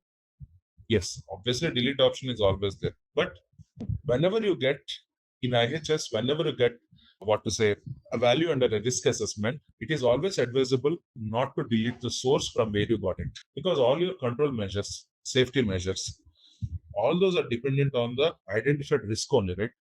If it is a low risk, it may not be so severe control measures. But who said it's a high risk? Whether it's a risk assessment or from a pattern, that is important. The source is always important. Okay. Thank you. Anything else? Nothing from my side. Okay. So now if you see in the header data, you have exposure profile, work area assignment, but you have something called as pattern assignment. Any idea why this? Again, see, when we are selecting pattern types, I selected single pattern, not the collective pattern. So what happens is that generally we select a collective pattern and we assign one more pattern under it. It will be a bit complicated. It's like you already have a group, that group is assigned under another group. Why? For example, you have sulfuric acid, nitric acid, and maybe formaldehyde. 3 are there, chemicals. So for that, you created a pattern. And the second one, you're having chlorine, bromine, phosphoric acid. Right? There are some work areas which have all the 6. So the best way to do is that these 3 are created as group A with the pattern. The next 3 are created as a group B with another pattern. C, you are combining both the things together in the pattern assignment. You will assign patterns. So that what will happen, just like your work area assignment, when you assign a pattern, all the work areas under this pattern also will be there. So indirectly, it is like if A is in B, B is in C. So it's like A is in C kind of thing. One moment. So it will be like that. Someone is asking me a doubt. Sorry. Hello, is anyone asking me a doubt? I'm not able to hear properly. Hello. No, you can carry on. Yeah. So this is about patterns. This will make the life of the consultant easy, user easy, also good for reporting. So obviously this was killed in the EHSM, but in the classic, the normal EHS, it is one of the best functionality for people to work on it. Any doubts in this? Guys, any doubts in this? Okay. So next topic is safety measure. This is an interlinked topic because if you see, I'm having safety measure here. The same safety measure is visible in the assessment also. When you go inside, you can see measures here. And the same safety measure comes in the incident accident management also, when an incident and accident happens. So as an interlink, I have to explain this safety measure. So what I would say is that we will be sitting for the final topic, incident and accident. With this, we'll be completing. Of course, completing in the sense, questionnaire, measurement, in which I will complete it. So as far as this, it will be completed. So at the time of incident accident, I will explain safety measures in a single shot, because even in incident accident also, you will be having a safety measure. So 3 different scenarios. Of course, it is the same screen, but in the 3 different scenarios, I have to explain it. So that is the reason I will be taking it along with the incident accident management. That would be more easy and appropriate, because the same safety measure, work area, I will be explaining in a different way. Risk, a different scenario. Incident accident, it's a different scenario. It is all present over there. So that's the reason. So we will complete the industrial hygiene and safety. And any doubts? Yes, you can please ask me. And I hope you are looking into the materials also and you are practicing it. These materials are all available in the link provided for us. You can see the materials. You can see these are the different materials. One is an exercise, lab activity, and one is the normal PPT. So PPT will be like this. Of course, we did not come to audit it, but I'm just showing you. So PPT will be explaining more about how to do it and all. So this you can look into it. And lab activity is something like that. You can always get it, right? Like you can practice it and all. So I believe since we are, okay, it is not review. So since we are already about to complete industrial hygiene and safety, I also expect and believe that you guys are practicing. So please let me know if you are facing any challenges or anything in this, because after this we are going for occupational health and then we don't spend much time on other things. So that's the reason I'm saying the concept of workbench, phrases, now work area, risk assessment, all these are important. If you know this, whatever the version changes, like you call it location in EHSM or S4HANA, risk management in EHSM and S4HANA, it will be easy for you to understand and upgrade yourself. It will be easy once you are clear with this. So that's the reason I'm asking, how comfortable are you people? Are you practicing or not? So these things you need to consider. So any doubts? We will complete this IHS along with incident accident log and the safety measures of this. Okay? Thank you so much. Yeah. Hey there! Want to get good at health and safety rules? Our SAP EHS IHS course is here to help. You can take it at your own pace on our platform. In this course, you'll learn all about SAP EHS IHS. It's like a toolbox for managing safety, health, and keeping workplaces safe and clean. Our course covers everything you need to know, from the basics to more advanced steps. It's made by experts who know what they're talking about. Your teachers are pros who've been doing this for ages. They're here to help you learn and answer any questions you have. And don't just take our word for it. Our students love the course too. People just like you have found our course super helpful. Best part, it won't break the bank. This awesome opportunity to learn is affordable. Ready to become a SAP EHS IHS Pro? Sign up for our page now. And for more info, check out ZaranTech's website. So we are going to go for incident and accident log. So the major difference between incident and accident is what exactly? Because we already discussed it. So what is the major difference between an incident and an accident? Accident involves injury and incident might be a near miss. It may not involve injury. Yes, when we say injury, let us be specific, that's a human injury. So when we say injury, that's a human injury. So we are going for the human injury only. We are considering the human injury, correctly said. So always there is a statement, please remember, all accidents are incidents, but all incidents are not accidents. Example, near miss. So please remember that. Next, this is the screen where we create an incident or an accident. So as usual, click on the create button. So this is the log entry, which is by default generated by the system. By default generated by the system. So entry type. These are all the types of the incidents that we are going to put. Near miss, spill, trip, fall down, electrical hazard. All those things can be maintained here. Are we clear? So we are going to select any one of the incident type or accident type. Planned, as usual, 1,000. Can you tell me, anyone, what is the meaning of reportable event or production time lost? Can someone tell me? A reportable event is that have to be reported not to an agency or internally. And if the incident involves any, like an employee, if he takes leave or holiday. There is one small correction I want to tell you. Reportable event is we are reporting to the external agencies. Right. Internally, let us forget it because we are already creating this record, right? When we are creating a record, it means internally it is reported. Right. See, when we maintain a record in SAP, it means internally it is reported. Okay. So internal reporting, yes, by default, we'll be doing it. As you rightly said, we are reporting it to some external body. Okay. Very good. Very good. Production time lost. If an employee or a contractor who have got the incident, he takes a leave or, there is any lost time because of that employee not coming to work because of the incident, that's a production time lost, I guess. Very good. Very good. So I will give a small example. After the shift, people are walking out of the plant. When they're walking out of the plant, maybe because of a construction activity, a stone fell on one of the person's head and he got injured. Let us assume, just for sake of assumption. So at that time, it is a reportable event, but no production time is lost because after the shift, when they're walking back, it happened. Correct? But because the person is injured, we have to go for compensation. So that's the reason production time is not lost, but it has to be reportable. There is electricity trip that has happened. So electricity fluctuations was there, or maybe a transformer got exploded. So for that incident, a production time is lost, but that's not reportable. You don't need to report to our authority saying that, external authority saying that my transformer got exploded, so I did not produce it. He's not interested. So what? Because no one is injured, what is the point to report to him? Correct or wrong? Right. So that's the thing. So now let us assume both. Something like a person is working on the shift or an explosion can happen where people are injured. So that's a reportable. Production time is also lost. So the scenario can be anything. Reportable, production time lost, or just reportable, no production time lost, not reportable. But it is internally, when you're recording, you're reporting internally. So definitely it is internal reporting is by default is there. Okay. So next, what is the time of the event? You can select the time. What is the time zone? Right?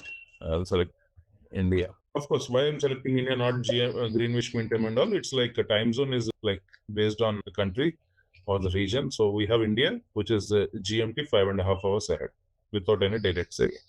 So that's why I select India. And a small description of the event, what happened. So I would say person fell down or slipped and fell down, whatever it is, we can write. As an example, I'm saying this. Then in the work area, I can select my work area. We have created work areas, right?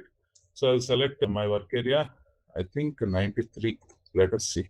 Yeah, press enter. Okay. Next, the role of the person. What is the role of the person? Please remember, when you include ing, injured person, it's an accident. If you don't include the role ing, that's an incident. This is the only difference between accident and incident. In EHSM also, you'll be having the people involved.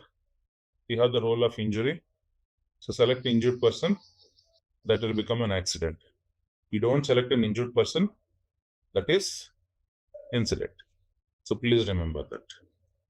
The contact person or eyewitness for this, we can always select from the list. Who is that? I can select maybe an injured person. Just to make it an accident, I'm selecting an injured person also, because we have to learn both the things, right? So that's the reason. And save it. So the moment I save it, additional views are activated.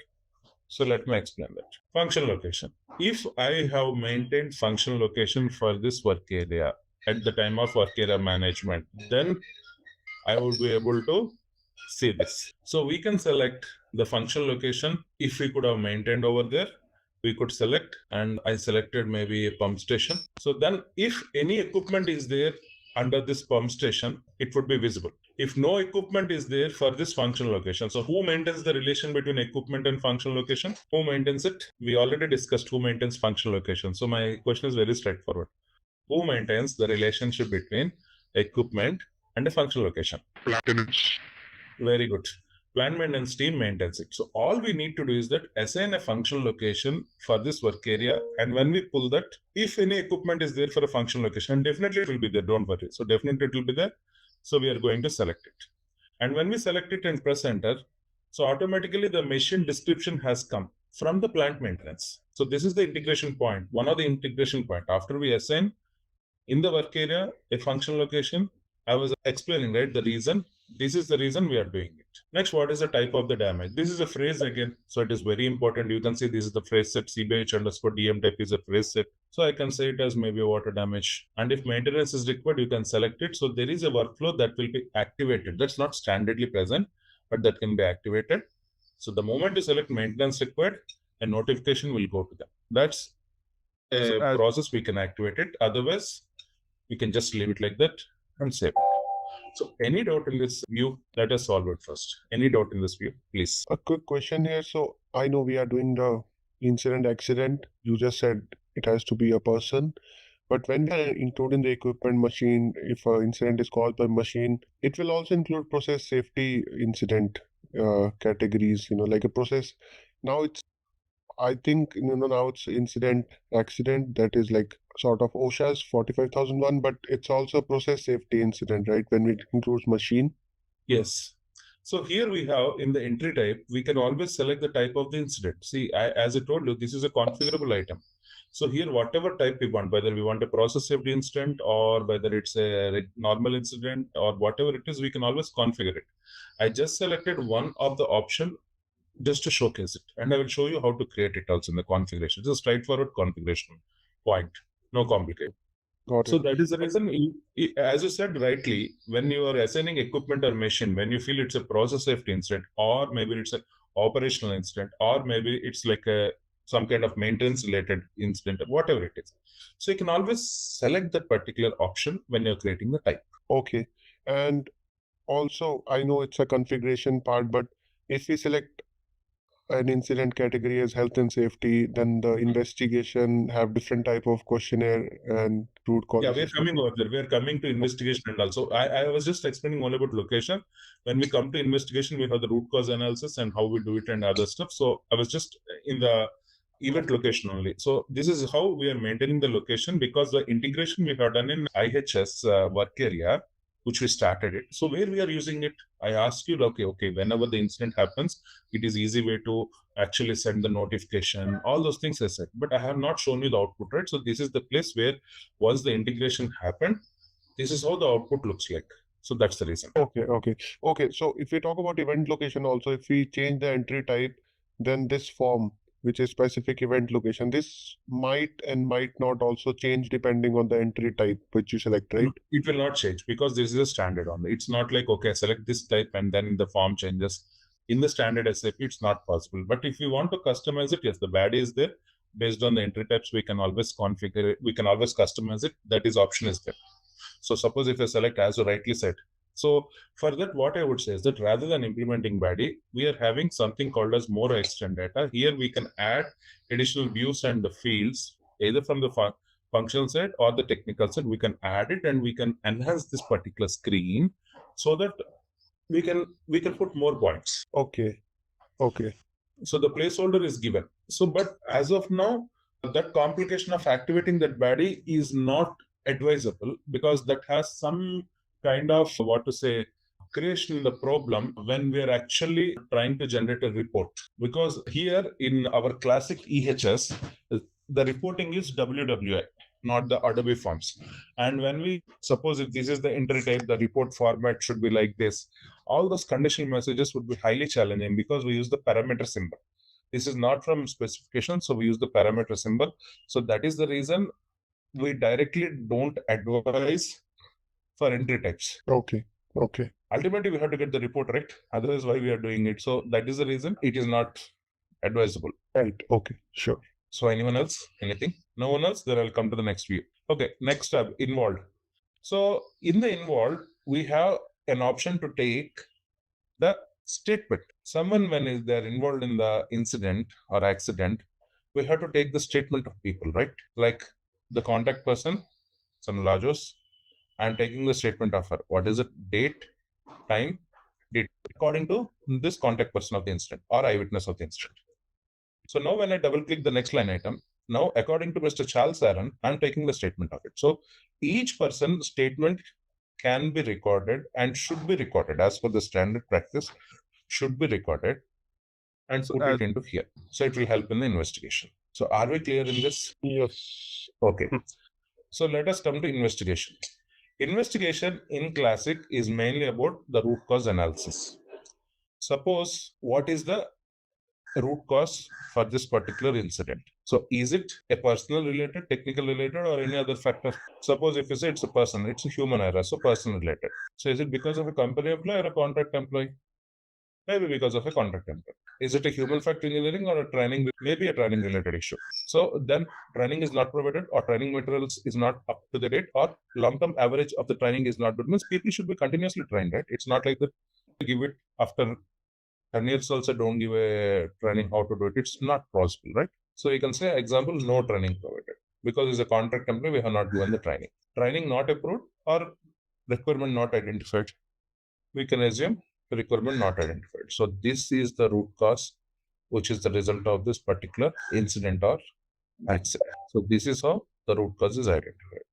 And then investigation result, we can always type the detailed result and you can click on this icon to get the Word document open where you can copy paste it if it is already there in some Excel or something like that. So any doubts in this? Anyone, any doubt? This is important. So that's why I'm asking again and again. Can you give an example as such, like in detail, if possible?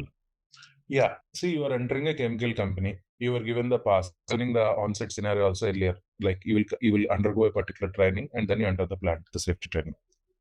Suppose, assume that safety training is not provided for you, how you should behave in the plant. Then what happens? You will not be able to behave in a way that it should be behaved. In the training and all, they will intimate us where to smoke or the smoking zones, and you are not given the training. Without knowing what you did, you are just having a smoke.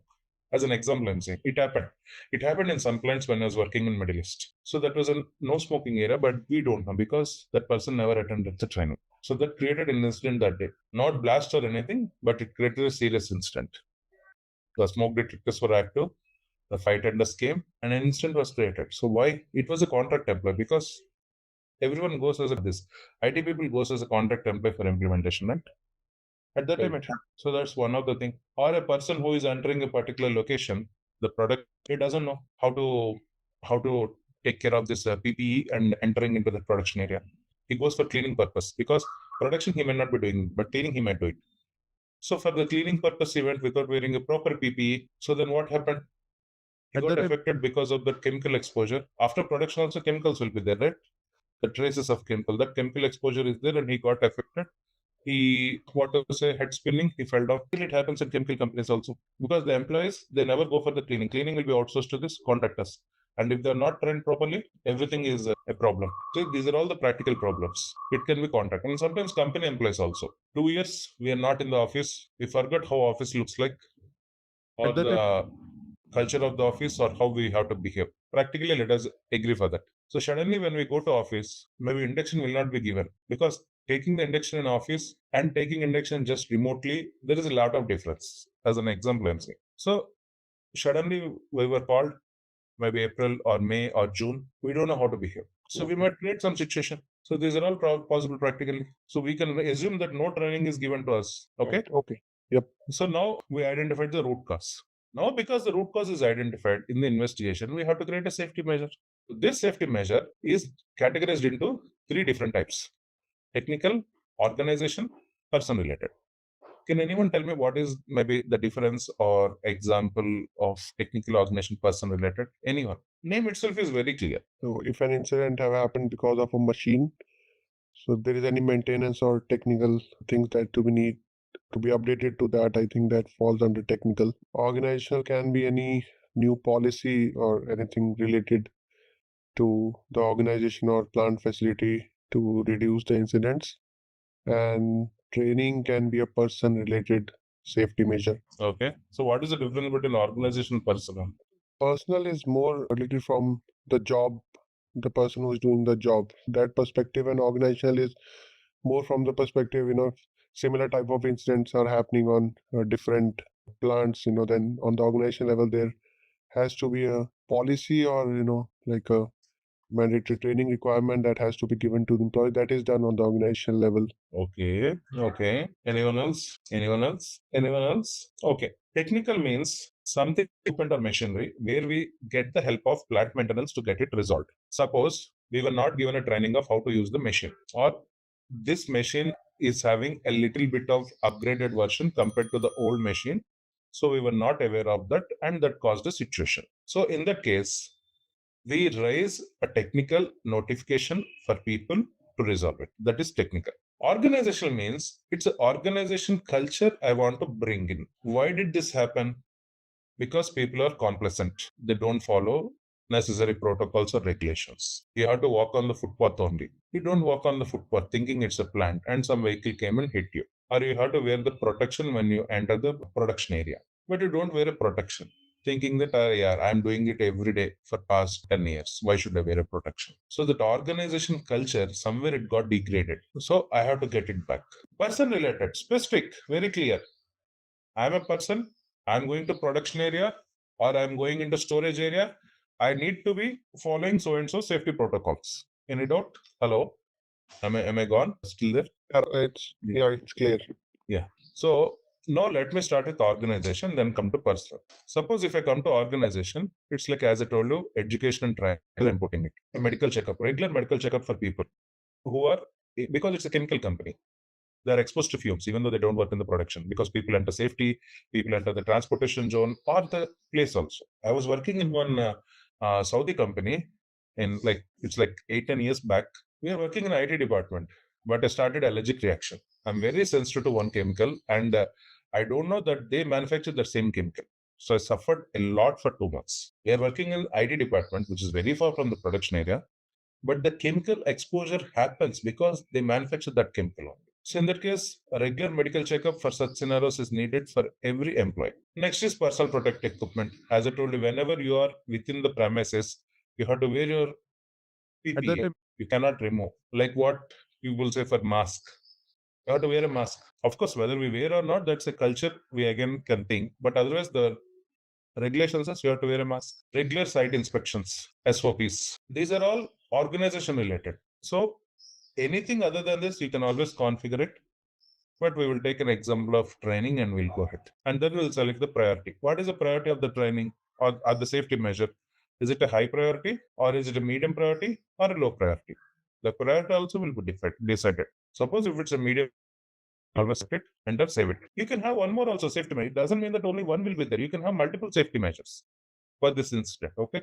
It is not restricting it. Then you come to description. Once you come to description, so then you can see that what is the kind of training you're going to provide. What is the kind of the training you're going to provide? Education training is a motherhood statement. It's a motherhood statement. What exactly is the training?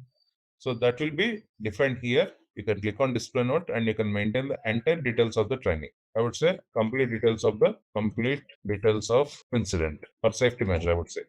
Safety measure. So next, what is a protection goal? Again, this is a phrase. Why you want to implement that safety measure? To avoid an accident or health risk, or to limit like this, multiple options will be there. We are creating it to avoid accident and health risk, so let us select it. And there would be a planned start for a safety measure. What is a planned start you are doing?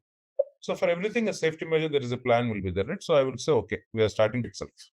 When is the plan end? The training will happen for 1 week. So I would say like it will be ending on 7th, I would say. I'm not going to the depth of selecting the time also. It's understandable. Execution. See, I planned from 30th to 7th, but when it is actually completed, that is most important. It can be on 7th, it can be before 7th, or it can be after 7th also, because of unforeseen circumstances. So I would again select 8th. Maybe it got completed on 8th. Checks. So what do you mean by checks? Any idea? Any idea what do you mean by checks? Common people also can explain, because this is a common point whenever a safety measure is being implemented. This is a common point. So basically, when it's defined, when the regular checks to be done, so that make sure that it is being implemented at the organization level. Perfect. You are saying it is executed. 8th April, it is completed. What is the proof? You are saying it is completed. Someone should come and validate it, right? Yes, it is implemented. No, it is not implemented. Or how is that successfully implemented? Someone should come and validate it. Suppose PP has to be provided. You said I have given PP to everyone. Good. But what is the proof you have given? So I will come. I will check the report or the record where everyone signs after taking the PPE. Once I see it, yes, I can confirm that this is done. So checks are something which someone confirms that it is done. So that is the checks. So always remember, checks will happen only after it is completed. So it can be on the same day or it can be on a different day. It can be anything. Select a different day. Person responsible. Administrator responsible for check. Can you give what is the difference between these three? Anyone? Just assume what is the difference between these three. Person responsible is the person who is actually responsible to carry out these safety measures. Then Very good. person responsible for check is the person who is responsible to make sure that it has been implemented, like whatever safety measures. Yes. The person who is checking this on this day is the responsible for check. Very good. Then administrator is the one who is administrating, like who is actually monitoring, or you can say controlling the safety measure and is monitoring everything. Okay, there is a small difference. You said excellent for person responsible. The person who is implementing the safety measure. If I have to give a PPE, I am the store in charge or I am the EHS person in the stores who is giving the PPE. Administrator means someone should get approval for the program. See, for example, let us take our scenario. Training. Okay, this suits our scenario. I am the person responsible to deliver the training. Who is the administrator means the one who got this training approved, organized, that is the administrator. And who is responsible for check means every day you are putting the attendance or your feedback or the recordings. Someone will validate it and can confirm it. Yes, this training is completed. And effectiveness is entirely dependent now on your feedback, how it is effectively done, whether it is successful or partly successful or not successful. So this is the effectiveness. Any doubts, or can I assign and go back in this person responsible administrator responsible for checks? Any doubts or no doubts? Okay, good. Yeah. One thing. Yeah. See, some accident, incident, some risk we can control from the PPE level. One thing is there. And next thing is if it is not controlled, next we will go to the administrative controls, like to providing the effective training, supervision, and issuing the permit or risk assessment, those things. And if it is not possible, we'll go to the engineering controls, like if the noise is coming more, we will use the silencer kind of things. So those details how we need to maintain here. Very good. So now my first question is that in your question only the answers are there. If I provide PPE and if it is not possible to control. So where are you providing the PPE? Not at the time of incident. Yesterday, as a snapshot, I explained you, the safety measure is at 3 locations. One is work area, one is risk assessment, one is incident accident management. So generally PPE, I will put it in work areas. Okay, you wear a PPE when you come. But only after incident happened or accident happened, I can understand my safety measure, control measure is not up to the mark. So then what I will do? In the incident, I will do safety measures, and I will try to again implement the same safety measure in the work areas also. It's a continuous process. Okay. Some small example, like I would say 25 years ago in pharma or chemical companies, normally, I would say in Indian scenario, you are not wearing goggles when you are working in the tablet manufacturing. I'm saying 25 to 30 years ago. You are wearing only PPE, including the respiratory protection. That's all. But for past 12 to 15 years, the regulation changed and you are also wearing the goggles. So why did this change happen? An accident happened in the pharma scenario, which is again, I could say it as a chemical. So they updated the regulations. So there's a continuous process. Another example, one which can easily understand. How long do you think the concept of airbags is there in the four-wheelers? 10 years, 15 years, 20 years? Before 20 years, there is no concept of airbags. Correct me if I'm wrong. People who are using the cars from their parents' age also, you might be answering this question, right? We don't have airbags, right? Before 20 years. We used to have only seat belts. Why after seat belts, airbags are also there? In spite of having seat belts, the impact of accident is getting more. So airbag is important, correct? So safety measure inclusion is not like one-time activity. I implemented it, an accident or incident happened. I revisited based on the investigation for the safety measure. The same thing I'm implementing back to the work areas to ensure that similar type of incidents are not repeated. International Atomic Agency, they say if your nuclear plant is at the seashore, 7 meters high wall should be constructed to prevent tsunami from coming into the plant if an earthquake is there. Fukushima, 10 meters the wave came. So now they changed the safety measure. No more 7 meters wall. It has to be 10 meters. Or 12 meters. So everywhere across the globe, they're increasing the standard or improving the standards. So whatever standards we're having may become obsolete when we go into the future because we keep on learning things. Who knows?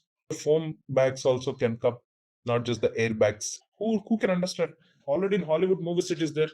Future foam bags will be there in cars. So safety measures, we cannot always conclude that we are going to go with this method only. So the scenario here ideally is for work area, we implement a safety measure. For a risk, we identify, implement a safety measure, and then again re-implement for the work area. In spite of the normal practice of industry and also the risk identified, safety measures implemented, still, if an incident or accident happened, at the time of investigation, we find out and we try to update the safety measure and we re-implement it back to our work area again. Good. Another 10 days or another 10 months or another 10 years, it is good.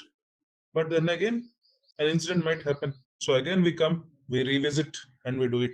So it's a continuous process. It won't stop. Okay. Am I still there? Am I still there or lost? Yes. So I'm just selecting. A means employee, B means applicant, C means external person. That's all. Rather than again searching it, we all know it, right? So I just selected from the list what I selected previously. I would say successful. This training will be successful, so I won't put it not successful. So like this, okay? So then just let me come out to this header data investigation. There are two ways in assigning that particular safety measure to this root cause. One is right click, assign safety measure. The second one is select the line item, select this icon, display safety measure. You have an option to assign it. So assign safety measure. So whatever safety measures we have created under this instruct will be visible. So for this root cause, whatever is the safety measure, we can select and we can assign. Are we clear with this? Any doubts or are we clear? Here we have three factors: technical, personal, and other factors. So Yes. what are the things will comes under the technical and other factors? That depends on however your company is defining a root cause. SAP is given like design fault, suppose design faults and documentation. Design fault means output or feedback, no feedback kind of thing. They don't have a further level like how we had for training. So if it is design output, so what is the type? So there are only 4 levels here. But if you go for personal, there are 5 levels for the root cause. Documentation related issue also, you can have it. So this is the type of technical. Other factors means like external natural phenomena, force majeure clauses, all will come under other factors. Who knows, Ukraine war will happen. So the plants got affected. So the steel plant, arms and ammunition manufacturing plant, they all got affected. So I can say it as sabotage. Some terror attacks happen, sabotage. Earthquakes happen, like I was explaining about Fukushima for nuclear plant, or earthquakes or floods, where water comes into the plant also, gets contaminated. That's natural phenomena. Snowstorms, sandstorms, all those. Improper use, yes. You got a machine, you don't know how to use it, you have used it wrongly. External events, rioting, all those things. Any other reason which is not specified. These are other factors. Okay. One question. So can we add some custom options here in the You can add it. You can entirely customize this particular root cause hierarchy. You can remove everything. You can have your own cause hierarchy with your own icons also. Don't worry. This red traffic light, warning light, all those things. Don't worry. You can have anything you like. When we come to configuration, I'll show you. Okay. Any doubts? Or can I go back to safety measure? Okay, good. Let me go back to safety measure. So if you see the task is outstanding, means it is not yet completed. So after task is created, generally we click on the option of release. So a workflow needs to be activated whenever the task is released by the administrator. The person responsible should get an email saying that he is assigned to a particular task. So once he completes it, then the administrator will again come, put the status as complete, the next flag, task completed. So these, once it is completed, this planned start, planned end, and person responsible will become ineditable or uneditable. Why? It is completed, right? What to edit it? I plan to start it, I plan to end it, and this is the person responsible. The task is completed. So these fields need not be edited. And after the checks have happened, then we can close the record. When I say yes, it becomes historical. Means it is done. It is implemented. How many days will you give PPE? 1 week. Yes, done. Complete. Thank you. That's all. So status is very important when you're doing it. Okay. Any doubts in this? Any doubts in this? No, I'm good. Thank you. So let us come to personal. Person also the same scenario. No change. But let us come to technical. So let me just take an example of how it gets triggered. So let me quickly create a technical change is a safety measure. Right, I'll put it as high priority. I'll put it as a system protection goal to prevent accident incident. I'll selected dates also. I'll select the same dates. Of course, I'm not supposed to select the dates. There is no logic for it. I can only select planned start and planned end only. And who is the person responsible, I can select it. And who is the administrator, I can select it. So you might be thinking, why I cannot select the other things? There is no point or there is no sense even if you do that. Why? Because whenever it is technical, who is supposed to do the technical? The plant maintenance people. So what we do is that we click on create notification. Click on create notification. You will get a pop-up where you can select a particular function location for which this notification has to be created. If you have assigned it for the work areas, so under the work area, select it. Oh, there is internal error. It is not getting it. No problem. I'll add a system. So sometimes it gets an error where it is not included properly. I will select our pump station. So under this, if any equipment is there, select it and click on save it. So a notification ID gets created. You can see the notification. And now nothing is editable here. If you see the status, it is saying in process outside EHS. So when it is in process outside EHS, how can you put the flags? It is like released or something like that. You cannot do that, right? You have told them to do the repair for a machine set. So how can you say it has to be done within this 10 months? A machine is having too much of noise. A small example, you will give your vehicle for servicing and you say by evening you need to have it. But the person says that, sir, this part is not available. I need 2 days of time to get this part and replaced. So at that time, can you stress it? Is it in your hands? No, it is in the hands of the person who does the repair. Correct or wrong? So that is the reason when it is in process outside EHS, we don't have a control. We don't have a control of how to do it. Am I clear with this? Yep. So this is the update. Suppose if you want to know what is the notification number for further check, you can click on this notification data and you can see this number, notification number. And if you still want to see whether it is available or not, I can open a parallel session. So if someone is from plant maintenance, you can guide it. But otherwise, let us go a bit slow. Or no, notification. Yes, IW23. This is our notification number. You can see in the task, system checks for noise. I have made a person responsible. You can see this. Apart from this, all the other steps, what has to be done is done by the plant maintenance only. It is created by me, user 9. So it will be done. So what is the status, steps and all?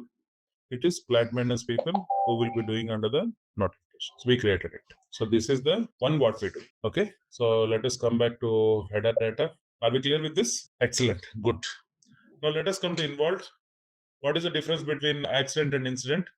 For any role, this detail tabs will not be active. Only for injured role, this detail tabs is active. So click on the details tab. In the details tab, this is the place where you are maintaining the details of accident. In the accident category, select the category of the accident. These are the standard categories. Apart from this, we don't have any other category. Whether the person accident happened on the way to work or at work, work-related illness or other incidents. These are always standard. So we'll say on the way to work, enter. You will get a separate notification for accident, which is different from the incident. And then you can say, suppose if this person is died, fatality and date of death, if it is a reportable accident, it's a small accident like small stitch or cut or whatever it is, then you no need to report it. If like compensation is needed from insurance, definitely you need a reportable accident. And if it is a privacy case, you want to treat it privately without everyone knowing it. You cannot say, hey, this person is exposed to so-and-so chemical, so is having so-and-so issues. You don't want to expose that to everyone.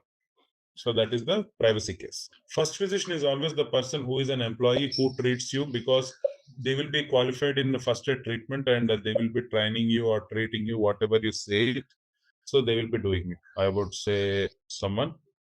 Further treatment can be the, or not can be, it will be the physician. So this physician also can be an employee or an external person. We have created physician, so we can select it and we can do it. Maximum companies, they will have their own physicians internally. Big companies, chemical companies, that's one of the norm. So definitely when they have it, we can select it. Hospital is the one, the health center, what we have created. So the business partner role, we are selecting the health center. So I will select the role as a health center. So I believe it's HEA 30. Yes, it's HEA 30. So I select health center. So whatever health centers we are going to select, it will be there. Entry location, first aid room, first aid station. Why you need to have entry location maintained? Can anyone tell me? Anyone?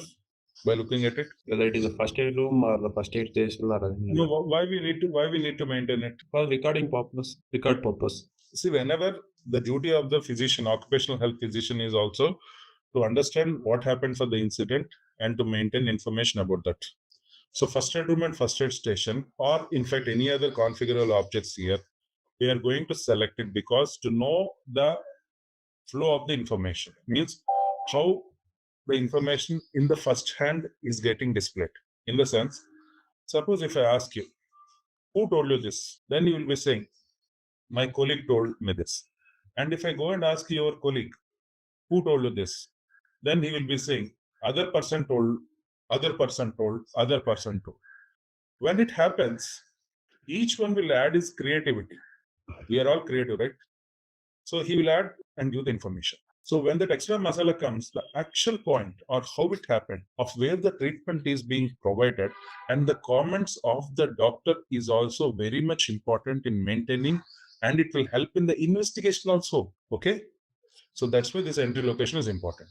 And as per OSHA, treatment, if given overnight as inpatient, or if hospitalization more than 24 hours, or if treatment is given in an emergency room, even for some time also, even for 3 hours also, if it is an emergency room, not in the OP outpatient department, or when the person was unconscious at the time of bringing to the hospital, or if any resuscitation is performed, if any of the 5 conditions are yes, then it should be a reportable accident. Please remember, any of these 5 conditions, yes, it should be reportable. No other option for this. Okay. Any doubts? Next. Any doubts in this? Fine. Then internal note, external note. What do you think by internal note and external note? What is the difference? What is the difference between internal note and external note? Guys, let it be more interactive, not like one way only. Any idea what is internal note, what is external note? I'm not sure, but maybe internal So note he will is add- for the organization, and external note is for the, in case if it is like reported to some third party, then external note is valid for that third party. Excellent, excellent, proper, excellent, very good.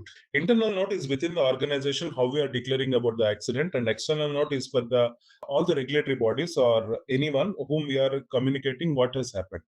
So there will be a difference, right? There will be always a difference. So this is internal note and external note. To first aid center and further treatment, how this patient has been brought. Is he brought on the stretcher? Did he came back by walking only? Or you have got him in a private vehicle or ambulance, or what exactly it is? This is what you are going to maintain in this information. After this, let us come to injury. So it's an accident, right? So we are coming into the injury information. So select the injury illness log. So I will select two different things. I would say scratch. These are phrases only again. So that's the reason I say phrase is always important, very much important. So I'll say cut. Out of these two, scratch and cut, which one do you think is the main injury and which one is not the main injury? Out of scratch and cut, which one would be a main injury and which one is not a main injury? Straightforward question, right? We have two things, scratch and cut. Cut would be the main injury, right? Guys, come on, cut would be the main injury, right? Not the scratch. So then suppose if an old injury happens and if the old injury comes, we always see that with the people in sports, he already undergone a surgery. Again, it came, he's taking a rest. When you're working in a company, suppose if you're having a back pain and you're not supposed to lift weights, and so when you lifted weights, again, the pain comes. So that is like again recurring of the same, injury. So if that is the case, then it would be the old injury. If it is a fresh thing, you now need to select old injury. Are we clear? Yep. Yeah, okay. So then description of injury. See, when I say cut is a motherhood statement. So what is the type of the cut? Is it a major cut, deep cut, minor cut? So that is what we have to write it. Yeah. And what is a body part? Whether it is arm, hand, leg, which body part it has happened? There should be some description, right? Where it has happened. You say cut, but within the body where it has happened. So that we will write it, maybe a hand. So again, when we say hand is a motherhood statement. So within the hand, is it bicep, tricep, wrist, fingers? Where exactly it is? So we can always select that option also. Write it.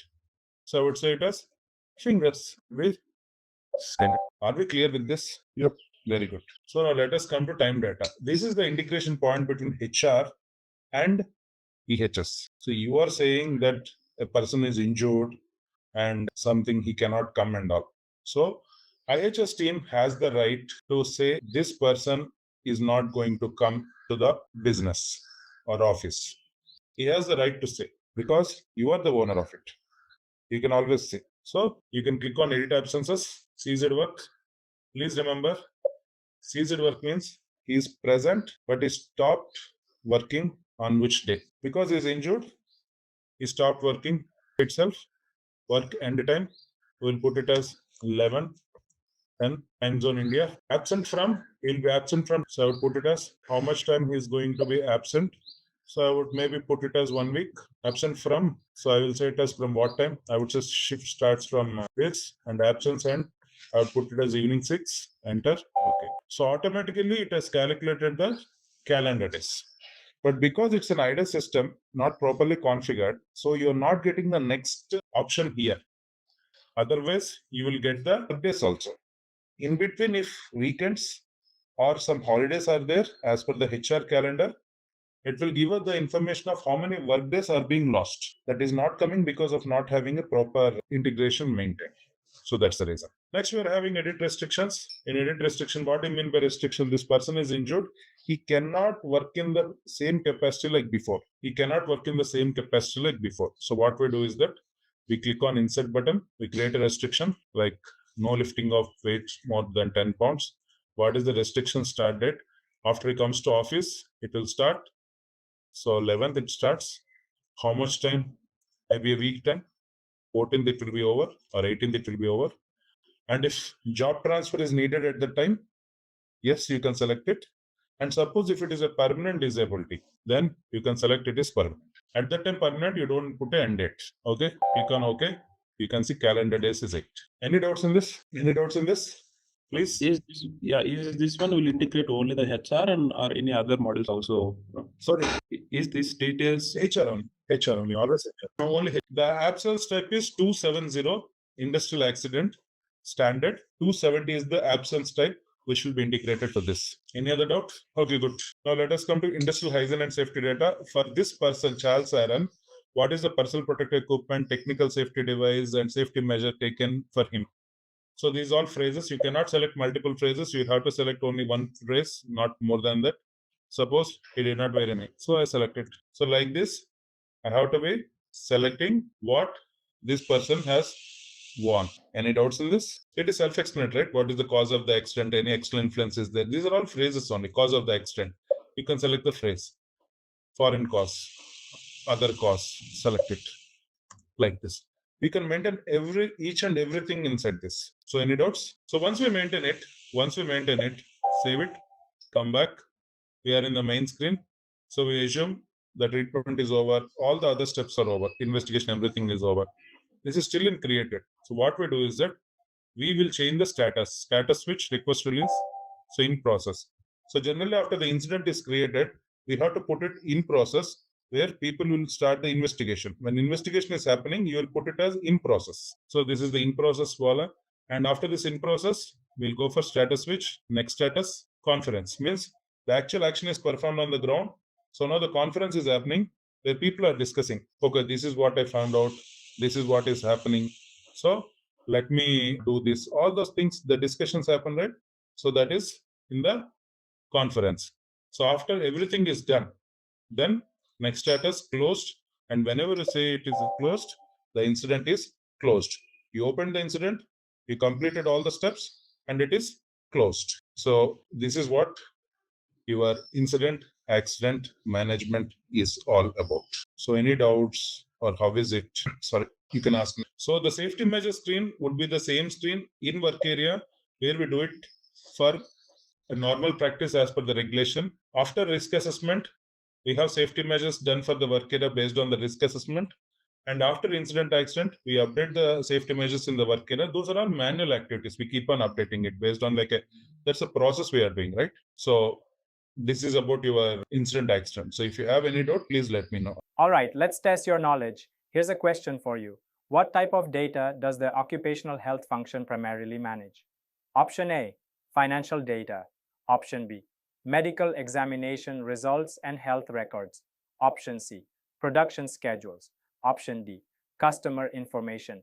Take a moment to think, and when you're ready, choose the correct option. Remember, each choice holds a key to unlocking the answer. Good luck. Type the correct answer in the comment section. Hey there! Want to get good at health and safety rules? Our SAP EHS IHS course is here to help. You can take it at your own pace on our platform. In this course, you'll learn all about SAP EHS IHS. It's like a toolbox for managing safety, health, and keeping workplaces safe and clean.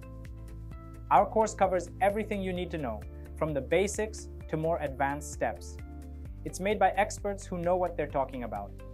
Your teachers are pros who've been doing this for ages. They're here to help you learn and answer any questions you have. And don't just take our word for it. Our students love the course too. People just like you have found our course super helpful. Best part, it won't break the bank. This awesome opportunity to learn is affordable. Ready to become a SAP EHS IHS Pro? Sign up for our page now. And for more info, check out ZaranTech's website. Otherwise, we are done with the session. We are starting occupational health. We'll start with the basic data of occupational health, like protocols, examinations, tests. When I say tests, it is physical and chemical tests. So those are the things we are going to start and work on. So let me log into SAP. So under the logistics, we have EHS. Under EHS, we have occupational health. So in this occupational health, we start with the basic data. So addresses, we already completed.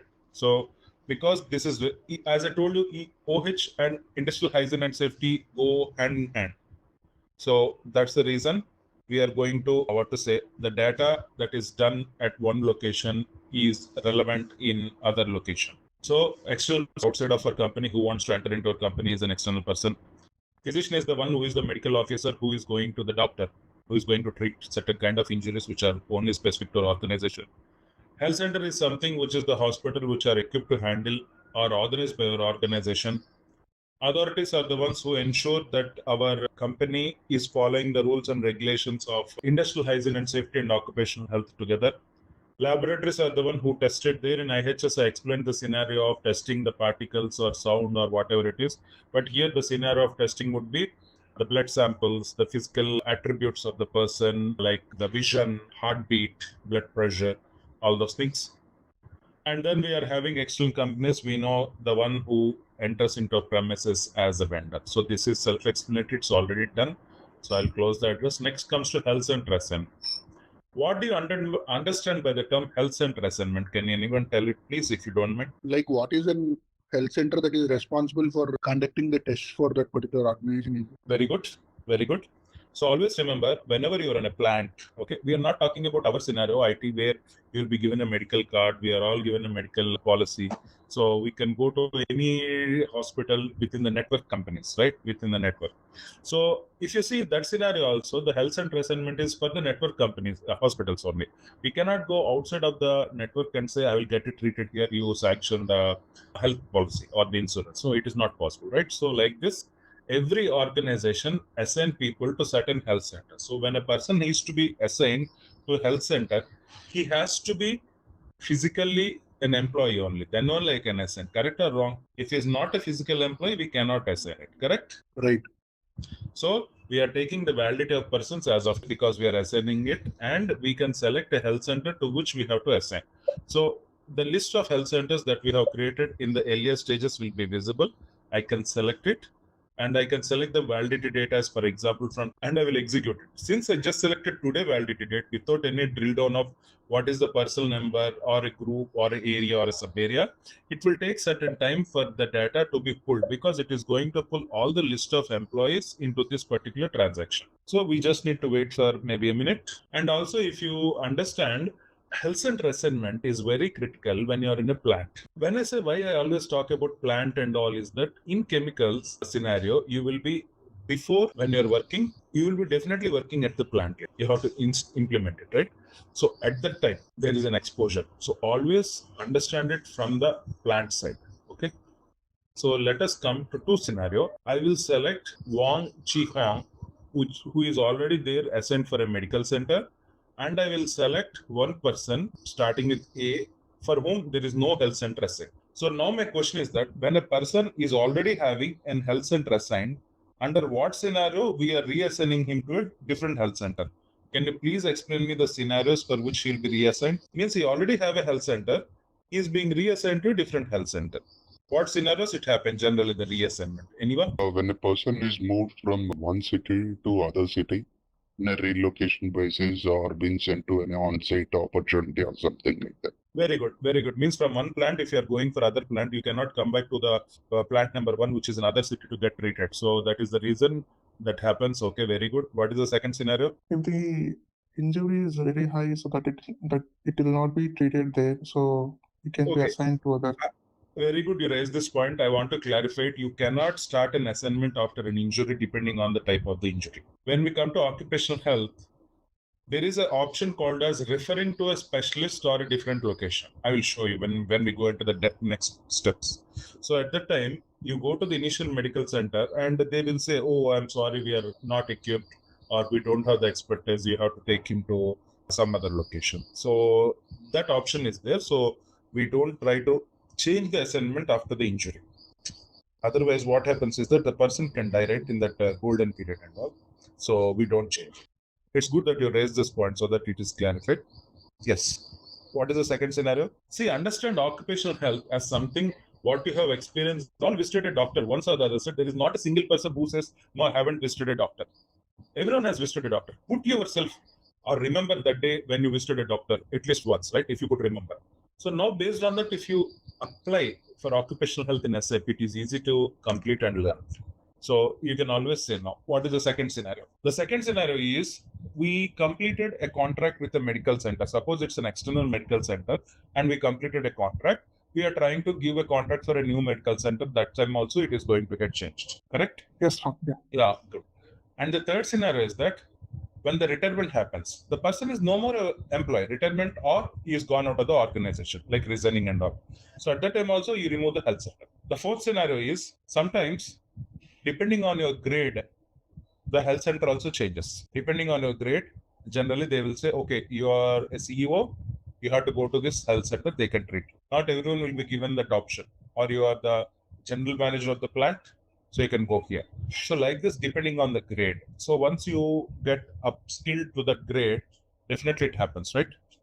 You don't believe me? I will say, when you go to on-site, depending on your, the grade, you might be given a first class or a business class or a premier economy class. Correct or wrong? You can't expect the CEO, if he's traveling on-site to talk to the client, you can't expect him to travel economy class or a premier economy, right? The allowance says that he can be there. The per diems, depending on the grade also, the per diem increases or decreases.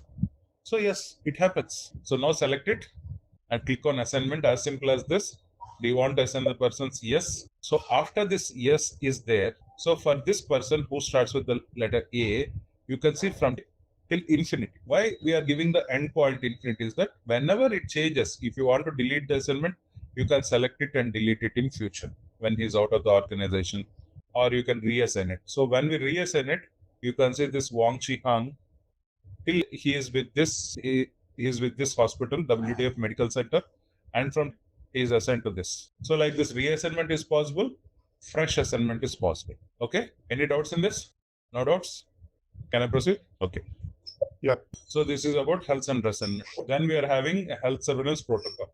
This protocol, what do you mean by protocol? Can someone tell? Set of rules. Very good. Now health surveillance protocol. Can you tell me what exactly it is, health surveillance protocol? And surveillance, something related to, I guess there are some set of specific tests, yearly or monthly or something that, or a new employee joins or the existing employee that they have to go through as per the company policy. Very good. Yeah. Excellent. Just for the sake of understanding, shall we take an example and explain this? Okay. Yeah, sure. So you guys have joined TCS some time ago, maybe 5 years ago, 10 years ago, or just 1 year ago. But whenever you have joined, have you not undergone something called as a pre-employment check? Have you not undergone that? We have. What is this pre-employment check? That the employee is fit to work. Who says that? Why should I give you the data? Suppose, okay, you are a big company. I'm a small person. But why should I give my health record to you? It's very clear. I cannot ask you. I cannot ask your health record. But why should I give you? Because I will be working in their premises, and if there is some problem for me at the time, there should be a record of my health history. But why should I ask you? Yes, okay, when a problem comes, I will take you to doctor and he will treat you. But why should I ask you beforehand? Can I not manipulate you? Suppose if I want to make things miserable for you, can I not say that, okay, suppose if you are having some kind of health situation, like maybe diabetes, and you need to have regular food or regular intake of something so that your sugar level is under control. And I know that I don't like you. So what I do, I manipulate you. I will try to give you so much of pressure and work that you cannot go out to have food. So then your sugar levels will drop, your performance will drop. And then I will say, hey, your performance is dropped. Thank you, goodbye. I can manipulate you, right? Suppose if you're having a high blood pressure, I can always ensure that you work at some higher floors or with some strict deadlines. So you'll always be under pressure. So that can create additional situation. Then because of medical condition, thank you, you are unfit to work, I can remove you. Possible, direct. If I know a medical condition, I can play like anything. But still, organizations ask to provide the medical condition. Why? I mean, the time of any your accident or anything that is required beforehand. During the time of any injury or accident that might be required beforehand, so that that and there's some of the that's something like. See, always remember. I will tell you one more example. COVID vaccine is voluntary and not mandatory. Why? I am a non-vaccinated guy. Till day I did not get vaccinated because I'm anti-vaccine. I'm from pharmacy background. I know how the vaccine is manufactured. That's a different story. I don't want to go into it. So that's why I clearly say I don't want to get vaccinated because my friends are there in the manufacturing process. I know in R&D and manufacturing, I know what is happening. But did the government say mandatorily everyone has to take the vaccine? No, it's a voluntary. If I'm not wrong, even your organization is also not forcing you to take a vaccine. Even if you're unvaccinated, you have to maybe submit an RT-PCR test with a regular interval, maybe 15 days or 1 month or 1 week or 10 days kind of thing. But they never forced you, right? That you have to take vaccine. Why? No one in the globe can force someone to take medically related substance or provide medically related information. So when I say pre-employment check, I am asking your health issues. This is a protocol. This is a protocol. It is a regulation. So When a regulation says that, I have to follow it. I have to give the information. So because the protocol says this is a protocol, because the protocol says I am giving the information. What happened? Got stuck. So after protocol, then you have, when I say pre-employment checkup, you might be having some examinations conducted against you, right? Like they have taken a blood test, physical test like height, weight, chest expansion, all those things happens, right? So those are called as examinations. Please understand, if you are clear with protocol, the whole occupational health is clear.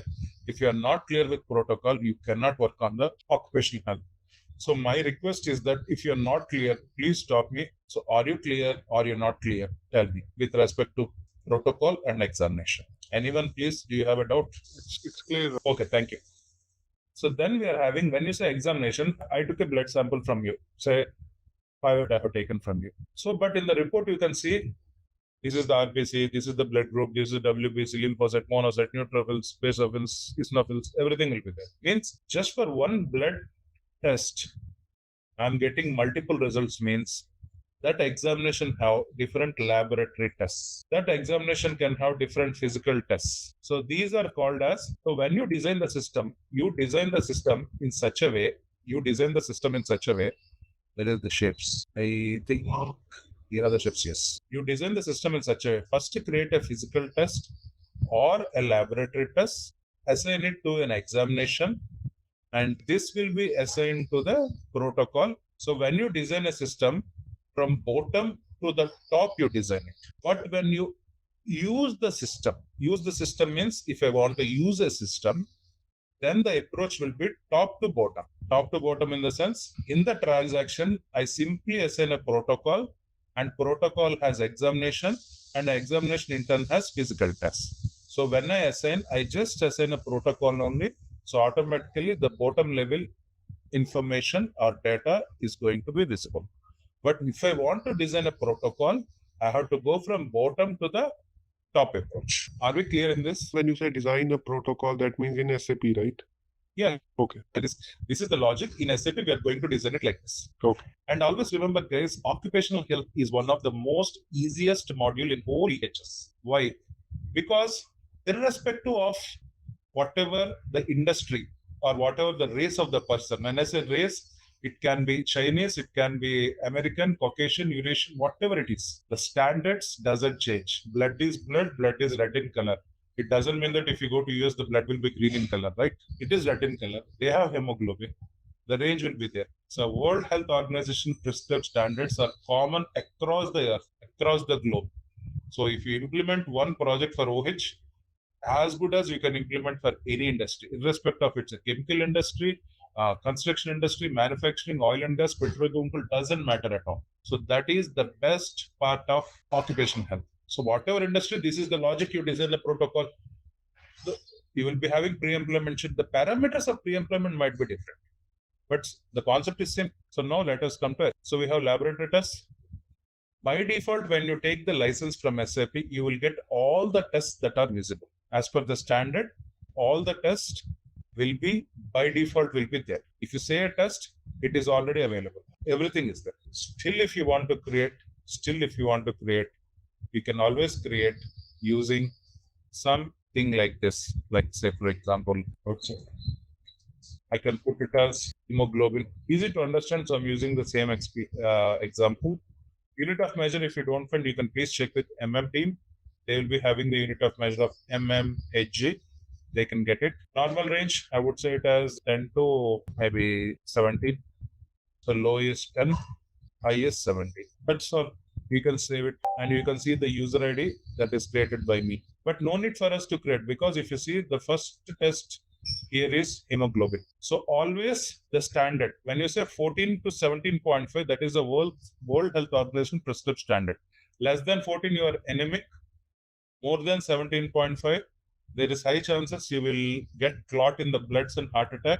So they will advise you to take some blood thinners like Disprin and all. That's okay. That's a medical related thing. So all the tests are there.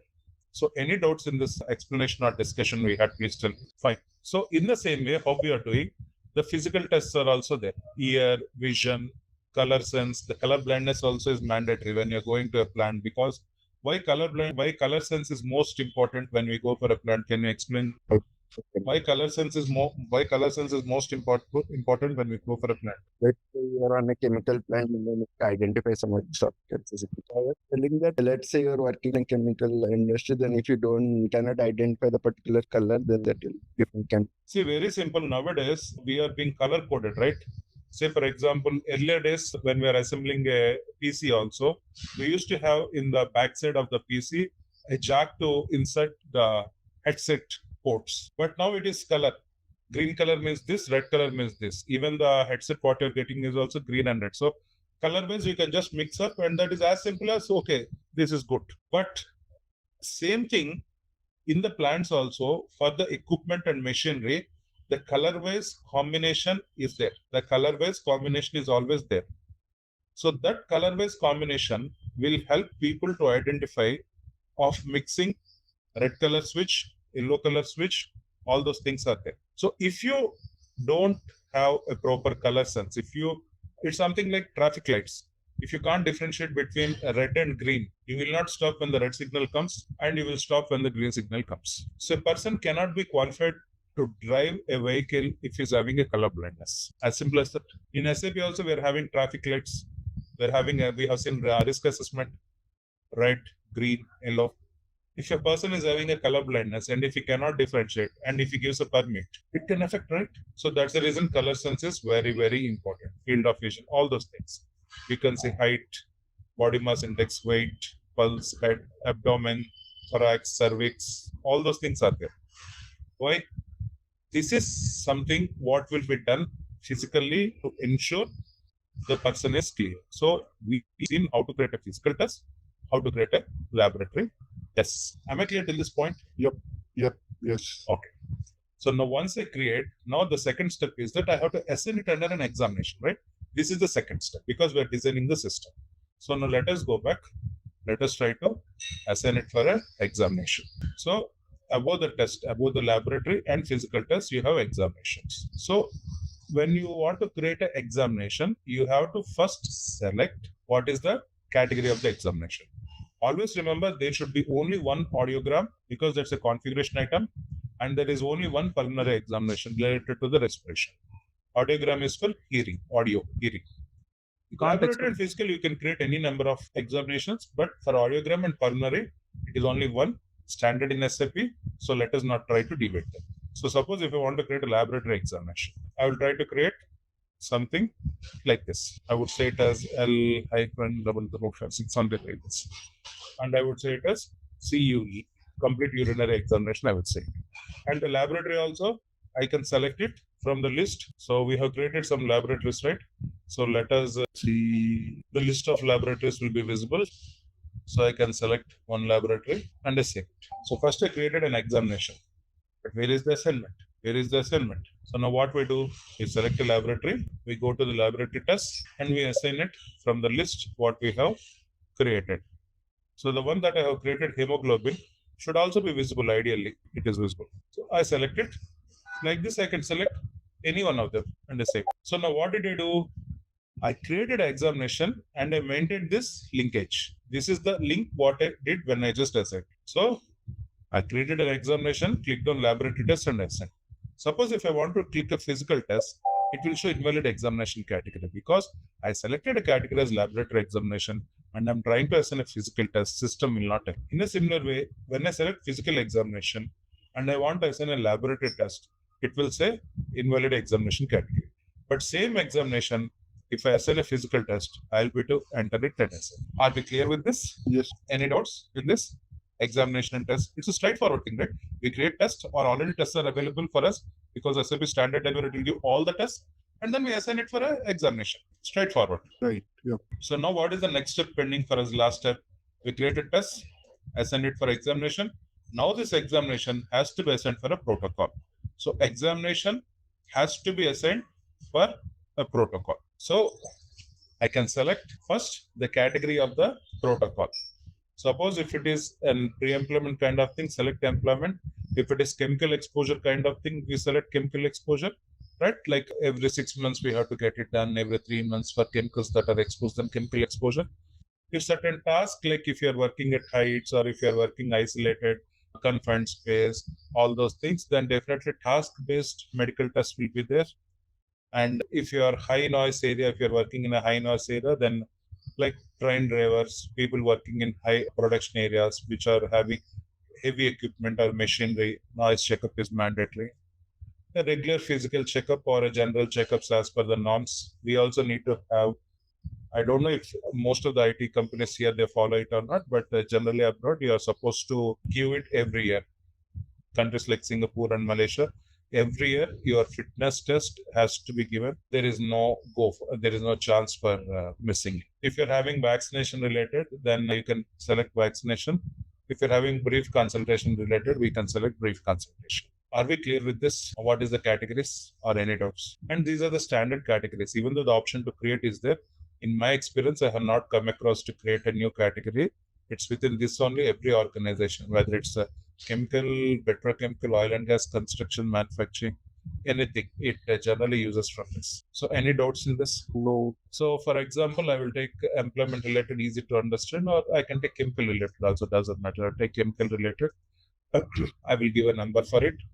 So it's 100, and I will give a name for it. I will say it as a chemical exposure. And is it a planned or unplanned chemical exposure? Can you tell me, is it a planned test or unplanned test? I think it's a planned one. Okay, why it is planned and why not it is unplanned? So depending on the person is working on a site, if he is exposed to chemicals, so I think as a protocol, every 6 months or 3 months, he should undergo this chemical exposure test to make sure that he's doing fine. Very no good. damage to anyone. Yeah. Very, very good. It's a planned test. Yes. But it can also be an unplanned test. Okay.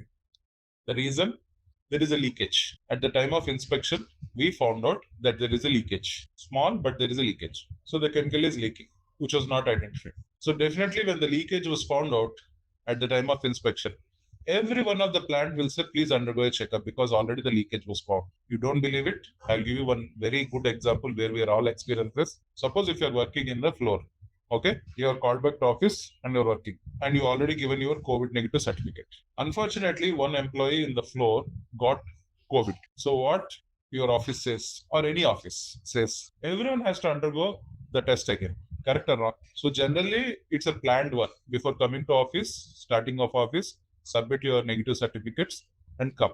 Very good. But if someone got exposed to it and got affected, unplanned, right? You don't know when the person will get affected, correct? Right. So there is nothing like completely planned. Maximum times it will be unplanned only. If you ask me how I design it, I will always go for unplanned only. A leakage can happen. So I cannot, the system should not wait like, okay, this is a planned test every 6 months only. I will trigger it. No. Any point of time, if I want, I should be able to manually trigger the test. Okay? Okay. Just undergo that examination kind of thing. But always put unknown, because unknown means any gender can take it. Whether it's a male, female, it can take it. I'll come. I know owner is mandatory. Next, what is the meaning of owner? Who is owning this test? So looking at these options, can you tell me what is the significance of this? What is the meaning of owner? What is the significance of owner? Depending on the owner, Ram, there must be some mandatory tests that are required for US division, for the employees working in US division or UK division. Some should be mandatory as per that region or plant, and some might be optional to track those things, I think. Excellent, very good. This is the first time in my so many years of experience a person has spoken very rightly. I'll give an example. Let us take our companies, IT companies. Whenever you are being undergone a pre-employment checkup or something, it will be specific to India only. With that pre-employment checkup, you cannot be hired in US or UK or in fact other European countries. Why? Which we don't get it done in India. For example, drug test, alcohol test for drivers. In India, who will hire someone by conducting a drug and alcohol test? It won't happen, right? I'm talking about generally speaking, it won't happen. Correct? Right. So for me, it is like specific to one division as we discussed, or is it company-wide policy? There are organizations, IT companies, if you join them, any point of time, you can fly off. because they will conduct their pre-employment in such a way, considering you have to be deputed to US or South Africa or UK or some other Nordic countries also. So at that point of time, you need not stand in the queue, get a new test. No. Okay. So that is the reason at that time I'm going a company-wide approach. Now I can say, are we clear with this? Because see, as I'm again telling you, if you're clear with protocol, OH is complete. If you're not clear with protocol, OH is not done. So that's why I'm saying again and again. Are you clear? Okay, good. Now let us come to agents. See, we are doing a chemical exposure. Why we are doing a chemical exposure? To find out certain agent, correct? I am doing this particular test to find out the exposure to a certain agent, right or wrong? Yeah. So that is the reason that agent will be a chemical which is already created earlier, right? We have created earlier agents. So we can get that agent from the list search option.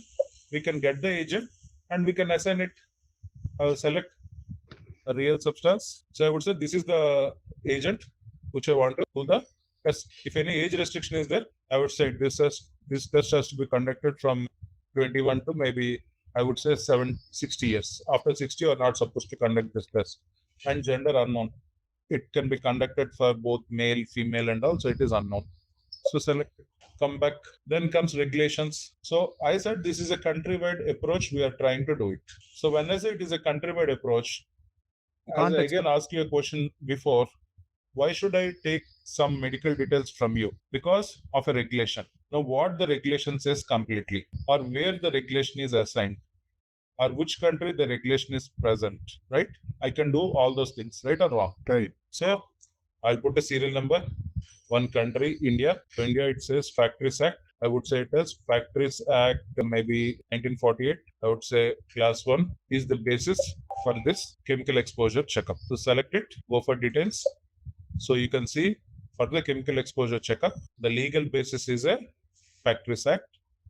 And within the Factories Act, the title is class 1, which has given me permission to conduct a medical examination on you, without which I am not supposed to touch you or ask you. One question.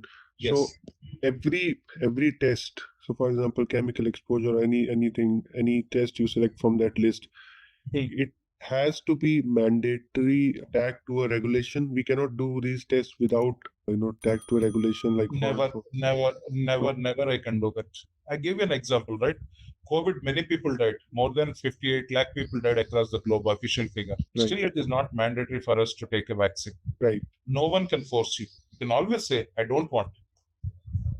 Because why? Medically, there is something. If I force you, if any untoward incident happens, the entire blame lays on the person who forces you. We are seeing children dying when they're given oral polio vaccine sometimes, right? Right. That's a mandatory thing. But people are dying. So government is compensating them after finding out the root cause. So of course, that means it should be. But that's a decision taken. Everyone has to understand. Okay. So that it means the polio vaccine that's definitely is tagged to some regulation. Yes, absolutely right. And COVID is not still. So that's why it's across the globe it is not. That's why even countries like America also, US also, when Biden asks also, people are not interested. They don't want to get vaccinated. Who are you to tell? Okay. Across the globe that is there. You don't go across the globe. I myself am not vaccinated. Got it. So okay. 3 waves have gone. Still I'm not vaccinated. I don't. So always remember there will be a legal basis for things to happen. And when legal basis is there, you cannot say no. Clear? Yes. Clear. Thanks. What does this class 1 says? Practice Act class 1 says blah, blah, blah. That we are going to write it. The entire description, what it says. Procedure. How to conduct this medical service. Sorry, how to conduct this protocol. Like for example, diabetes. How to conduct the test before eating, half an hour after eating. So there is a procedure for that. Malaria test. Only when you're having chills and fever, the test has to be conducted to get the right result. After chills and fever are gone, if you go for giving a test when you are normal, the test result might be negative. So most people don't understand that. Only when chills and fever is there, you have to give a test for either to find out if it's a malaria, dengue, typhoid or chikungunya. You have to give the test only when you are feeling very chill or unbearable body pains. But most people, what they do the test when they are okay to go to the center.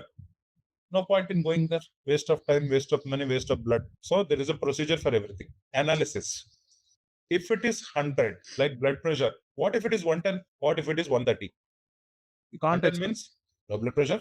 130 means high blood pressure. So subsequent activities. If it is 130, maybe I can hire him, but not put it at heights or high pressure jobs or less pressure jobs. If it is 150, subsequent activity, I cannot hire you. I'm really sorry because you are unfit to work in my situation or scenarios or premises. So we have for each legal basis a description of it. What is the procedure to conduct the test? What is the analysis for doing it? And based on the analysis, what are the subsequent activities? You can copy paste it. You need not type it also. You can just copy paste it or insert it. Doesn't matter. Any doubts in this? Good. I can have one more because it's a company wide, right? So I will have maybe US. Outside as OSHAVS. So here I will put a schedule or chapter. We always call it as chapter. Now here it is 2 maybe. If I select the details. So now this chemical exposure as per OSHA's chapter 2, there is the legal basis. What is the description? What is the procedure, analysis, and subsequent activities? Because this is a company-wide, if you see, this is a company-wide owner. So in the regulations, I can have all the countries to which I'm sending. Yep. Why I did not come to frequency directly with chemical exposure, just to explain you, I'm taking a standard from SAP so that easy to understand. I'm taking a vaccination. I'll come for protocol frequency just to show you. What is the frequency in which a protocol has to be administered? Like for example, now COVID vaccine is there. You take first dose. Initially they said after 45 days, then they made it 60, then they made it 90. After 90 also, you have to take booster dose for every 3 months or 6 months or something like that. So it is a never-ending process. That's the frequency. Just like that, you have initial vaccination followed by a second vaccination for within a month's time, a third vaccination and a booster dose within 10 years. This is how this protocol is set up. Not everything is like this. So in a similar way, our chemical exposure, suppose if you want to do it every 6 months, as we just talked some time ago, or every 1 year, or every 2 years, or every 3 months. So we come to protocol frequency, we select as initial examination, and the cycle starts from this. So we have to select it. And if you have a follow-up, if you have a next exam, then we are going to select the next exam type. You can't expect periodic or follow-up, whatever it is. Suppose if it's a periodic, because it's a regularly, so you can select period and then close the loop. If you want to save it, system will throw an error saying that next examination type 4 is not assigned as an examination type. What is the meaning of it? You have said here, I have a periodic examination, means after initial, a periodic should be there. But you did not close the loop here. So you have to close the loop here saying that periodic examination, enter, save it. And now periodic examination after how many days? 3 months, 6 months, 1 year. So you can write it. Suppose 6. What is 6? Unit of measure. Is it months, minutes, hours? What is it? So here are months. Months must be yes. Exactly 6 months. If you don't come, what will happen? There should be grace, right? The grace should be there. So I would say it as grace always will be in days only. So this is always in days. So that is a grace period. So I keep on repeating it. I keep on saying 4, again 4. Yeah. Sorry to interrupt you. What happens if someone misses the examination after grace days as well? Yeah. Does the system send a notification or something? That's a very good question. This notification is not an automatic option in the system. Okay. Not an automatic option. So what we need to do? See, okay, I will just since you asked this question, and this very important point, I don't want to miss it out. So we have something called as a medical services. Okay. So this medical services has a schedule, the planning, and we have an option of protocol proposal. Of course, this program is having an issue. I will explain you when we come over there. So this program is supposed to propose a protocol for, so whenever this program is run, actually, I will tell you practically, we just recreate the program with some additional conditions and logic, then it will work. I will tell you what it is. So this program is supposed to propose, okay, every employee 6 months, the notification will come and a scheduling is going to happen in the planning cockpit here. So you propose a protocol. Propose means what? Okay, this person has to undergo this particular test or examination. Very good. But then we have to plan it also. In your plan, 1,000 people are there. And for 1,000 people vaccinated or conduct this protocol in a single day. Per day, I can conduct only for 30 people. So over a period of 30 days, It has to happen. So who will come? 1, 2, 3, 4, 5, 6, 7, 8, 9, 10 till 30, go on this day. 31 to 60, go on this day. Like this, they will be categorized and you will be given an intimation. So at the time of planning, in the planning cockpit, that intimation triggering of notification, not notification, we call it invitation here. That invitations will be sent either manually or through a program level, it will be sent. So your protocol proposal will be determined by, should be determined by this program, and then planning cockpit will plan and send, okay, these 30 people on this day. Why only 30? The capacity is there for 50. But if I schedule for 50, and if any unforeseen incident happens or injury happens, accident, the doctor should treat him also as priority. So that is the reason sometime we will keep it as a buffer. We won't treat anyone, just to ensure we are ready for any emergency every day. That's how it will be designed. Clear? Yes. So all right.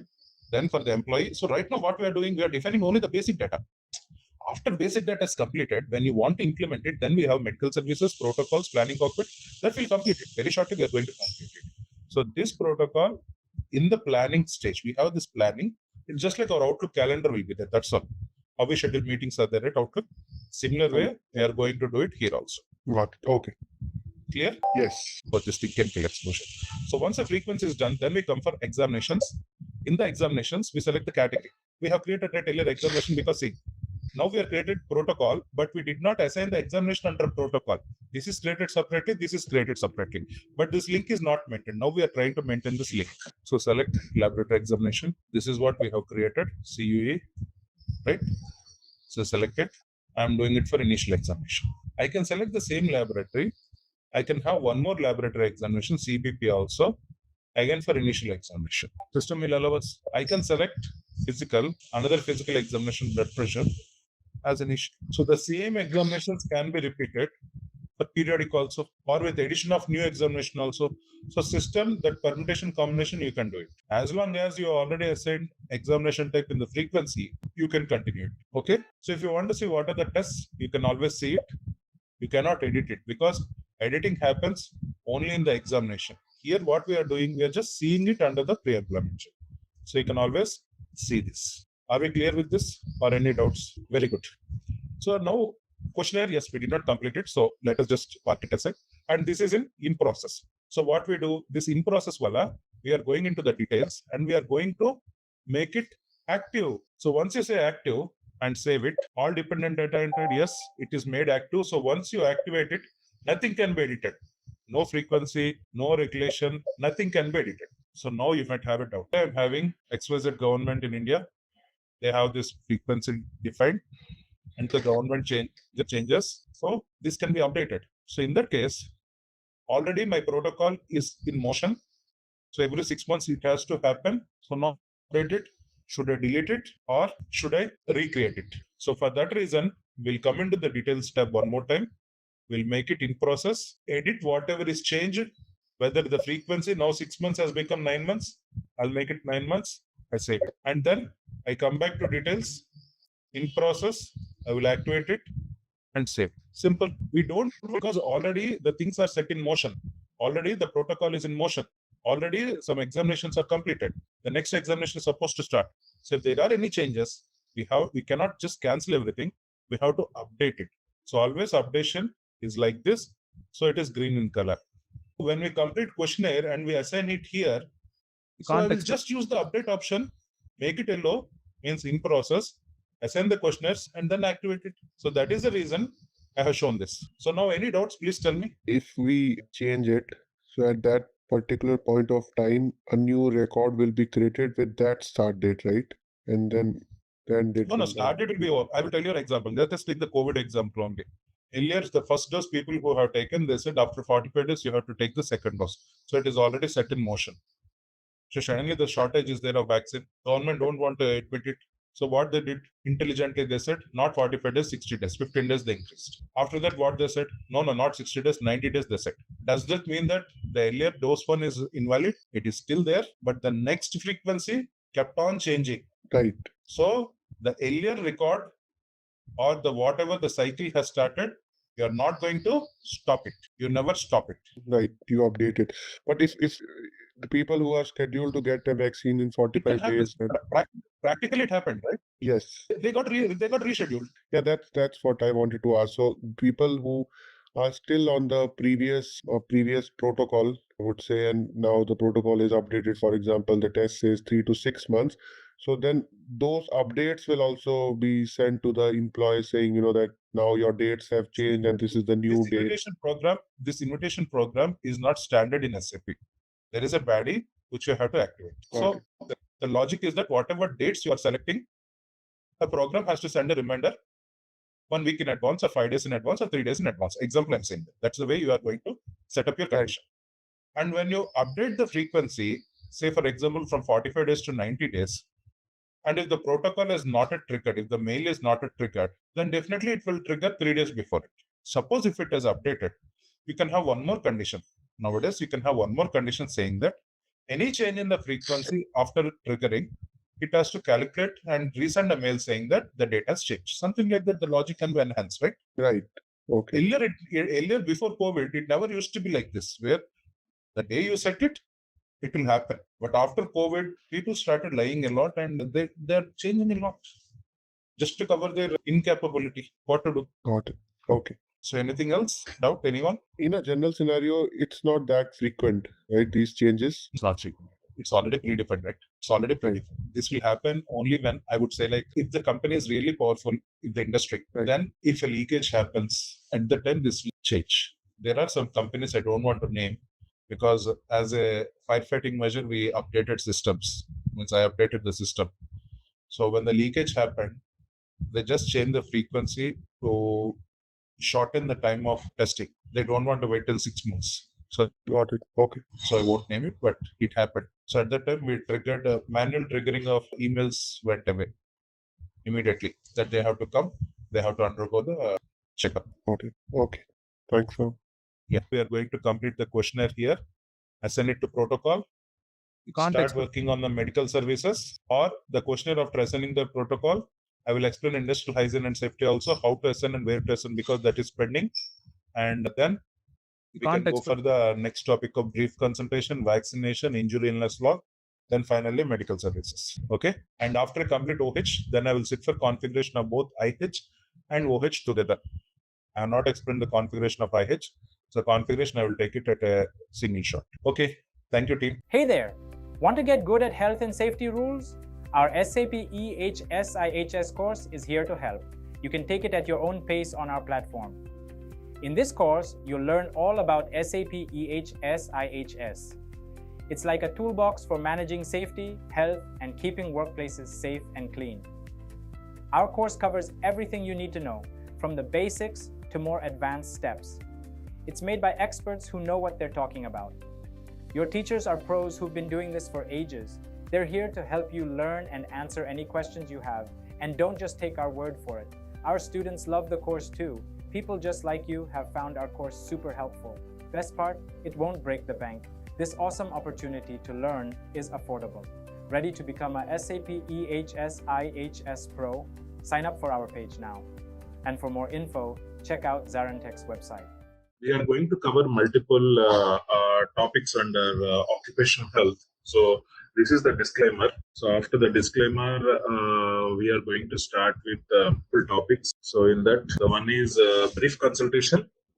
In addition to brief consultation, we'll be doing the vaccination, we'll be doing the injury illness log, and also questionnaire. These are the topics we are going to cover today. Brief consultation, injury illness log, and questionnaire, along with vaccination.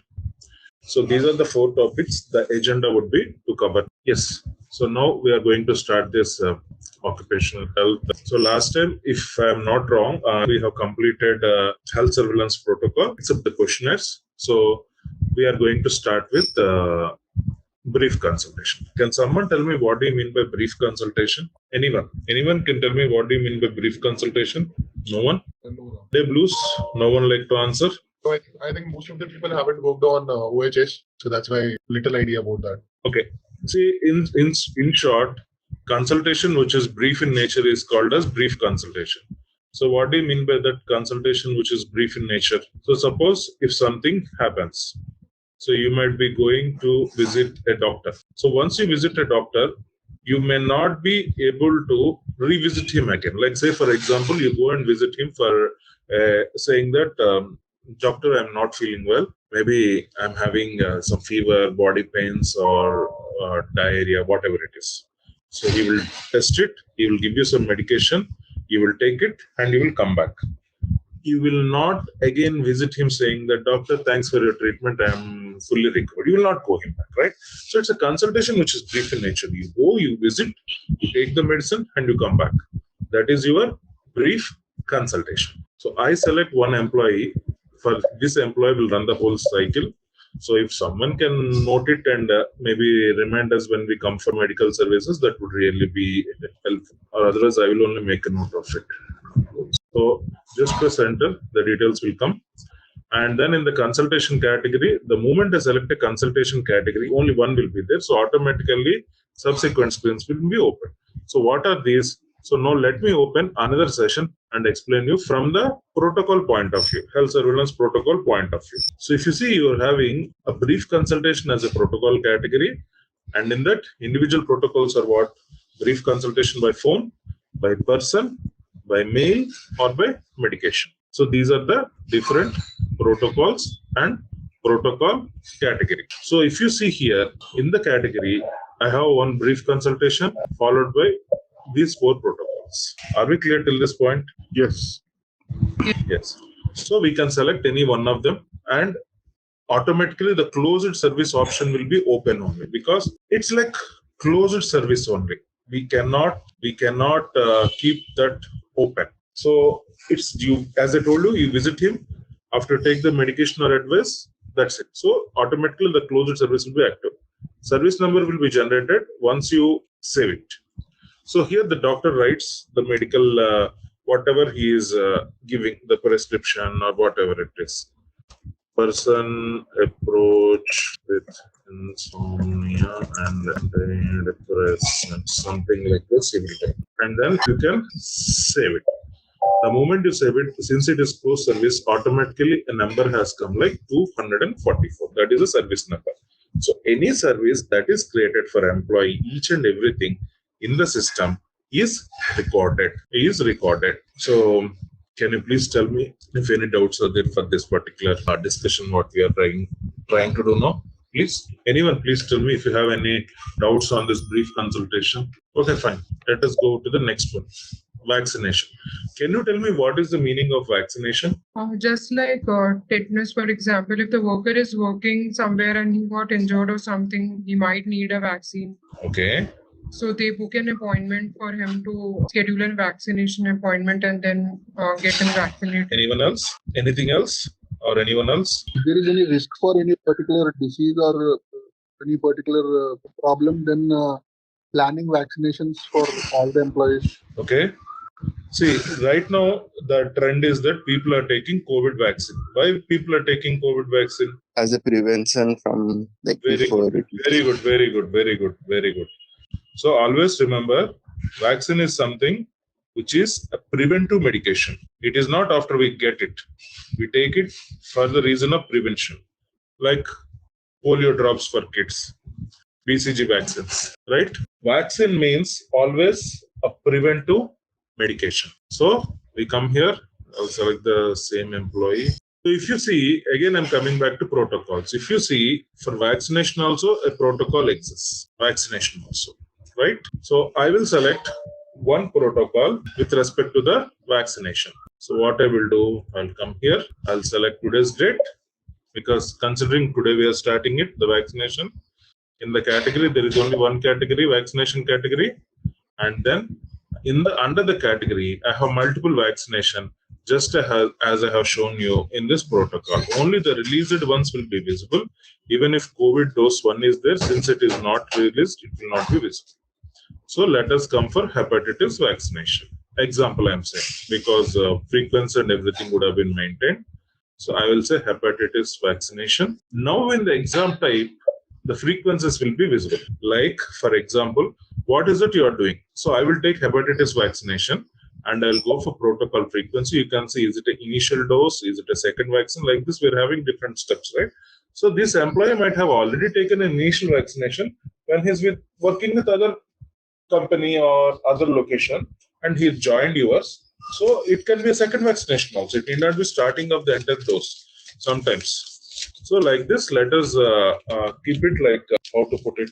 Yes, initial vaccine and press enter. So if you see exactly 1 month, 5 months and 10 years. This is the frequency what you have selected here. 1 month, 5 months, 10 years. So if you remember, we understood about protocol frequency so based on this frequency, whatever you have selected over here, you can see exactly it is getting displayed. So any doubts in this before I go for the next fields? Any doubts in this? No doubts? Yeah. Okay. So here for a vaccination, what is the need to maintain a brand name? For example, I would say it as a COVAX example. And some brand name, I'll put it as something like this. Now, question comes, why I need to maintain a brand name and a batch number for a vaccine? Anyone? Records history. Why? Yes, absolutely right. It's recording history, but why? Yeah, Lukesh, go ahead. So in case of any issues or anything happens, so the whole whoever administered the same batch, so they could be connected to check because they will have the data, right? Who are all administered the same batch. Okay, 50% is correct. What about the remaining 50% answer? And for next time vaccination, so the same person will get the same for getting the vaccination for the second time, so that the person will get only Covaxin instead of Covishield, like that. So to avoid that consequence, also we can use the brand name. Okay. Generally, what happens is that medically, if you speak, when it is a vaccine, irrespective of the brand, it can be given. Because of non-availability of drugs, this is something which our government has said, only this should be given, the other one cannot be done, and now they are mixing and giving it. So generally vaccine, please don't be of assumption, it cannot be mixed. So the reason why we actually maintain it is that, as someone rightly said, if anything happens, because vaccine is something which is critical, you are injecting the disease only. It's like a disease only. When we say Covaxin, you are injecting COVID only inside your body. But of course, it is a dormant thing. In a similar way, when you give polio vaccine to kids, it is like you are injecting polio virus into the kid's body. But still, you are dormant polio virus you are giving it, not the active one. So if something happens, we also see like people are dying after taking vaccine and all. If this brand name and batch number is not taken into consideration, remember very clearly, if it is not written, not maintained this record, the doctor can be caught up. The doctor can be catched. So what happens is that if the doctor administered the vaccine and something wrong happens and the person died, so immediately, if batch number is not there, the doctor can be arrested. If batch number is there, as someone said, they can be traced. They can go back to the pharma company for this batch, what happened, all those things can be understood in the form of investigation. So that is the reason. And next one is vaccination comment. What do you mean by vaccination comment? Anyone? What do you mean by vaccination comment? The first dose, second dose, like. No idea? See, always again remember, when you are going to get a vaccination, suppose some medical condition will prevent this person to be vaccinated. Happens, right? Some medical condition is there. It will prevent the person to get vaccinated. Correct or wrong? Or did not understand? For example, let us take our famous example, the COVID vaccine. COVID vaccine is not given to people with comorbidities or something like that they used to say, right? Means you're already having a medical condition. I don't want to vaccinate you. Or these people are not given vaccine. Correct or wrong? Yes, come on, let it be more. Even Monday morning, it's boring for me also, right? So let us be more interactive. So if any condition, the vaccine is not administered to the person, or if that person is having a medical condition, that can be typed as a free text so that it will be used by people who are giving it the next time. And these 4 columns are a bit tricky. So please understand this very clearly. There are 2 meanings when we say privately. Meaning is it should not be revealed outside that you are taking certain vaccines. Yes, there are chances are there certain vaccines I don't want to name. right now, it should not be revealed that you're taking those vaccines. So that can be one chance of privately. Second option is that the way we look at it is that sometimes in a company policy, there is nothing like hide and seek. So what they do is that, say for example, TCS said, everyone have to be vaccinated before coming to office. Good. But did they give you money? No. So in that case, what happens? You are getting it done with your own cost. So that is privately. If you are getting it done with your own cost, that is privately. But uncheck it. Means TCS is vaccinating everyone. They have conducted a medical camp. They ask you to come. They have vaccinated. So uncheck privately. They are doing it with their own money, not your money. My money, company money. Uncheck means company money. Check means my money. Okay. Now it is company money.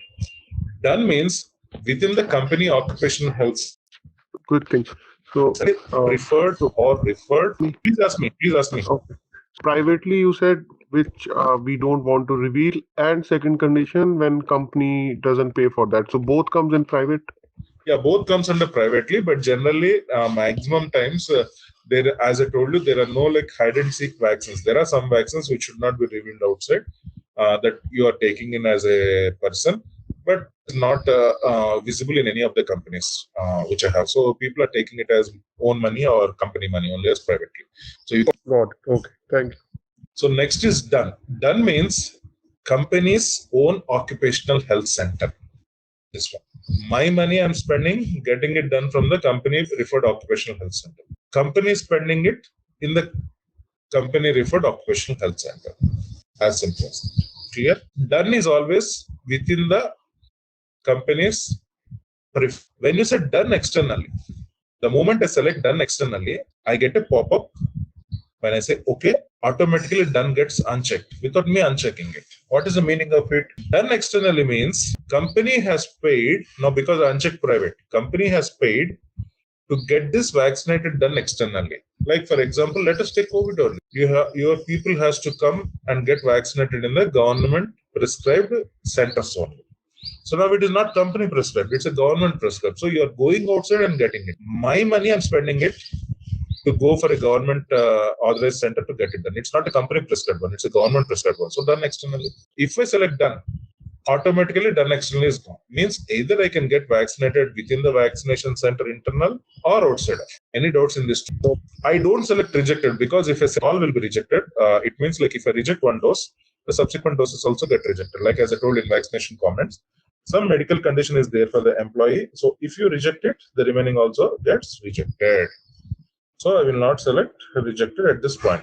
Any doubts in this? So the moment I select it and I click on save, so automatically this line item gets non-editable because it is done. So the vaccination is done. It is non-editable. Clear? Yes. So any doubts, just please ask me. It's a bit tricky, vaccination. So please ask me. No one? So let us come back.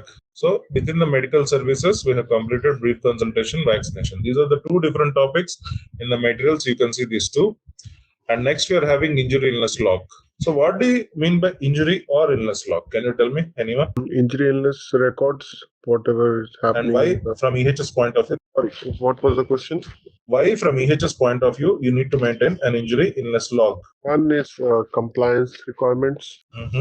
One is the whole process. We have to investigate the incident, make sure whatever the root cause, it's not happening in the future. And for reporting and analytics. So remember one thing. When you're saying injury illness log, the name itself says injury.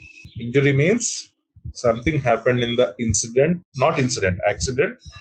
So a person is injured, so you are treating him. Correct? Yes. Then what is illness? Illness is something which is irrelevant of injury. It is not relevant. So it is just happening because of whatever reason, an existing medical condition, or because of the person's, how can I say, he has existing medical problems, so he got it, or because of working in a location also, he has it. So working in a location, how can he have it? Because he's exposed to a high level of noise, and that high level of noise has created a certain medical condition. Chances are there, right? When you're exposed to high level of noise, you'll get a medical condition that can create illness, like hearing problem. So that is what your illness is all about. So these both can be treated. So now you might be again asking, thinking one point, logical point. illness is nothing to do with the organization, right? If he's having a problem like medical problem like high blood pressure or diabetes, it is nothing to do with the organization. But why we need to again maintain the employees' health like that record? Anyone can answer that. This person's hereditary is this problem is there, nothing to do with my organization or the way you work.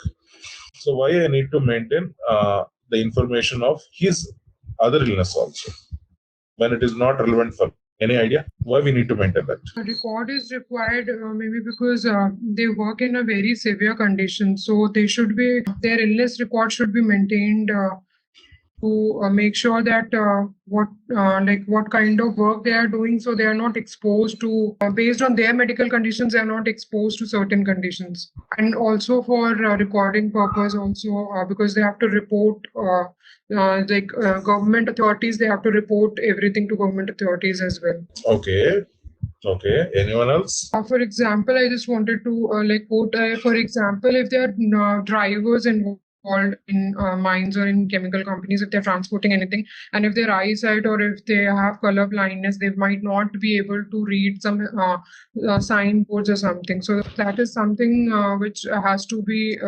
recorded because that is important. Otherwise, that might lead to some serious accident or something. Correct. Very good. So very good. Whatever you said was absolutely right. But here, basically, why we maintain a record is that first, giving it to a regulatory body and authority. The second thing is that when an employee comes into the premises of the organization, it is the responsibility of the well-being of the employee, even it is because of an illness of his outside of the organization also. My responsibility starts when you enter the premises of the organization. So we often take medical leave, sick leave when we are not well, right? So at any point of time, did the organization say, hey, I'm not giving you this type of work, so why are you taking a sick leave? For something you are getting it outside of me. Any point of time will the organization say like that? No. They will say that, okay, you are not feeling well, take a break, get well soon, and come back. Why? The person is the responsibility. So let us come to injury illness log. Let us try to create a record. So in the entry type, again, there are two options which we are going to select, either FAN or FAT. We can select any one of them, but my explanation will be revolving around these two.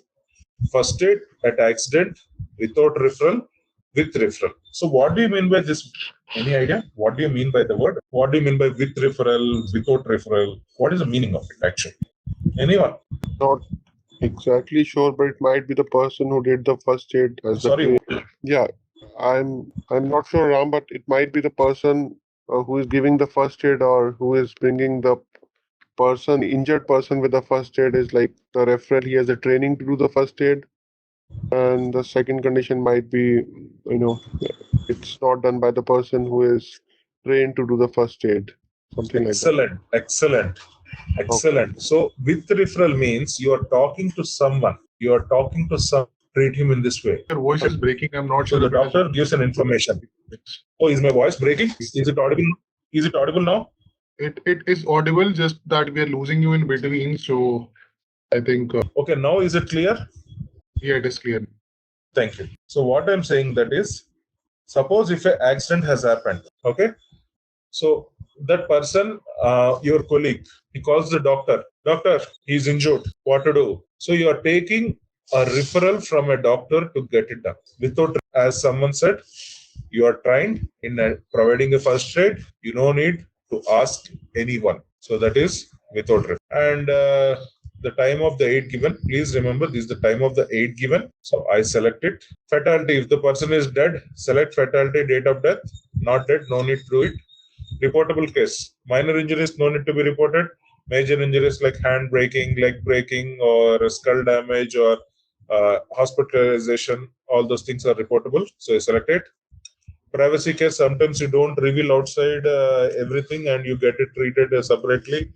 Or here the privacy case is only one option. It is you are not interested to reveal the kind of injury outside.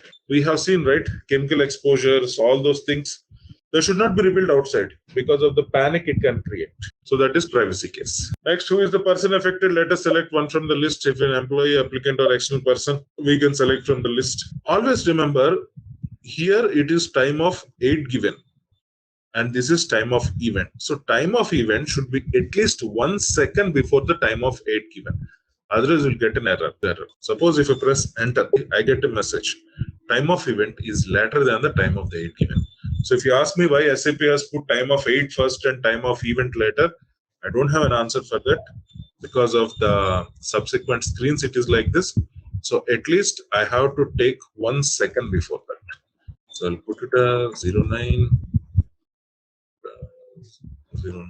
Okay. So then we all know what is a log entry description, like we discussed last time with an explanation. Okay. So next is who is the first aider? Whether the person called with referral or without referral, there is a first aider.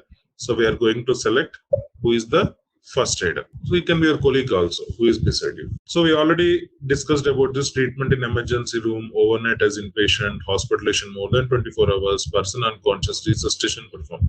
Any one of this, yes, then it will be a reportable case. Medical measure, what did you administer? I will say it as bandage. What is the type of the aid given? It is example first aid after accident, consultation like this. It's a first aid after accident. Why you have given this? I would say bandage or even bleeding. The person is got cut, he is bleeding. So you have put a bandage to prevent the bleeding.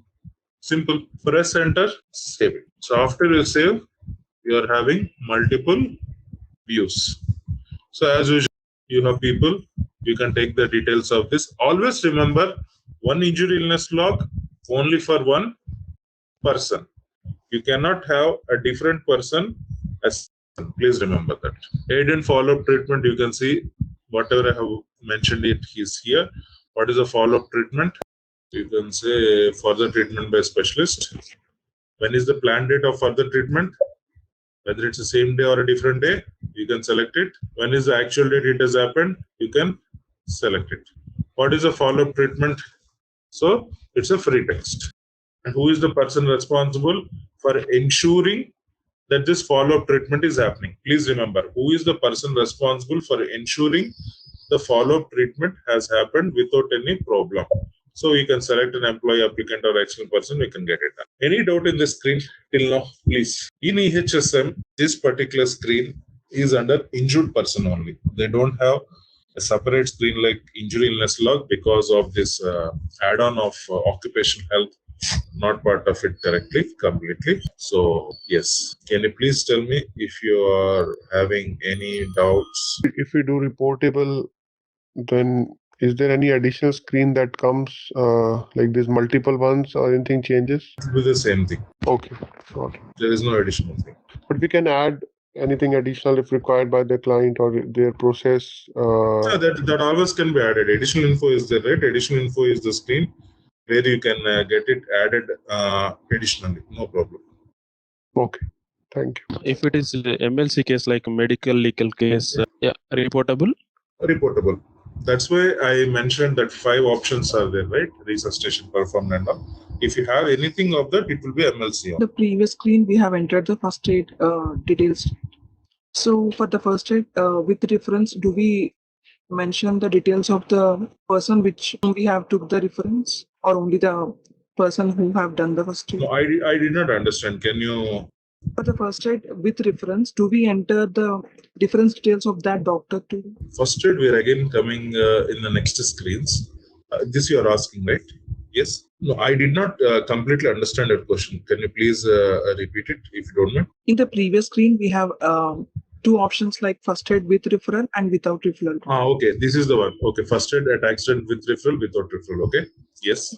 For with referral, do we enter that second person's details too? Yes, you can always enter the second person's details. Where you are supposed to enter is that in the not involved in the injuries. Yes, here in the first aider, you can select the person along with further medical treatment. Also, you can select who has advised you. Here, you can select it.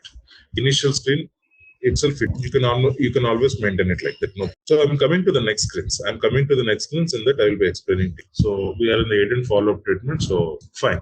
So let us come to the event. In the event, you are going to maintain what is the location, like the work area. We have created work areas, right? So we are maintaining it here. Now the next question comes. Why this is mandatory for the physician to maintain what is the location of the work area, all those things, why it is mandatory for the physician? Physician is just for treatment only. So why he has to do that? Anyone? Physician, you go for a treatment. Anyone? Okay. So remember one thing, there, practically speaking, many times employees will not reveal outside that they are injured to the supervisor because of whatever reason. If you are injured, maybe your bonus might be stopped, or they might have some kind of disciplinary action against you and all. So silently they will go to the doctor, they'll get the treatment. So it is the duty of the doctor to get injured. So, and he will maintain the work areas. And he will also maintain internal note, external note if needed.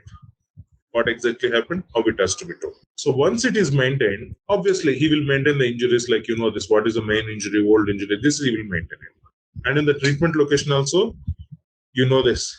Everything you have learned under incident accident.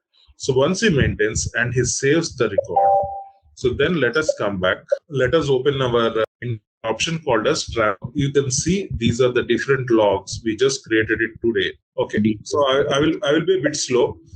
So now I am under incident or accident. Under incident or accident, we have transfer of data from injury illness log. So whenever a doctor creates first aid at accident, the reason we selected FAN or FAT is we are talking about accident. So whenever accident keyword is there, it will be visible here. So the IHS team, the safety team, has an option to select it and accept it. Accept that, yes, this is an accident. Or they can reject it, saying that, no, this is not an accident. No need to create an integration between injury, illness, and accident. So they have an option. So suppose if you accept it, it will look into only one option, the event date and time should be matching. If event date and time are matching, you can select choose existing and do it. Since we don't have any event and date for this, we just created it. I am selecting an option of create new, an entry type, start data transfer. So this injury illness log data is transferred successfully to incident accident log. So whatever our data of injury illness is already transferred to an incident accident log of 31. So let us go to 31 and see if it is really transferred or not. Let us open edit incident accident log, hit list. Let us open the 31 and you can see whenever you see this button injury illness log button displayed, it means the integration has happened. You click on it, you go inside it. In injury illness log, you will see incident accident log. See, when the integration is completed, you will get this button activated. The reason practically being, people don't tell to the supervisors or to miss out any unreported incidents or accidents, to have the proper system in place where even an injury illness can be reported by the doctor. So that is the reason we have first aid at accident without referral, with referral, but the buzzword is accident. If you select any other type of it, if you select either medication administered or anything else, it will not be reflected. Only FAN or FAT will be reflected in your transfer of data from injury illness log. So this will come only when it is FAN or FAT, which is at accident. Now you can ask me any doubt. Yes, you can ask me any doubt, please. It's clear for me. Thanks. Okay, good. So anyone else? This is very important. This is the integration point between OH and IH. So if any doubts are there, please ask me. This is very critical, very important. No doubts? No, Ram. Very good. So this is one integration point we completed. So we completed brief consultation, vaccination, injury illness log. I hope it is clear, right, for everyone? Yes, very good. And just let me know you guys are having any doubts till what we have completed, and now at least I hope you guys are practicing. So any doubts in that? Practicing whatever we have done till now? Because after we complete this, we are completing everything. Medical services, scheduling, all those things, we are completing it. So it's only now pending with the configuration items. I think we are good here. Okay, fine. So Very good. So let us close. Let us come to questionnaires. So what do you mean by questionnaire? Anyone? Questionnaire is a list of questions. Basically, whenever we are visiting a doctor, for example, doctor normally asks few questions. So this is nothing but the list of questions which are supposed to be asked. For example, like in pre-employment test, also there are list of questions which are involved. So those are maintained. Perfect. So if I want to know some answers, so I need to know about you guys, right? So I keep on asking you, okay, do you know something? Do you know this and all? Why? Because you will be able to answer me. If I want to know some information about you or anyone else, so I would be asking you certain questions. Based on your answers, I will come to know, okay, this is what I want to know. Correct or wrong? Yeah, right. So that is the reason questionnaire is always something to create, a communication. Okay, tell me about yourself. What are the situations you have faced? How are you feeling now? So these kind of questions will help us to understand from the other person. Is it like sort of a root cause, not exactly root cause assessment, but like a technique 5 whys, or what we use in industry? Yes, absolutely right. Okay. Questions are asked sometimes to find out the root cause also. So yes, if you ask me, yes, that is right. So for questions, first step is we have to create a catalog and then remember in IHS also, I'll go parallel because I'll explain that. So here in IHS also, in the questionnaire, you are having catalog or questionnaires. Even the T code is different. Okay. Here you have EHS QCAT OH, here it is CPH 51. The T code is different, but the database is the same. So come to edit question catalogs, we have the same. You want to create it under IH or OH. There are two catalogs. Suppose if you want to create it under OH, select OH. If you want IH, select IH. Then once you select it, go for the catalog or catalog. Select whatever you want to do. Since we are in OH, I'm explaining OH. IH also same explanation. Then select the catalog. Give new entries, which is not used. Example, CVS, cardiovascular system, and then come back. So now when I come back, I can see folders displayed here, my CVS folder. But I don't have the drop down here. Whereas other ones, I'm having a drop down, if you see. Whereas for other folders, I have a drop down. Because why? I created a catalog, but I did not make an entry under the catalog. So I select the folder. Earlier, we have created a group. Now we will create entries for it. Create catalog entry. So this is a bit tricky. Please listen carefully. I select number 1. 3 options are there. Heading, question, text. So I'll go for heading and then click on this long text. So the same activity, I'll be repeating it multiple number of times. So please follow it up. So I'll say, welcome to the CVS sponsor service. So now the status save changes, yes. Do you want to activate? Yes, this is active. Again, go for new entries. Number 2. Now instead of heading, I'll go for question. The moment I go for question, this will be active here. The questions are 4 different types. Yes or no, multiple choice, manual, and single choice. Yes or no. For example, create long text. Again, you can say yes or no. You cannot say can't say, right? So, are you married? Yes or no. Activate. Save changes. Yes. Do you want to activate catalog? Yes. Now I go for again one more option. Again a question. Instead of yes or no, I select multiple choice. So the moment I select multiple choice, this will be active, where different other choices can be maintained. So now I'll come for long text. I'll put it as which age group long. I'll come back. I'll say number 1. I would say it as 21 to 30 years, 31 to 40 years. Number 3. These are all multiple choice, right? You are putting it like this. Number 4, 50. Then I again come here, save changes, activate this. The next one is manual entry. Manual entry means please explain about your situation. I want to understand about your situation. So that all comes under manual entry. It's like a open-ended thing. Clear? Yes. Any doubts still here? Please ask me in heading and question. When you click on the long text, it is opening the MS Word file, right? Right. If MS Word file is not installed in my local system, what's going to be happen? Yeah, tell me if it is not installed in my local system, what is going to be happen? No, but without MS, without that, is any system work? Few people might Yeah. Few people might be not having sometimes. Then in that case, you cannot work on EHS because WWA will not work if it is not having MS Word. You are saying it is mandatory to install in our system. Absolutely. Otherwise, you cannot work on WWA. Okay. Yeah. Okay. Okay, Ram. Got it. Definitely need to have it. So I think the question here is whether it will accept any other text editor or only Microsoft Word is compatible with it. Only Microsoft Word is compatible. If you have something like open text or something like that, it is not compatible because the files of SAP is clearly mapped to Microsoft Word only. Even if you go for OSS notes also, they clearly suggest it should be a Windows. Okay. So anything other than Windows, if you want to use a Macintosh or OpenText or LibreOffice or any other thing, Open Office kind of thing, sorry, it won't act. Your Microsoft can be any version. It can be anything about 2010 is compatible. Less than 2010, you need to have some OSS notes installed locally as well as on the server to get it working.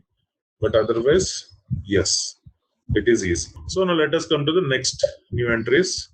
Maybe 4. I'll go for 4. I'll go for text. So again, free text. I'll say it as thanks for answering. Please visit again. This time, I don't want to activate it. I'll just save. So this is in process status. I did not activate it. Why? I will show you the difference. So come back. So now if you see under our CVS, we have a drop down where you can see H means heading, Q means question, T means text. Green means active, yellow means in process. Beside a question, if you see tick mark, it is multiple choice. So if I open anything else, say for example, skin, heading, text, question, multiple choice. Don't believe it, double click on it. Eczema or severe itching, was it on?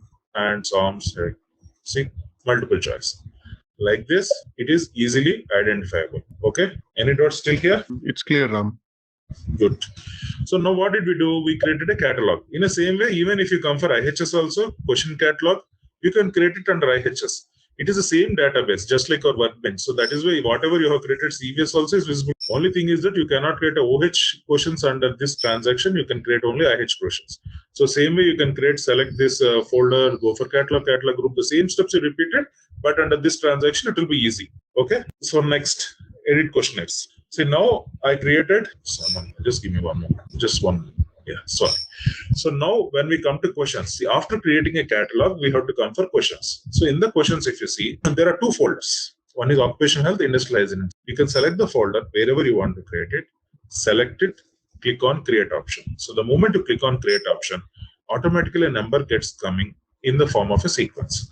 So I can create something related to general CVS questionnaire, something like this. I'll create it. Enter, save it. When you try to save it, it will ask us one message saying that in the pop-up, do you want to assign the subject areas? Please select yes. And here you have to select under where this question should be reflected. For us, it's always OH. Since we're in OH, if you're in IH, select IH. So select it, click on assignment of questionnaire. When I select, click on double click, new entries, you will be able to see your questionnaire. Save it. So press the back button, you can see your general CVS questionnaire reflected. And once it is selected, in the bottom you have the option of insert catalog entries.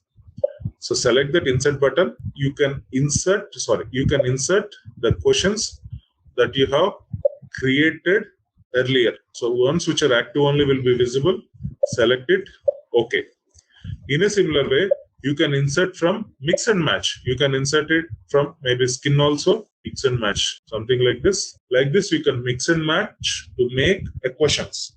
So generally, when first the questions are defined, for each body part, the questions will be defined.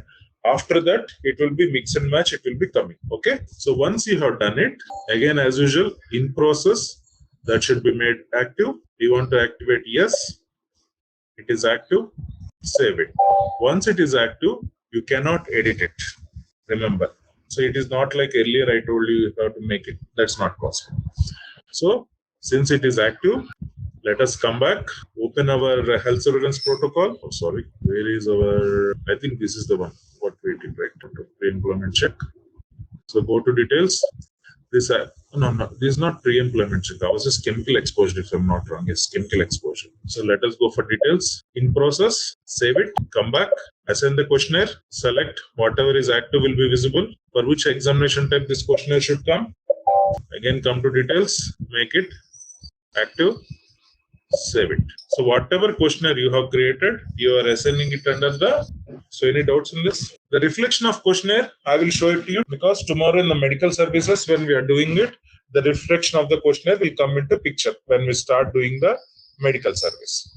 So till that time, it is about assigning of the questionnaires. Here in the real-time scenario, the questionnaire and questionnaire catalog, who will create? Users. End users. Okay. Yeah. So you might be thinking, okay, I'm getting a TR number. So how is that? Yeah. So that is generally, even the transport is there also. The users only will be creating it because we don't own anything. It's a data. It's a master data. Okay. I have a question. Yes. So please. when we created the CVS questionnaire, you assigned one headline, then two questionnaire, different type of questions. Sorry, not questionnaire. And then you saved that, right? And then in the next step, I'm trying to connect the two steps here. So once we created the questions in CVS, in the next step, we assigned multiple questions to the same CVS questionnaire. See, here, this is a catalog. I'm preparing catalog. If you see these catalogs, I have a catalog for skin, eyes, ears, allergy, lung, heart, back pain, gallbladder, all those things it is there. Correct? Right. So for each part, I have questions. But when doctor asks you, consider this is only catalog. The doctor asks you questions, so he will pull, say, a couple of questions from eyes, couple of questions from skin, couple of questions from ear.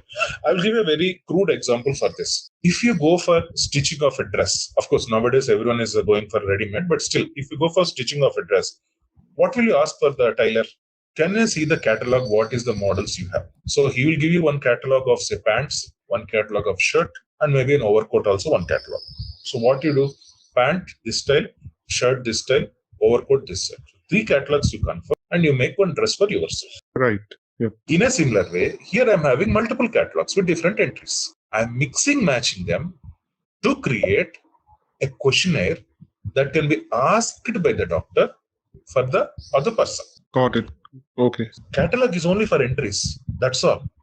Standard. Question is mixing of different entries of a catalog. Just remember the example of a tailor and the dress stitching. Right. So we can assume in idle word, catalogs are not created or updated that frequently. It's yes. Right? Okay. Yes, agreed.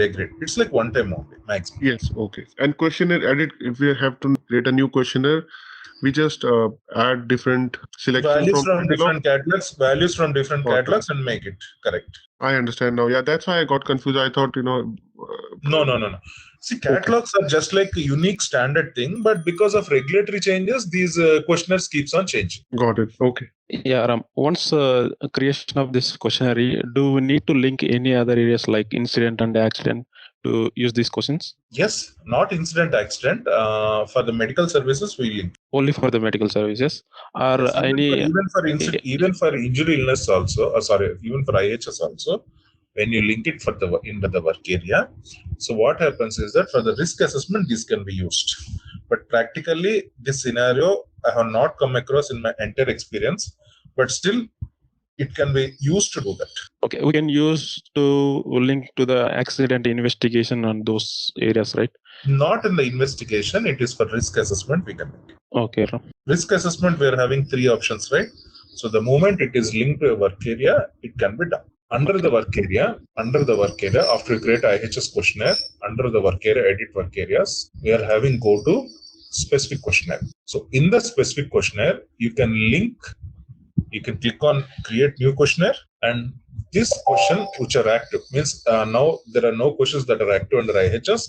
The moment some question is active, so select it and then save it. So that will be saved under the work area. So once it is saved under a work area, the same question can be used in risk assessment. But practically, this is not happening practically because real time we are talking, right? So this is not happening. Okay. One question. Not sure if you showed it or we missed it, but when you were creating the questions, the final line which was the end statement. Please, thank you for answering. Please visit again. You didn't activate it. So which one? So when you were creating the questionnaire, the last line which you wrote as an ending statement, thank you for answering. Please visit again in 6 months. Yeah, right? I mandatorily did not want to activate it because I want to show the difference. If I don't activate it, see, I need to show you the difference, right? So mandatorily, this text I did not make it active, in process only. So whenever something is in process, if you want to select the catalog, when you're assigning the questions, I will select something like which is still, this is in process only. Someone has created it. So when I want to insert entries, when I selected the catalog and when I click on OK, the ones which are active only will be visible. The ones which are inactive or not made active are not visible. Just to show you the difference, wantedly I did not make it active. Wantedly I did not. See, I have to show the difference, right? It's not like everything we go in a straight line only, right? If you don't do it, what is the next? That is the reason. Got it. So if we have 10 things there, 3 are activated, 7 are not, we can still keep them, but we will not show it in our questionnaire. It will not show it. Yes. And how does the system recognize, Ram, that so welcome to the CVS questionnaire, and after that you answer questions, and once you are done, you give that message that it's done. Yeah, that in the tomorrow's topic, medical service, I will show you how we are answering that questions and closing. Because see, now we assigned it only. We have not used it anywhere else, right? Now we created the data. Master data creation is completed. So now let me show you in the endpoint the transactions, how medical service it will happen. Today, what is the transaction data we have learned? We have learned about brief consultation. We have learned about vaccination. We have learned about injury illness log. That is a transaction data. But still, this is a master data only, right? This master data is utilized when we are doing a medical service. Got it. Yes, right. And that I have not shown you till now because tomorrow's session is medical service. Okay. Sure. Thanks. Is there any way to link our questionnaires to investigation, accident investigation? No, investigation is not. No, it is not there. Questionnaire for investigation is not there. Not for the standard one, or else customization one also. Customization that can be done any way. You can do customization, right? That's all about the requirement and imagination. If you think that this is possible, yes, we can sit with the help of a technical consultant. We can do it. No problem.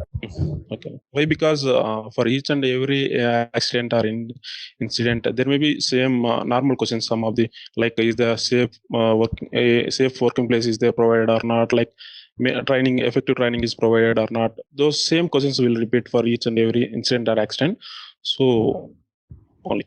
No, I totally agree with you. But as of this IHS of EHS doesn't have that feature of having a questionnaire like this. So we can always, as you said, we can always get it developed. What is there? All right, let's test your knowledge. Here's a question for you. In SAP EHS IHS, incident reporting typically includes which of the following elements? Option A, employee ID, incident date and description. Option B, only the incident date. Option C, financial impact only. Option D, customer complaint details. Take a moment to think, and when you're ready, choose the correct option. Remember, each choice holds a key to unlocking the answer. Good luck. Type the correct answer in the comment section. Hey there! Want to get good at health and safety rules? Our SAP EHS IHS course is here to help. You can take it at your own pace on our platform. In this course, you'll learn all about SAP EHS IHS. It's like a toolbox for managing safety, health, and keeping workplaces safe and clean. Our course covers everything you need to know, from the basics to more advanced steps. It's made by experts who know what they're talking about. Your teachers are pros who've been doing this for ages. They're here to help you learn and answer any questions you have. And don't just take our word for it. Our students love the course too. People just like you have found our course super helpful. Best part, it won't break the bank. This awesome opportunity to learn is affordable. Ready to become a SAP EHS IHS Pro? Sign up for our page now. And for more info, check out ZaranTech's website. Disclaimer, as we are talking, we have the disclaimer. So yes, our session starts with the disclaimer. Followed by, this is the agenda, what we are having currently. So today we are talking about the creation of medical services process steps as well as creation of medical service. That includes schedule planning also. And once we do that, we are about to close occupational health, the topic, and then I will explain about the configuration of occupational health and industrial. So that is also by we are completing the configuration aspect also of industrial hygiene and safety. So yes.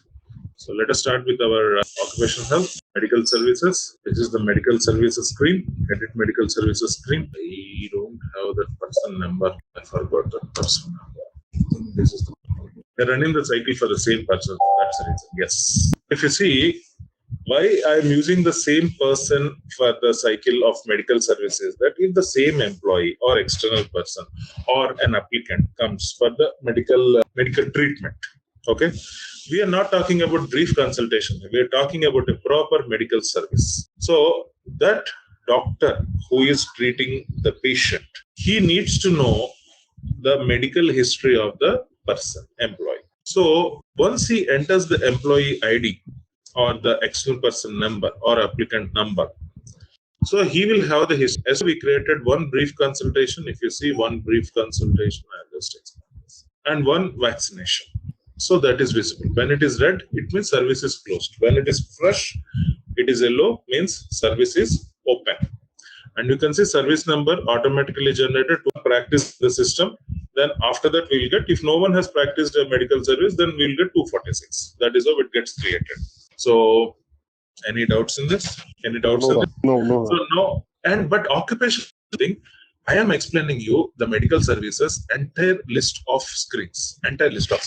So it doesn't mean that you have to use everything. Please understand this very clearly. If it is needed for a particular scenario only, you will use it. If it is not needed for a particular scenario, that view or the tab, you can avoid it. You can bypass it. No harm. Only if it is needed, we will go for it. So explaining everything practically needed, that will be used, not needed. Thank you. So now let us create a new medical service. Always remember occupational health in the bottom of the screen. The create button will be there, not in the top of the screen. So please understand that. So click on create. So automatically a new medical service is created, 249, because someone might have practiced it 46, 47, 48, 3 services. So we got it. We got the date created. Now select it. So how do you know it is selected a particular medical service? So you can see the number displayed here. So we have a 249 service and the service is selected means it will be displayed here. Then we come to case history. Case history means looking at this, what can you tell me? Anyone looking at this, what do you understand by the term case history? Anyone? History of the person, medical history of the person. What else? And there is family case history, like diabetes or something, that runs in the family. Let me clarify one thing. When you're talking medical history, this is the medical history. Now we are not talking medical history. We are talking about a case history. Okay. For this particular case, for me, each patient coming for a situation or a medical condition, that is a case. So this particular case, why you should meet? Why did you come to meet me? So for this case, only we are talking about a case. Own cases. It is your own doing. Suppose if the person is a drunkard and he has a problem with the liver, or a smoker, he has a problem with the lungs, that is a own case history. He got an occupational case history. Person, because of work, he got this affected. You might have heard about it. Train drivers or people working in a high noise production environments will have hearing problem. They cannot hear properly. People who are standing for longer durations, like police, traffic police. Police means the traffic police, army, or even the teachers. And they will have something called as varicose veins. They'll have something called as varicose veins. So those are all occupational related situation. Family case history. As you rightly said, that person came with a high blood pressure. So I will ask you, anyone in your family got it? Anyone in your family will got heart attack? All those questions will be asked. That will come as a family cases. It is like changed on, but it is actually created on. There are two catalogs, ICD 9 and 10 is the latest. 9 is the old. Actually, 11 is the latest, but SAP has not yet launched it. So still we follow the 10. There are only minor differences between 9 and 10, and what are relevant, it is already input in SAP. If it is not there, please contact the basis team. They will get it input. Don't try to create it manually. Not advisable. Because if it is not there, let it be imported directly in the 000 client, and whatever copy you are doing, it will be there. That is the right way to do it, not manual creation. Then based on the catalog, you will get the list of diseases. These are all the list of diseases. When you say 09, 010, 011... When I say list of diseases, these are World Health... Sorry. Yeah, sorry. So I was asking, when you talk about catalogs 9, 10, 11, so what exactly are these catalogs? Catalog of diseases. It's a catalog which contains a list of diseases. Like this, you are seeing the catalog. In this catalog, see, this is the catalog. Okay, so SAP releases it whenever there is any change and it's global, right? It's a global. It's a World Health Organization prescribed. If World Health Organization doesn't prescribe it, you cannot classify it as a disease. Oh, got it. Okay. That's why I said, whenever we are starting occupational health, most easiest module is occupational health. Wherever you go, whichever industry you go, if human is working, we are doing occupational health means the process don't change. I have, for example, amoebiasis. Even if it is a Chinese person, it is amoebiasis. A European, it's an amoebiasis. Or an American also, it's an amoebiasis, right? You will not say, hey, we will not call it amoebiasis. No, like this, medical related information, it is common. I don't want to kill anyone by putting plague, chicken pox and all. So I'll just put a small thing, amoebiasis. Enter, save it. Related to this amoebiasis, if you want to add any free text, select it, double click on this date. You can see own case history, date is there. So you can write the comment, whatever you want to write it, you can write it and save it. It is like a case sheet, what the doctor writes when patient comes at, this person is having this person is having this. So all those information. Any doubts in this? Okay. Now let us come to protocol or general examination. Again, I'm saying, if a protocol is being used or this medical service is being conducted because of a protocol, then we are selecting it. If not, we don't select it. Clear? Yes. Very good. So as usual, suppose if considering we are doing this medical service with respect to a protocol, so select it. What is the protocol category? We can select it. Suppose if it's a chemical, within the chemical we have chemical exposure and all. I think we created a chemical exposure. What is the exam type? Obviously, based on the date selected, you got the next date of the examination also determined by the system. So that's all. Nothing more than that. We just assign the protocol. If any protocol is, if we are doing it with respect to protocol, we are assigning a protocol. Next, let us come to vaccination. Vaccination is a separate screen. Whether you do it there or whether you do it here, it doesn't matter. Because ultimately it is a medical history of an employee, so it doesn't matter whether you do it separately or here, that will be available. All the vaccinations done by that employee till date will be visible here because it's a common screen for everyone in the organization to know about the medical history of the employee. So all the medications taken till date are also visible. Are we clear? Yes. Okay. Next comes examinations.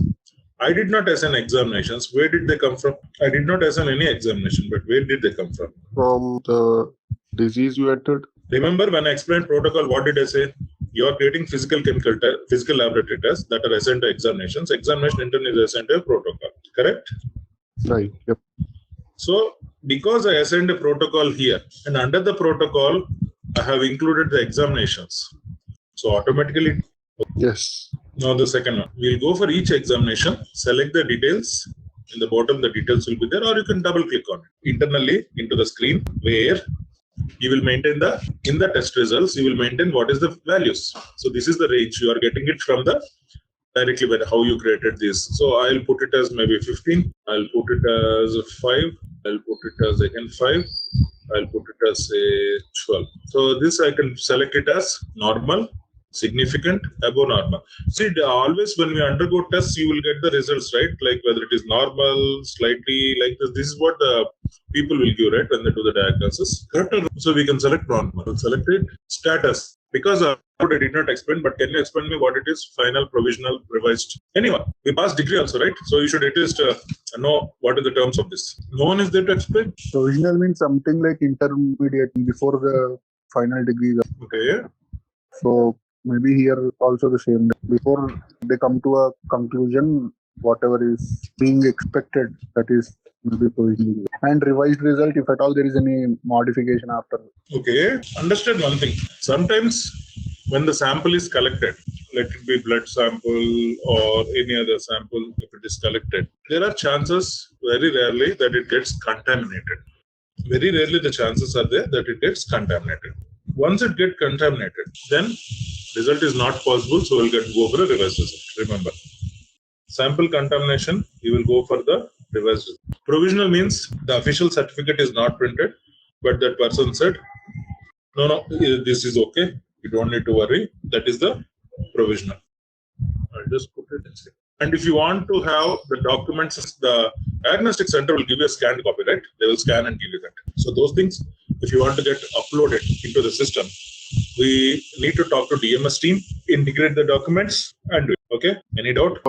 If for example the value is more, like there is some problem with one test result, so if we record it, does it start any other workflow? No workflows. For this, no workflow. Okay. So once it is done, I'll come back. Within that individual examination, inside one or in the examination, what I would be doing is that if it is normal, I'll select normal, significant or refused or invalid. I can select it. Normal. What is the date of the result? And I lock it. The moment I select lock it and save it, it becomes ineditable. Because results should not be manipulated, right? Today I get a result of 100. I say he is ineligible to work. You will bribe the person who is accessing the system. That fellow will come and unlock it and he can do it. 100 can become 90 so that he can be hide, which is very wrong. Guys, let us be proactive. Otherwise, very tough to remember occupational health. Let us come to diagnosis.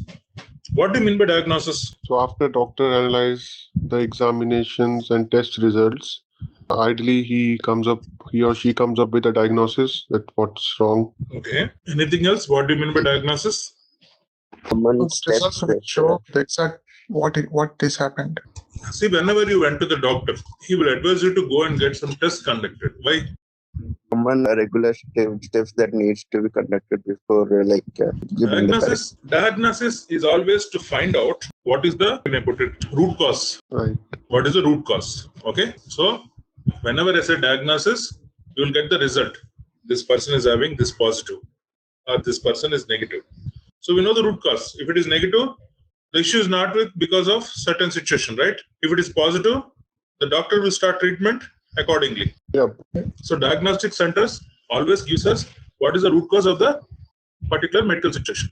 So here the create button is there. Click on the create, select the catalog. Then if you ask me what is the groups and subgroups, I may not be able to explain because that is more technical related to the medical professions. They understand it. What is the meaning of one subgroup, two subgroup and all. And depending on the subgroup I selected, you can see depending on the subgroup I selected, the results vary. Suppose if I remove the subgroup number 1 and if I put a subgroup number 2 and I search it, the results vary. So each subgroup has certain set of results as defined in the catalog, which will be known by the occupational health consultants. I have identified a disease, a diagnosis. There should be a free text, a bit of explanation of it. So that is the free text.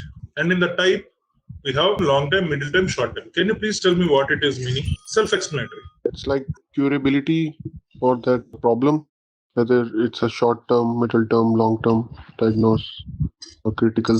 Diagnosis is about finding out. Yep. No, I think for example, if a person is suffering from some disease which can go for long, then doctor have to check the person or patient again and again to make sure, if it's going better or if it's a diagnosis and I think the medicines or root cause that is working, it's improving or not. So in that case, it's like a middle time diagnosis. Some diagnosis they will take a long time. Some diseases will take a long term to heal. So in that case, they have to do the diagnosis again and again. So it's like long term, something like that. Yes, I will tell you one example. In cancer identification, sometimes you might have heard about the word like stage 4. You should have come a little. True. Yep. So that is like critical diagnosis. Now I cannot do anything. You came very late. Except praying for God, I cannot do anything. Long term, we can estimate it as, but not possible. 25% we can try. Miracles do happen. Middle time, 50-50 chances there. You're ready to spend money, you can, but 50-50 chances. Short time, you have come at the right moment, 75+% chance is there for recovery. But still no doctor gives 100%, right? So that's the reason. Even though it can be 100%, but still they will say 25-75%. So that is the meaning of diagnosis. Okay. So here there are two checkboxes. One is critical, one is significant. Suppose if I select critical and I save it, so you can see automatically whatever diagnosis you have selected is getting visible here. And this screen is available in your vaccination, in your injury illness log, or brief consultation. Why? Whenever doctor is giving a treatment or a medicine, whatever the critical factor of a person is there, irrespective of the type of the vaccine he is taking or the brief consultation is going, the doctor should be aware of the person critical nature. So that is the reason it will be visible here itself. The moment I remove this option as critical and I save it, it will not be visible. Any doubts or any clarification needed or any argument? This is the whole point of your occupational health medical services. So please don't hesitate to ask me doubts. Please. Okay. So next, we are having diagnosis rating, primary rating and secondary rating. Primary means if I do the rating, that is primary. I do not do the rating, someone else run the rating. That is secondary. I'm just maintaining the data. So that's secondary. What is the cause of it? Self-explanatory. Work-related, age-related, unspecified. Self-explanatory. Clear? Yes. What is the source of it? Own diagnosis, confirmed external diagnosis, external diagnosis. So what do you mean by that?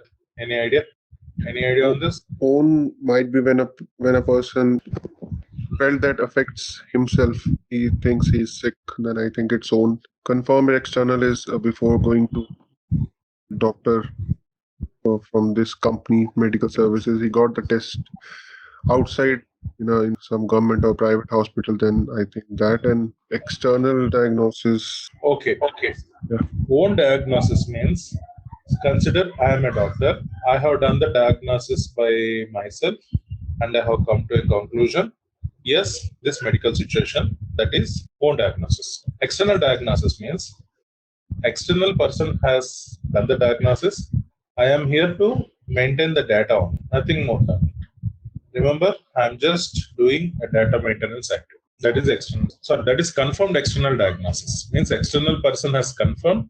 I am just maintaining data. That is confirmed external diagnosis. External diagnosis means he is an expert.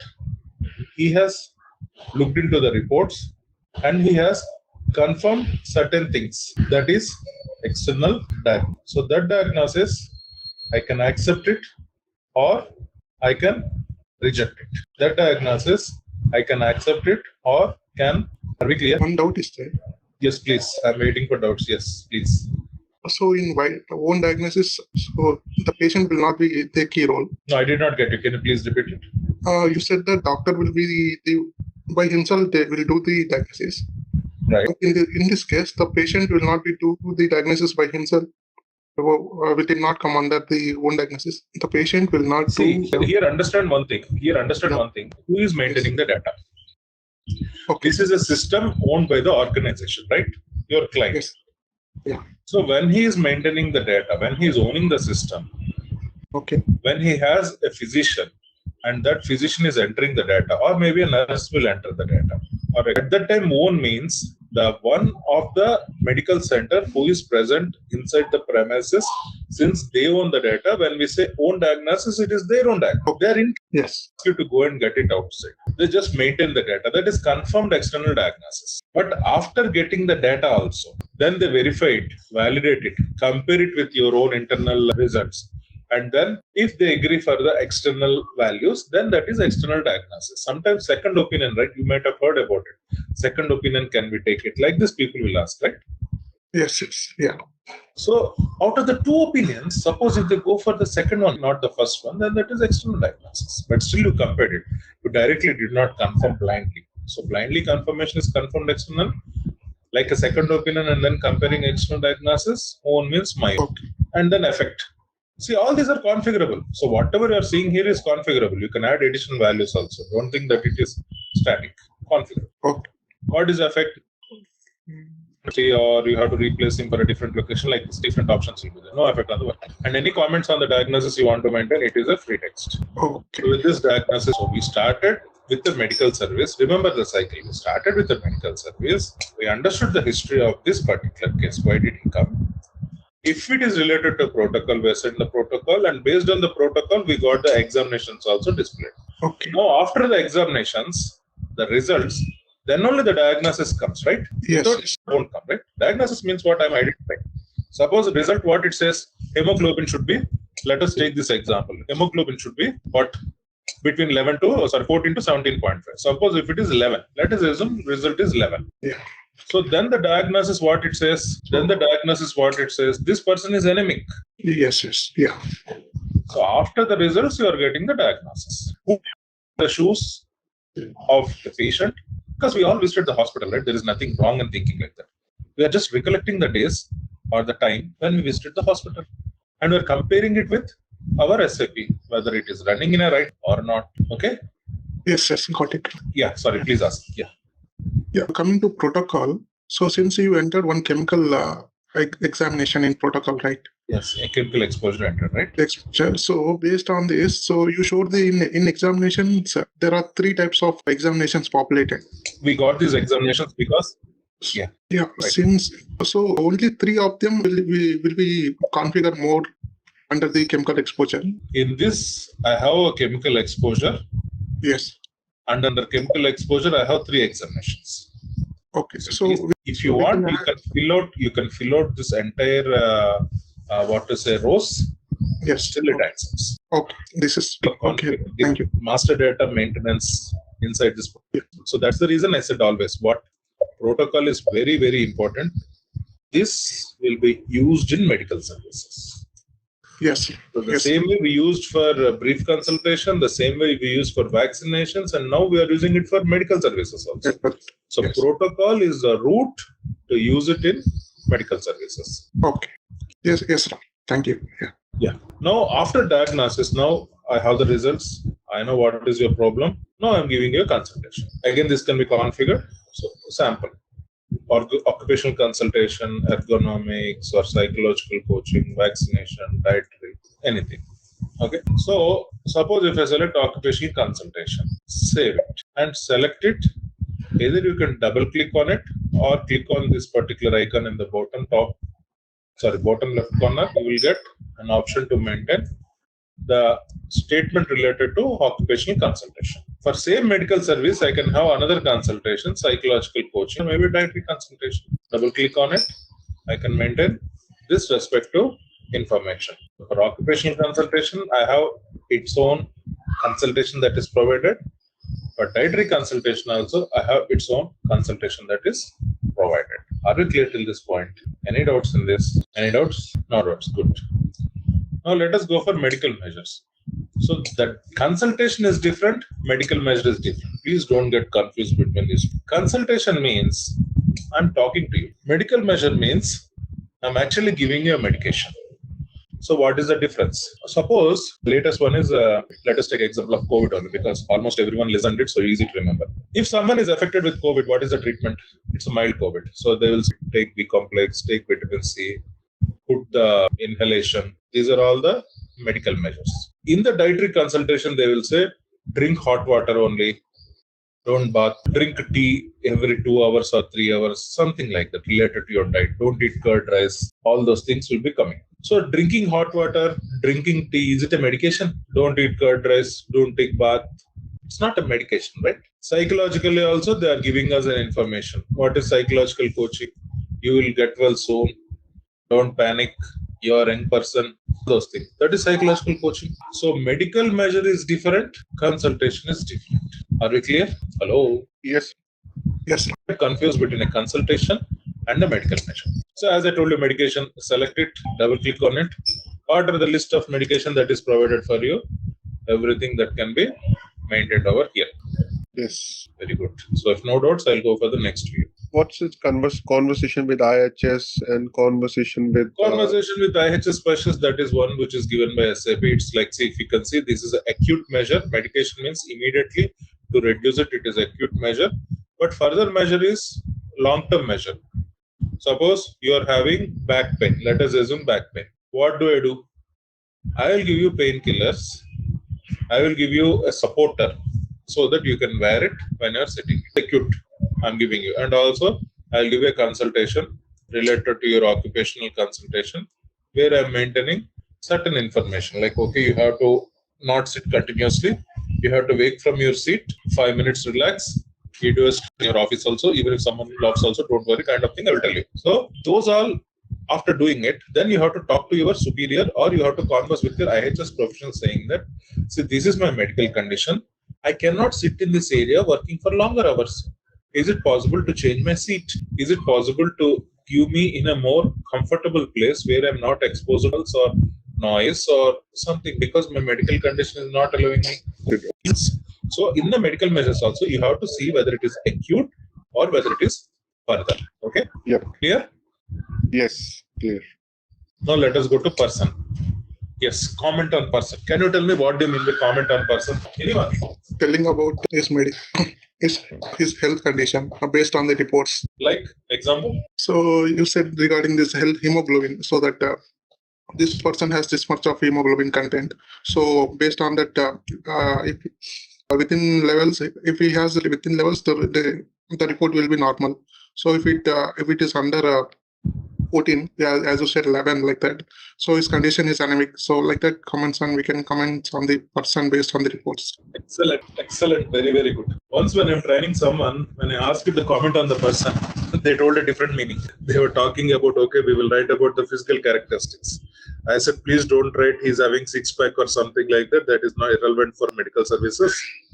You have to write the medical situation or the medical condition. Excellently said. Whatever the diagnosis happened, whatever we found out, even if the person is a drug abuser or an alcoholic or anything else, we have to maintain that information related to that person only or that medical condition only. Because we need to advise him for a rehab. That is the reason. Okay?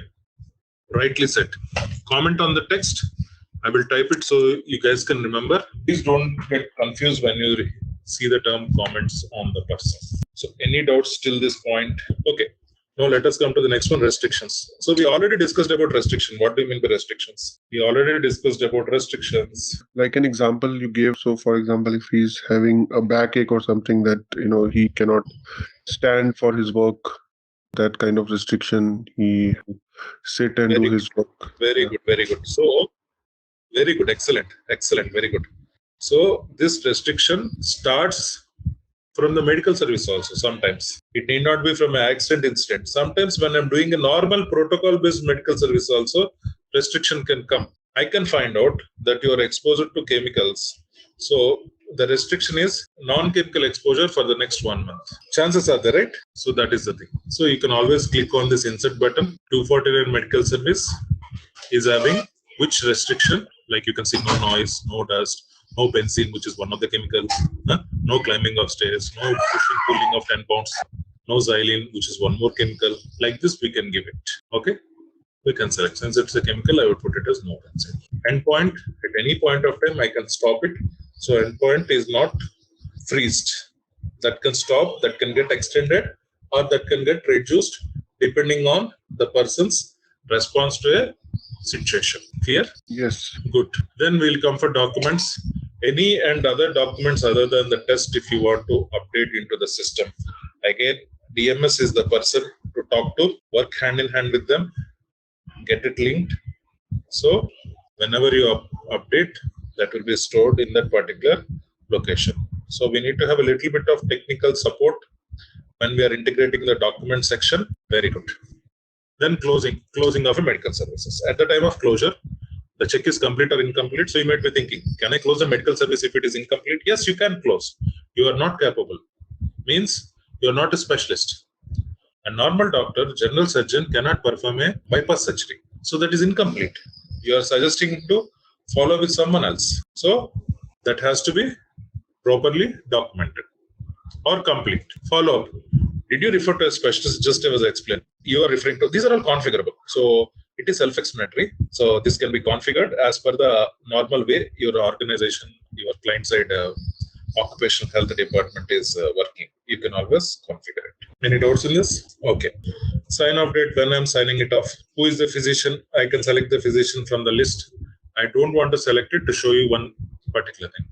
If a service is refused, why the service will be refused? Because you are not capable. Means the medical center is not qualified enough. So it is refused.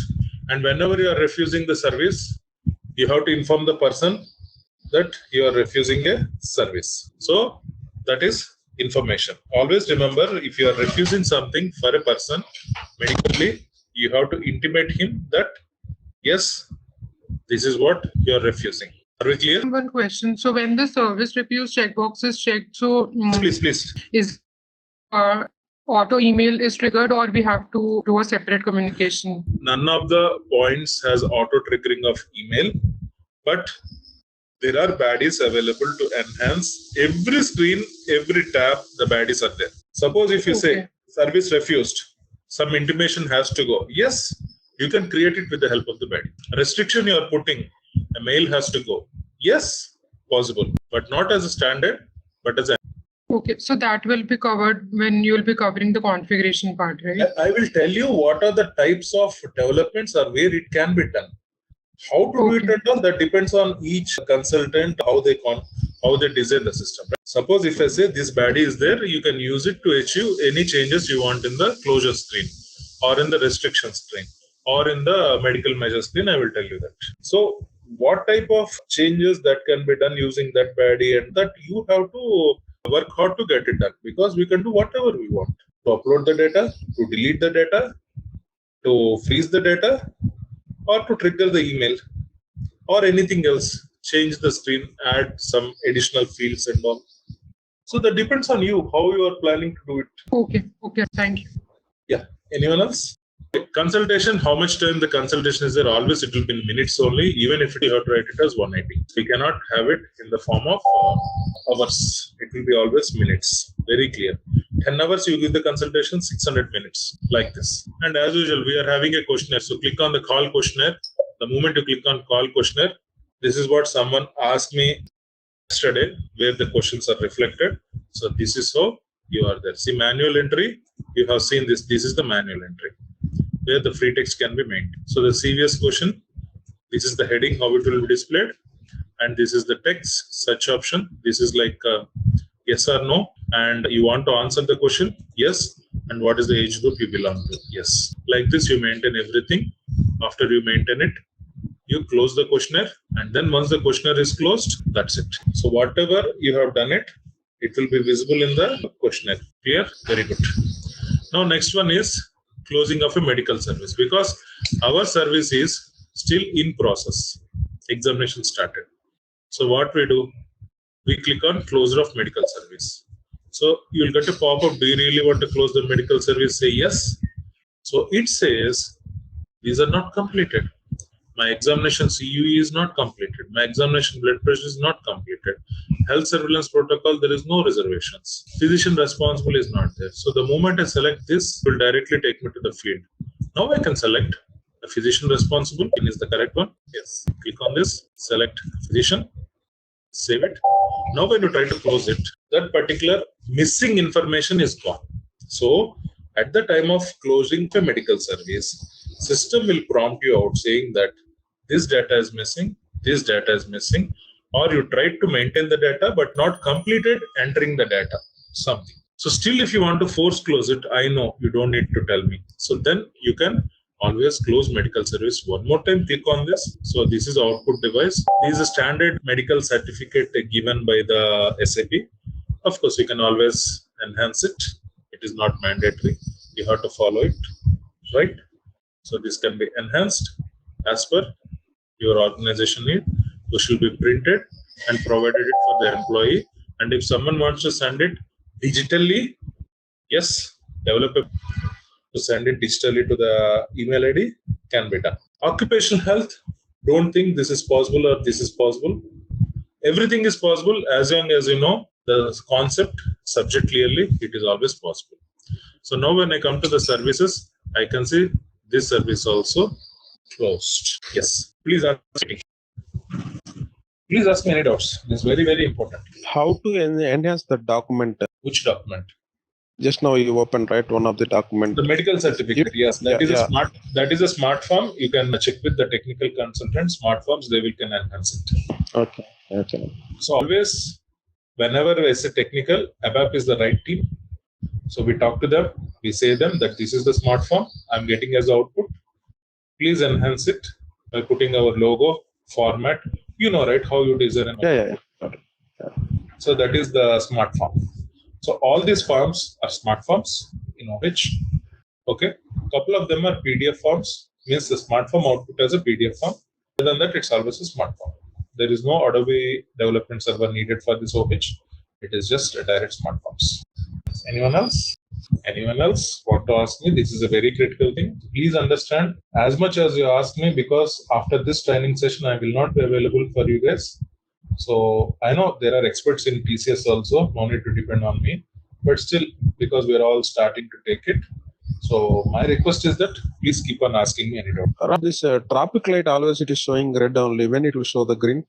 It will not show green, it will be either yellow or red only. Yellow means it is like a new service. Suppose if I click on a new service, create one more time. So the new service is always in yellow and the closed one is red. So there is no green option here. Okay. Next.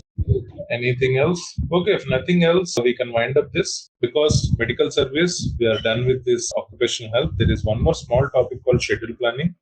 I don't want to take it immediately because I want it to be digested, this medical service.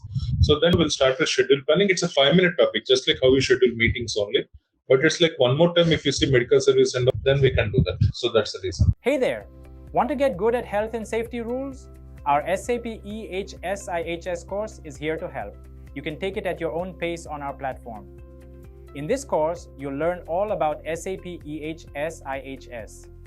It's like a toolbox for managing safety, health, and keeping workplaces safe and clean. Our course covers everything you need to know, from the basics to more advanced steps. It's made by experts who know what they're talking about. Your teachers are pros who've been doing this for ages. They're here to help you learn and answer any questions you have, and don't just take our word for it. Our students love the course too. People just like you have found our course super helpful. Best part, it won't break the bank. This awesome opportunity to learn is affordable. Ready to become a SAP EHS IHS Pro? Sign up for our page now. And for more info, check out ZaranTech's website. I'm starting my disclaimer as usual. So I hope you are able to see my screen, right? Yes. Yeah. So this is the disclaimer for training. And yes. So now we are going to go for the configuration of both IH and OH. So when I'm taking configuration, just to keep it straightforward, I want to explain only the configuration points that are critical, means a bit tricky or complex. I don't want to go to smaller topics like, okay, you create new entries, it will be visible. Those are all self-explanatory. So I don't want to go into that later because we're all expert consultants. So whatever is tricky in this configuration, that I will be explaining to you guys. So we have an EHS node. Under EHS, we have IHS occupation. So these two will be doing it. So you are having something called as basic settings related to properties, classes, phrases, and also this basic settings, I will cover it when we are into the product safety here as the top level. So it makes sense if we do it here. So I will not take it here. Integration. In integration, so remaining all are integration between HR related information and all. This is the integration objects for work area management. So in the work area, when you come, you are having an option to integrate buildings, contacts, functional location, storage location, and work center. Suppose if any additional object needs to be integrated. So how is that? Here there is a template provided by SAP. So if we follow the template, we can always create new. So what is the template? It asks us to give a description and a program name and a function code handler and a function module prefix and a function code. So this is what we are going to maintain. So whenever you create a particular, an object for integration, please ensure the program name is there and also a screen number is present, a function code handler and a function module is there along with the function code. So this information will be provided by the developer. So this is the format. This can be taken as a reference to build the new code. So that can be, and it is with the help of a technical consultant. All you can do is configure as a functional consultant, but you are giving this reference to technical. So he should be the one who is able to take it. Next is the specific buildings, which is very straightforward. If you want a new building to be created, go for new entries and creation. So this is a straightforward thing, right? So no need to further explain. And I believe you remember in HS where you're able to see it. So I believe the practice is happening. So I'm just going. Next in the work area management, work area types is something what you need to look into it. So you are able to see different types of. So suppose this is something which from the front end I have to show you, I'll show you. If I want to select a work area type, you can see company followed by something called as a block. Why this block has come between company and location means in the configuration, whenever you create something, the smallest number would be the top level. So here company is having a smallest number called as 1000. So it is the first level. So when someone created a block, they put it 1500, which is after 1000, but before the next one location, 2000. So that's why it is coming in between these two. So always remember the smallest number would be coming in the top, the largest number would be coming in the bottom. So you might be thinking, why can't I put 1001, 1002, 1003? Why should I put 1500? See, always as a good consultant, you have to consider about future also. Today, you might not have that requirement, but definitely you will have the requirement. So it is always better to ensure that you are giving a space for the future requirements also. So always give a space. Even if you give 1100 also, 1100 so that's okay. But you should not exactly use 1001 so that in future, if something wants to come in between, it may not be there. Any doubt in this? Can we not change the number? You can always change the number. After 1500, you can always change the number. But ensure if you have a hierarchy already created and maintained, changing of number is not possible. System will, because considering 1500, you have created a hierarchy with a country, company, followed by a block, followed by a location and all. So now you want to change this 1500, say 2500. That is not possible, right? Because now the whole hierarchy will be wrong if that is the case. So that is not possible. Okay. Yes. Suppose if you want to create new between 1000 and 1500, yes, you can create it, but you cannot change it. Okay. Okay, fine. I expect you to understand it. So next is always remember, whenever you see number ranges, please ensure, okay, this is a common issue which I face when I'm implementing project. So what I do is that get that particular transport implemented back from SAP with the help of basis in 000 client and re-import it back to the development, quality and production. So number ranges is a standard given by SAP. Please don't try to create it. If you are not able to find a number range, means whenever you are creating a work area, if it says no number range available, you have to come here, you have to check here, you have to see the display interval. It's already E external and I internal. So for external, it is clearly pointed out as external.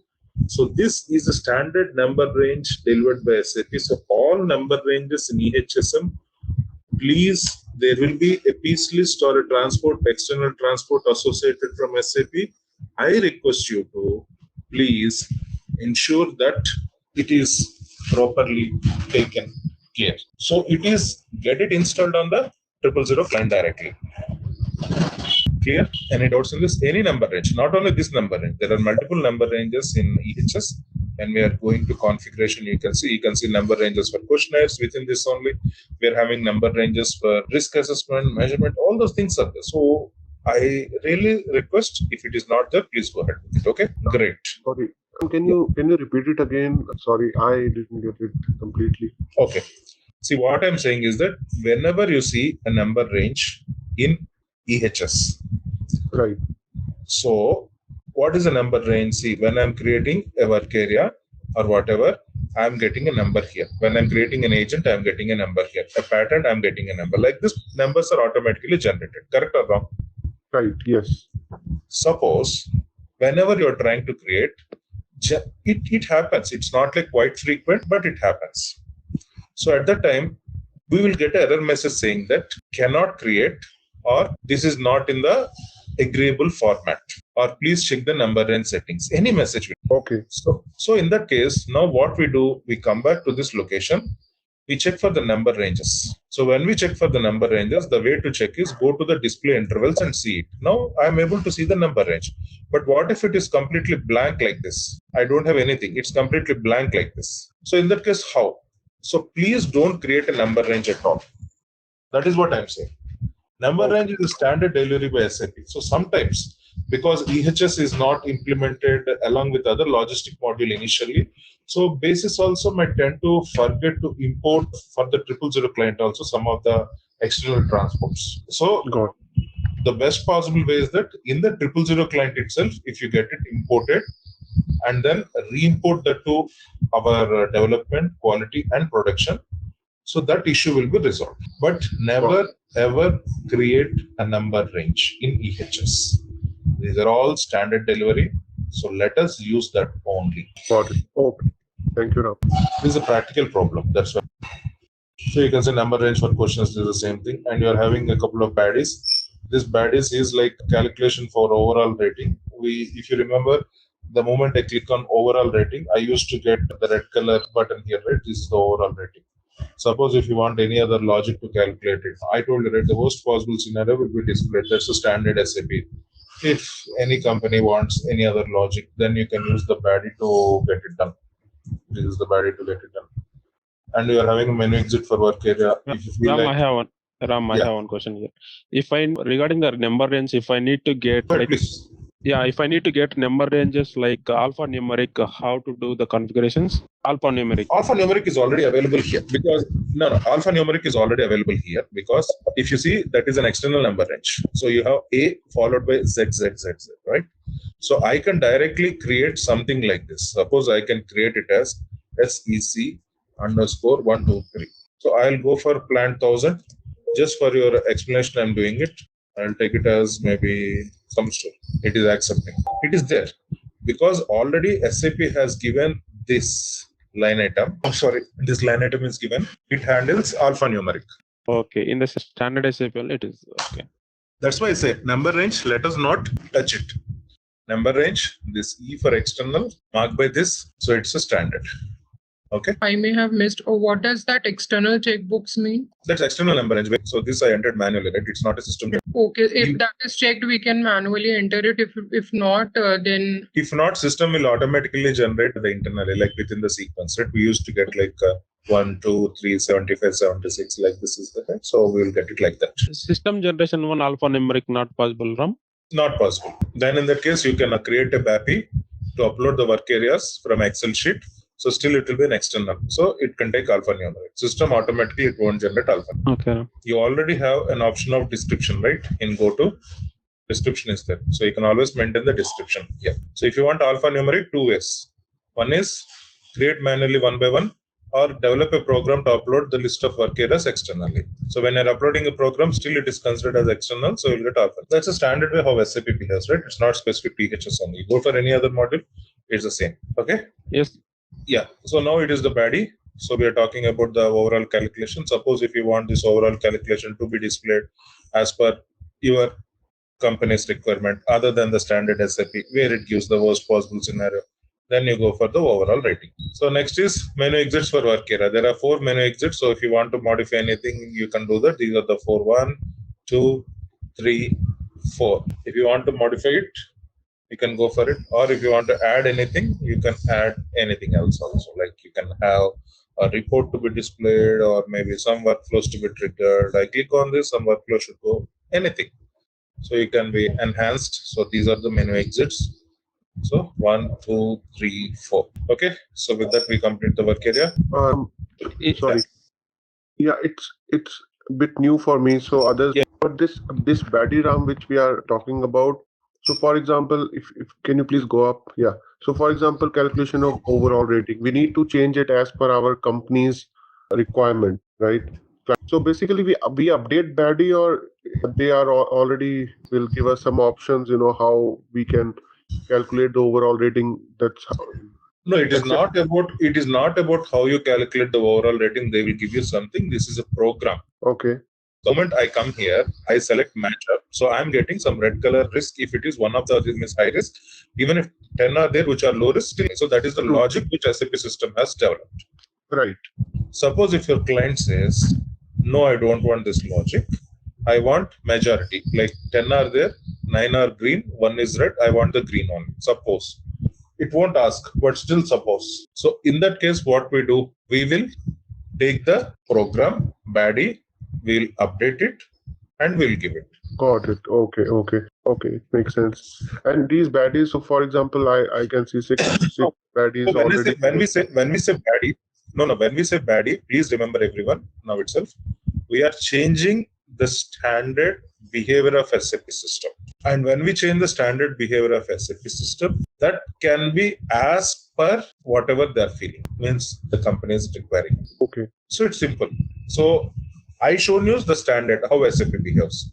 Now I'm saying a baddie is there. It means whatever your client says, which is not as per the standard, you can modify it. Got it. Okay. Any more doubts? No. Yeah, I have. Up to here, we have completed work areas, right?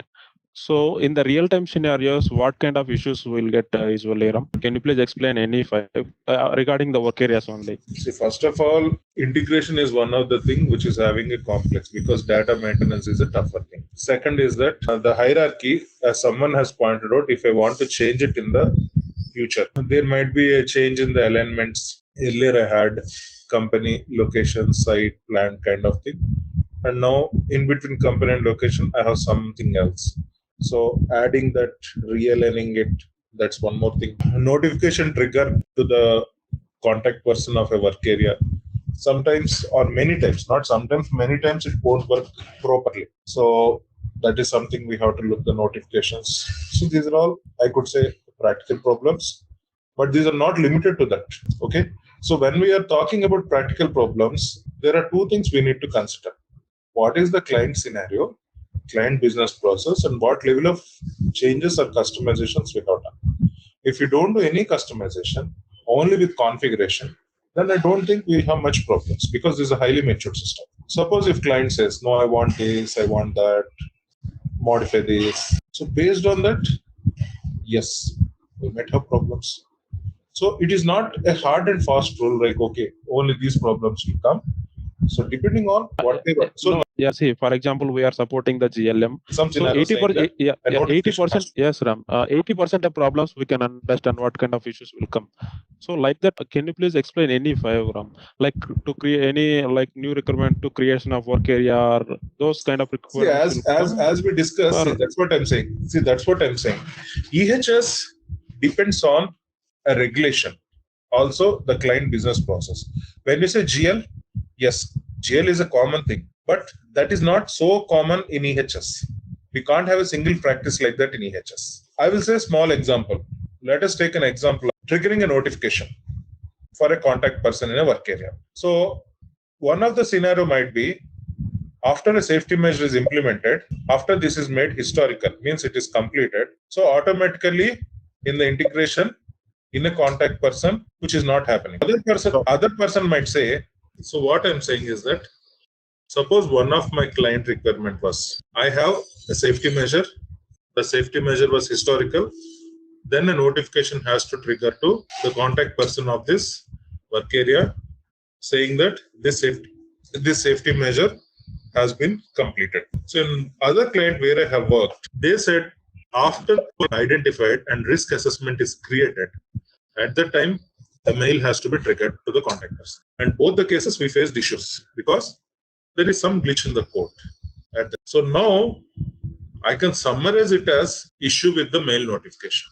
But within this, again, I have conditional safety measures for the client. For technical, in addition to the contact person, it has to go to the plant general manager also. For person related, it has to get an approval from the site supervisor also, in addition to the contact person. And site supervisor will come not within our EHS, it will come from HR roles. So like this, there are different scenarios. It is not generalized. EHS is not a generalized. Generalized from regulation, but how you apply is up to you. Wearing a helmet is a regulation. Whether you wear a helmet that has front mouth covering or just a glass drop down, or without any glass also, just wearing it like our EHS helmets also, the safety helmets also, they will wear and go. Regulation says wear a helmet. What type of helmet you wear, color of helmet you wear, you want to put stickers and all to wear, I'm not bothered about it as a regulatory person. All I say is that you have helmet, that's all. Simple. So EHS is static and dynamic. Dynamic as per company's way of getting the notifications. Static as per regulatory, yes, it has to be followed. It has to be followed. That's all. I want to implement safety measure. Yes, I have to implement safety measure. But after implementing the safety measure, how the system should perform, how it has to respond, interact with people, that no regulatory body will update and tell. Am I clear? So trying to understand, okay, this is the kind of issues I will get. Practically not possible. Practically not possible. There can be a change related to our enhancement pack. There can be change related to the kind of communication we are having with the third-party systems. There can be a change related to the other supply chain management systems we are interacting also. So depending on the scenario, I work in a project currently where my SAP EHS system interacts with 8 external systems. 8 external systems. One of the most complex projects I'm working. The same company, the same client, what you are working is also one of the most complicated one for which I implemented a solution in 2012. It's also one of the most complicated.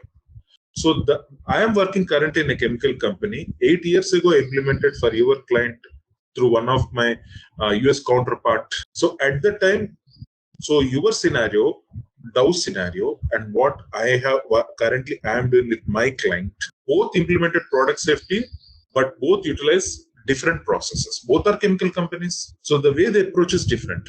I want to go from high-tech city to Amirpet. I can take a metro. I can go by Jubilee Hills checkpost. I can go by the high-tech city route via Kukatpalli or come to Miapur and go. There are different ways. So depending on each, the kind of problems can compound or reduce. So EHS is like that. We can understand each and every customer will do their own way. But what I am asking, based on your experience, what kind of issues you faced, and like any 5 example, I would like to. I explained to you 3 examples right now with respect to the workflows only. Another 2 examples I can say within this, they have created additional views just like this using the menu exit, where a report has to be generated. And unfortunately, sometimes the report don't work as per the norms. So that is one more issue. And then when you're integrating also, sometimes we integrate functional location and this functional location gets deactivated or removed in the plant maintenance. So at the time of sending notification, there won't be any functional location to select. So that is one more issue. So when you start implementing, there can be different issues. That's what I'm saying. We cannot generalize this. If I want to say within integration itself, I can have 15 plus issues. I can explain. Just like how I said about context with the notification triggering, functional location. Within functional location, also equipment integration. After we send a notification, also if the functional location is deactivated, how to do it. There are multiple scenarios. So now we have a storage location here within integration. So in one of the clients, they said, I want to have an integration with warehouses. So again, we got this configuration and warehouses as integrated, storage location is removed. Possibility is there. So here in the menu exit, we come and we get it done, changing the existing one. Or if you want to have an additional one, this is the body to utilize it. Okay. So next, risk assessment. Within the risk assessment, so here the most critical one is setting up of a risk matrix. Remaining all are straightforward. Specify agent types, you can specify these are the types of agents you have seen. In product safety, you can understand much better way. So suppose if you are seeing a biological hazard selected, you can select what is the specification category agent. So since I assigned it for agent, it is visible under the agent. The same thing if I select for real substance, so you can see it is assigned for agent, it is assigned for substance and recipe in ALM also. So that's why it is available in other locations also. So in this way, we can have things that are maintained. So don't mind. Sorry. So it's about agent types. So next comes the risk matrix, which is the most critical one. The 3x3 risk matrix, what we are going to select. Here, please understand in the risk matrix, let me come. Okay. So you are seeing the matrix in 2 locations. One is in the top level and one is in the analysis internally as a standard. So here, if you see the severity of a matrix, you can see it as general NLT. If you use the word general, it is the top level. If you use the NLT, it is, you can see general is high, medium, low, and no risk. This is what I'm able to see. Severity. High, medium, no risk. This is the general. This is the severity. In a similar way, internally also, NLT also, you can see high, medium, low, no risk. So internally also, it is like good. Now let me come to probability. Probability also the same thing. In general, high, medium, low, no. NLT also the same thing. So I will show you here. Probability also the same thing. So now when we come here, we need to select first, maybe if you're putting it for general, select high and then come for specify risk matrix. So here you will have the option of whenever you click on calculate rating, you are getting a rating, right? Because of this. Suppose if I select high into high, hazard level 1 should come. So this is what has come here. High into high, hazard level 1 has come. Suppose if I change the probability and severity, maybe I will change it high into low, example, and change the rating. So it became hazard level 3. Why? Let us see in our configuration. High into low is hazard level 3. So the one what you have defined here, high into high is how much, high into low is how much, high into medium is how much. The one what you are defining here will work when you create on the calculate rating. Any doubts in this? Any doubts in this? No. In a similar way, we have to come to the probability. Take for example medium. The same way, medium into high, medium into low, medium into medium, medium into no. We have to first put for general, then do it for NLT. So this is what we are putting here. So depending on what you select. So now I say medium into low should come as 4, right? So suppose if I come here, if I change this high into medium and I click on rating, calculate rating, now it will turn to 4. So this is the calculation you have to set up, maintain it in the risk management. Any doubts in this, please? Here only it will show like risk rating high, medium, low, like that only, or any rating it will give number like 1, 2, 3 like that. You can give it. If you want, you can just come here in severity. Instead of high, you put your own way. Risk rating we can give in numeric also. Yes, you can put it numeric. Suppose it is a description, suppose it is high only, but in the matrix, you want to put it as with a number 1, 2, 3. Yes, you can do it. No problem. It entirely depends on it's configurable. See, SAP has given us an option of high, low, medium, no. If you want to put it as 1, 2, 3, 4, 5 as 5 into 5 matrix, yes, you can do it. No issues. It's all about coming to new entries, configuring it and doing it. You can do it. So this is about your matrix. Yes, you can put numbers 1, 2, 3, 4, 5. I don't mind about it. SAP doesn't mind about it. But whatever it is there, the matrix has to be defined only once at the time of the project. You cannot and should not edit it after you do it. So whatever your company is following, that matrix is one-time activity we have to do. So next we are having baddies here. So these are for risk assessment. If you see in the risk assessment screen, you can have this analysis, or you can have this option of how it calculates. All those things can be edited if you still want to have it. And next is calculation of rating for standardized criteria. I have a risk matrix. When I see standard main rating, it goes for the worst scenario. Suppose if you have 10 different, 10 different conditions. Suppose I'm having other conditions. So in the other conditions, if it has to consider when calculating a rating not as per the standard, which I have not come across. This scenario I have not come across for calculating, because every company says, I want the worst scenario only. I don't want to change my way of doing things. So my calculate rating worked. But if you still want to change the calculation of rating, yes, this is the place where we can come. So next is industrial hygiene and safety measures. So here we create all the safety measure types first. So this is the safety measures. You can see I'm having in the technical changes and technical. In the organization, I'm having different options, like another 5 are there. Person related, I'm having different options are there. Like this, first in the system, I have to create everything at a shot, no changes. So after you create it, then you come to safety measure categories. You're having technical, organization, person related. You select each one of them, go for safety measure type assignment, and assign what you have created in the step 1. So within this, I assigned only 5. Here I have total 7. But remaining 2 like technical changes and site inspection, no. And checks, I did not assign. Why? It is relevant for the technical. So in organization, I assigned all the remaining things like this. Whatever I created in the step 1, I can assign it. Here my request is, please, safety measure.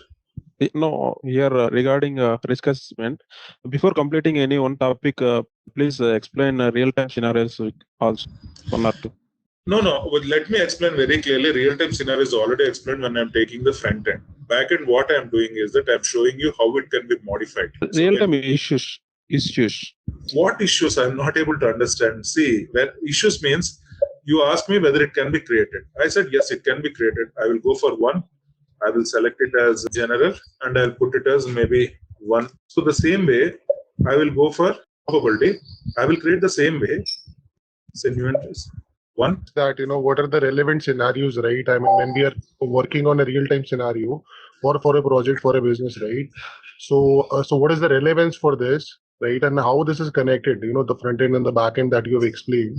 So how that is connected. So that is what is asking. No. But that I also need to ask. See, whenever I'm explaining, I'm coming here in the front end. I'm showing you where it is getting reflected.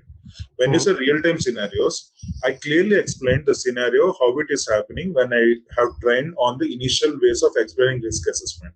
So now in the back end, what I'm showing, how it can be designed to achieve that front end, what I have explained. If you're asking me real-time scenario, I gave a statement like 5x5 matrix, 7x7 matrix, or 3x5 matrix, you can create it. This is the statements I have given it. So that is a real-time scenario. Anything else you want to ask? I mean, is there anything that you are asking me? If you're asking me what are the... No, we can see, for example, we are supporting GLM. In the GLM, we can know 80% of the problem, what might come. Like to assign the middle management level and all those things, like some template issues and all. So those real time, what kind of issues we may get in this risk assessment? That is my question. Okay, so what kind of problems basically the client faces, and that's what you want to understand. Yes. So okay, in that case, I will do one thing. What I will do is that maybe if everyone agrees, I will have a session after I explain the configuration. So what are the real-time issues that you might be facing for each one of them? Maybe 3-4 issues I can explain. Sure. That is fine. So that is I'll fine. give you an example, right? Yeah. So I will do one thing. Example, you understood, what is GLM. Yeah, just 1 minute. Give me just 1 minute, so that the waste is not part of. Sorry. Yeah, please go ahead. Sorry. Yeah. So I'm saying, so what basically the team wants to understand, for example, now if we have a requirement where the GLM business is reaching out to us and saying that, okay, we want this barcode to be printed. That's a regulatory requirement for this particular country to be printed on a label, right? So that is a problem statement that business is coming up with. And so this is what's asking that, in what kind of scenarios, what kind of problems do we face when we are working in IHS, OHS incident management, right? So that's what they want to understand, so that they will be able to connect it in future, right? When they get an opportunity to work in these modules, they will be able to understand, and connect the dots, what they understood in this training. No problem. That's what I said. That's what, if you can refer to my sessions earlier also, I explained entirely based on a real time only how the system is defined, what kind of situations people. Still, you guys are asking me about explaining the real time problem. So let me explain it after this session, because configuration, there won't be any real time problem. It is just defining the system. After I complete the configuration, I will take one session, maybe after I complete one more module also. What are the practical issues I faced in IHS, OH, or dangerous goods management? I can explain that. Because right now, the agenda is different and our topic is going in a different way. Right now, we are trying to understand how to design the system. In designing, there won't be any challenge. That you'll be having. So I will take a separate session explaining everything, each module or each topic in module, 3 different scenarios or issues that I have faced practically. Sure. If I may add, I think it will also be beneficial for the upcoming sessions. So most of the solutions. So I'm talking. Please go ahead, please. Okay, this sort of a feedback. I'm trying to give it not from system perspective, from domain perspective. So I understand when SAP or any other system is created, the standard solution, is created based on the best practices, then whatever the ISO 14,000, 45,000, and all these standards. But most of the clients that we have dealt with, standard solution changes a lot. So that's why, when you are explaining the standard solution, that's great. We actually understand what's happening, what exactly is the process here. That is very helpful. But what is the gap that we face in real time is, that, for example, I'm not sure if it's a good example, risk assessment, right? There is a risk assessment, risk matrix that is set up. But client may come up with altogether a new risk assessment because they are doing it from long time now, are getting into SAP or any other system, and they want to update their system based on how they are doing it from years. So that's why I think, Vikas or anyone that's the reason is getting questioned. Yeah. No, that's the reason. No, that's the reason I explained, saying that SAP is given high, low, medium, and no. If someone asks me, like, I can have it 1, 2, 3, 4, 5, I said, no one is stopping you. You can create it. Right. So as a consultant, as experienced people, like people are having 3 years, 4 years, 7 years experience, I believe that's with the first question I ask. I believe you guys are practicing on the system after our sessions. So if you practice it, definitely you'll be able to understand it because you're already in the EHS field. Yep.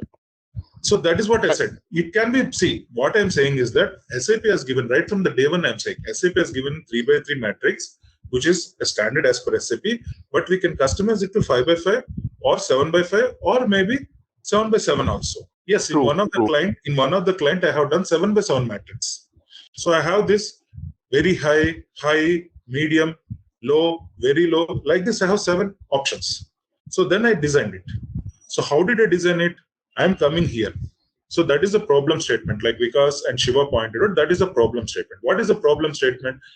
The client asked me to design a 7x7 matrix. So now next, what should I do as a consultant? I have to come to the screen. I have to change it as per the requirement, and I will customize it. So I have shown you how to do it as per the standard.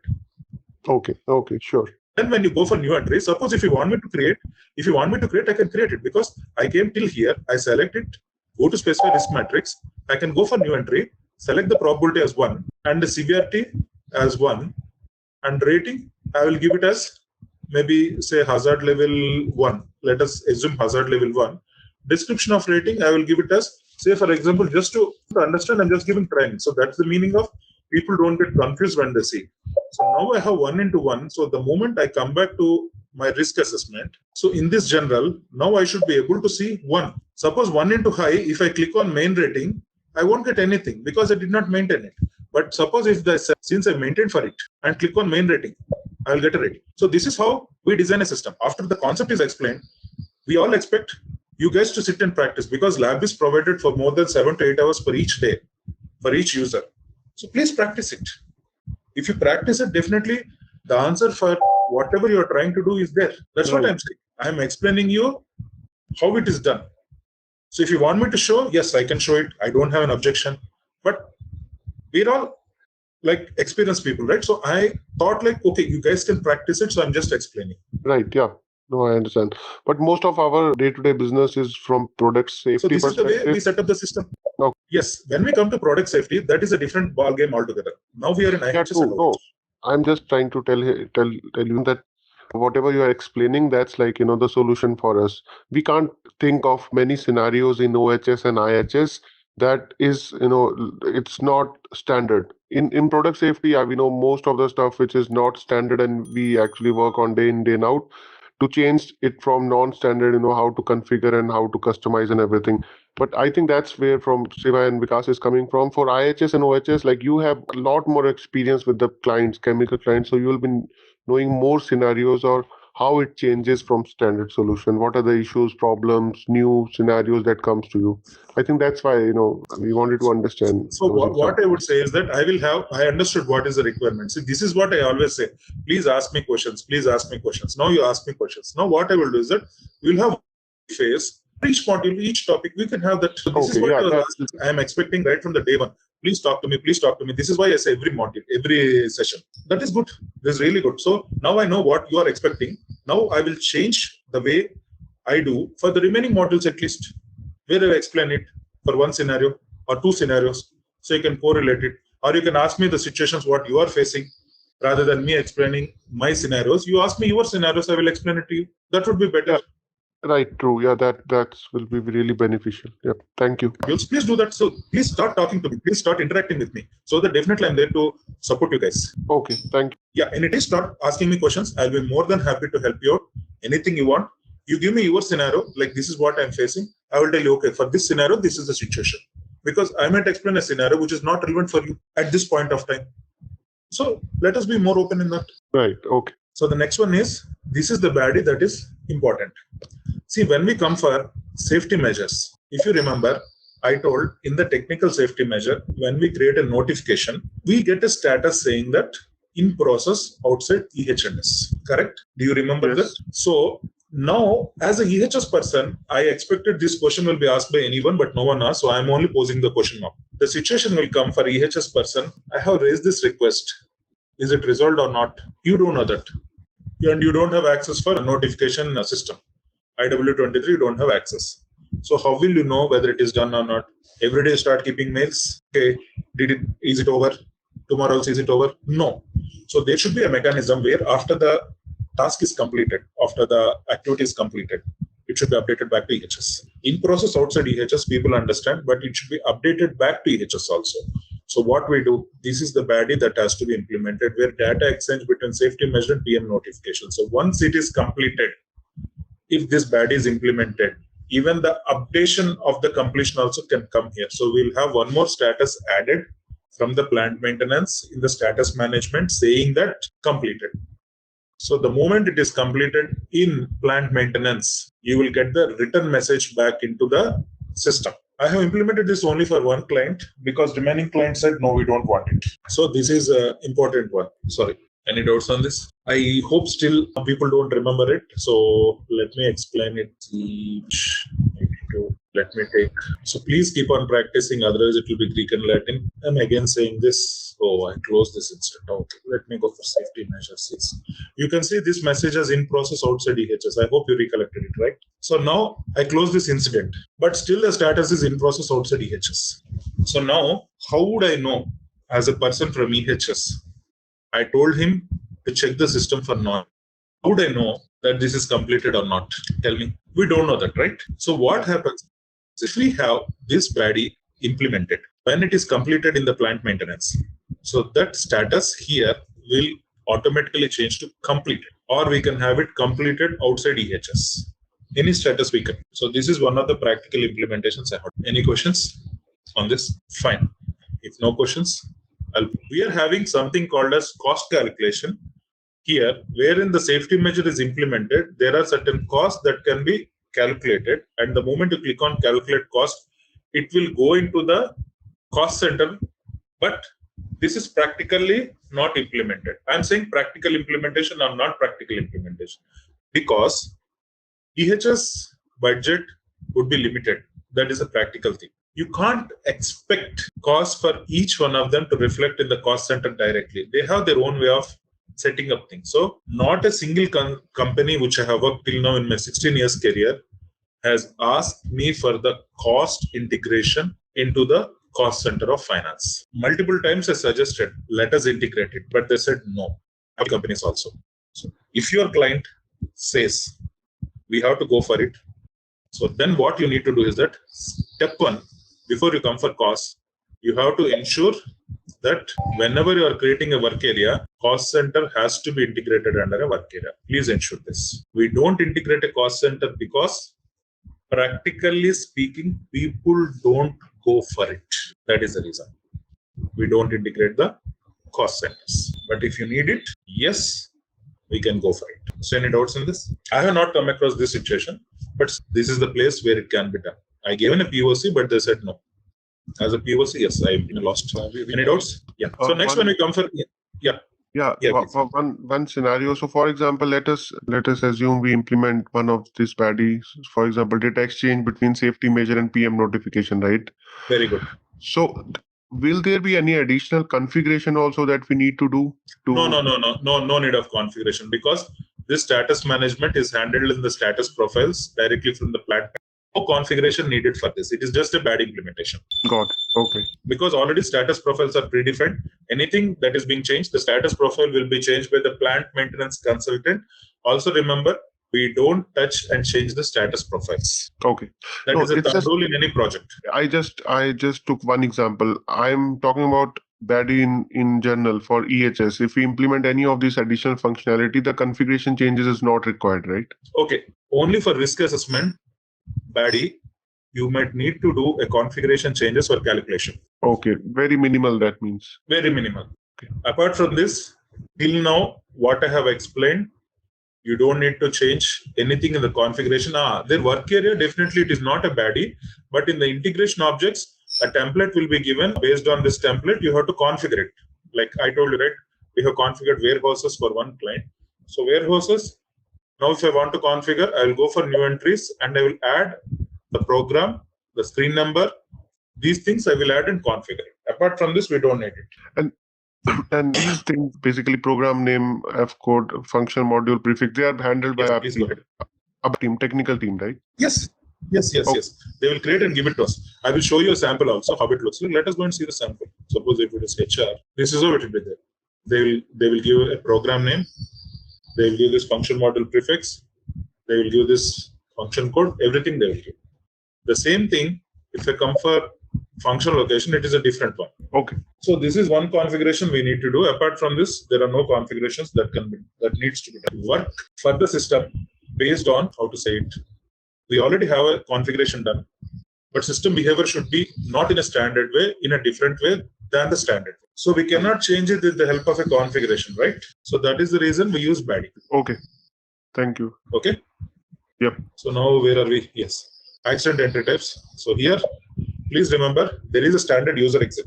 This has to be selected whenever you want an employee to be integrated with this. Clear? So client integrated with employee to be integrated, this user exit, not client, employee. Employee, okay. So whenever I come for accident incident log, I go to header data. I'm involving some people, right? Here, integration. Yes. If I want employee or a person, rather than employee, let us say person, any person to be integrated, then we have to use this user. For other incidents, I don't integrate a person. Tree fell down, storm, trees will get uprooted, branches will break down. There are no people involved in that, right? Right, yeah. So those are other incidents, natural phenomena, where employees are not part of it, or any person is not part of it. Got it. And this user exit IEL_type, it's a standard SAP? It's a standard exit.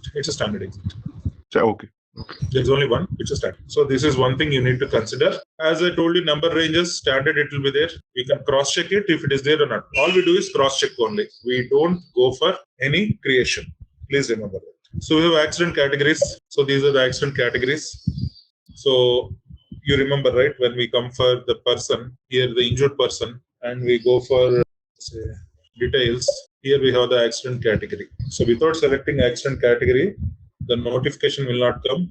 Without notification, you cannot enter other information. So this is the accident category. But here one more thing what you need to be very clear is that absence types. This is a HR integration. So these are the standard absence types that are available in the system. So as I always explain to you, 270 is what we are more interested because 270 is an industrial accident.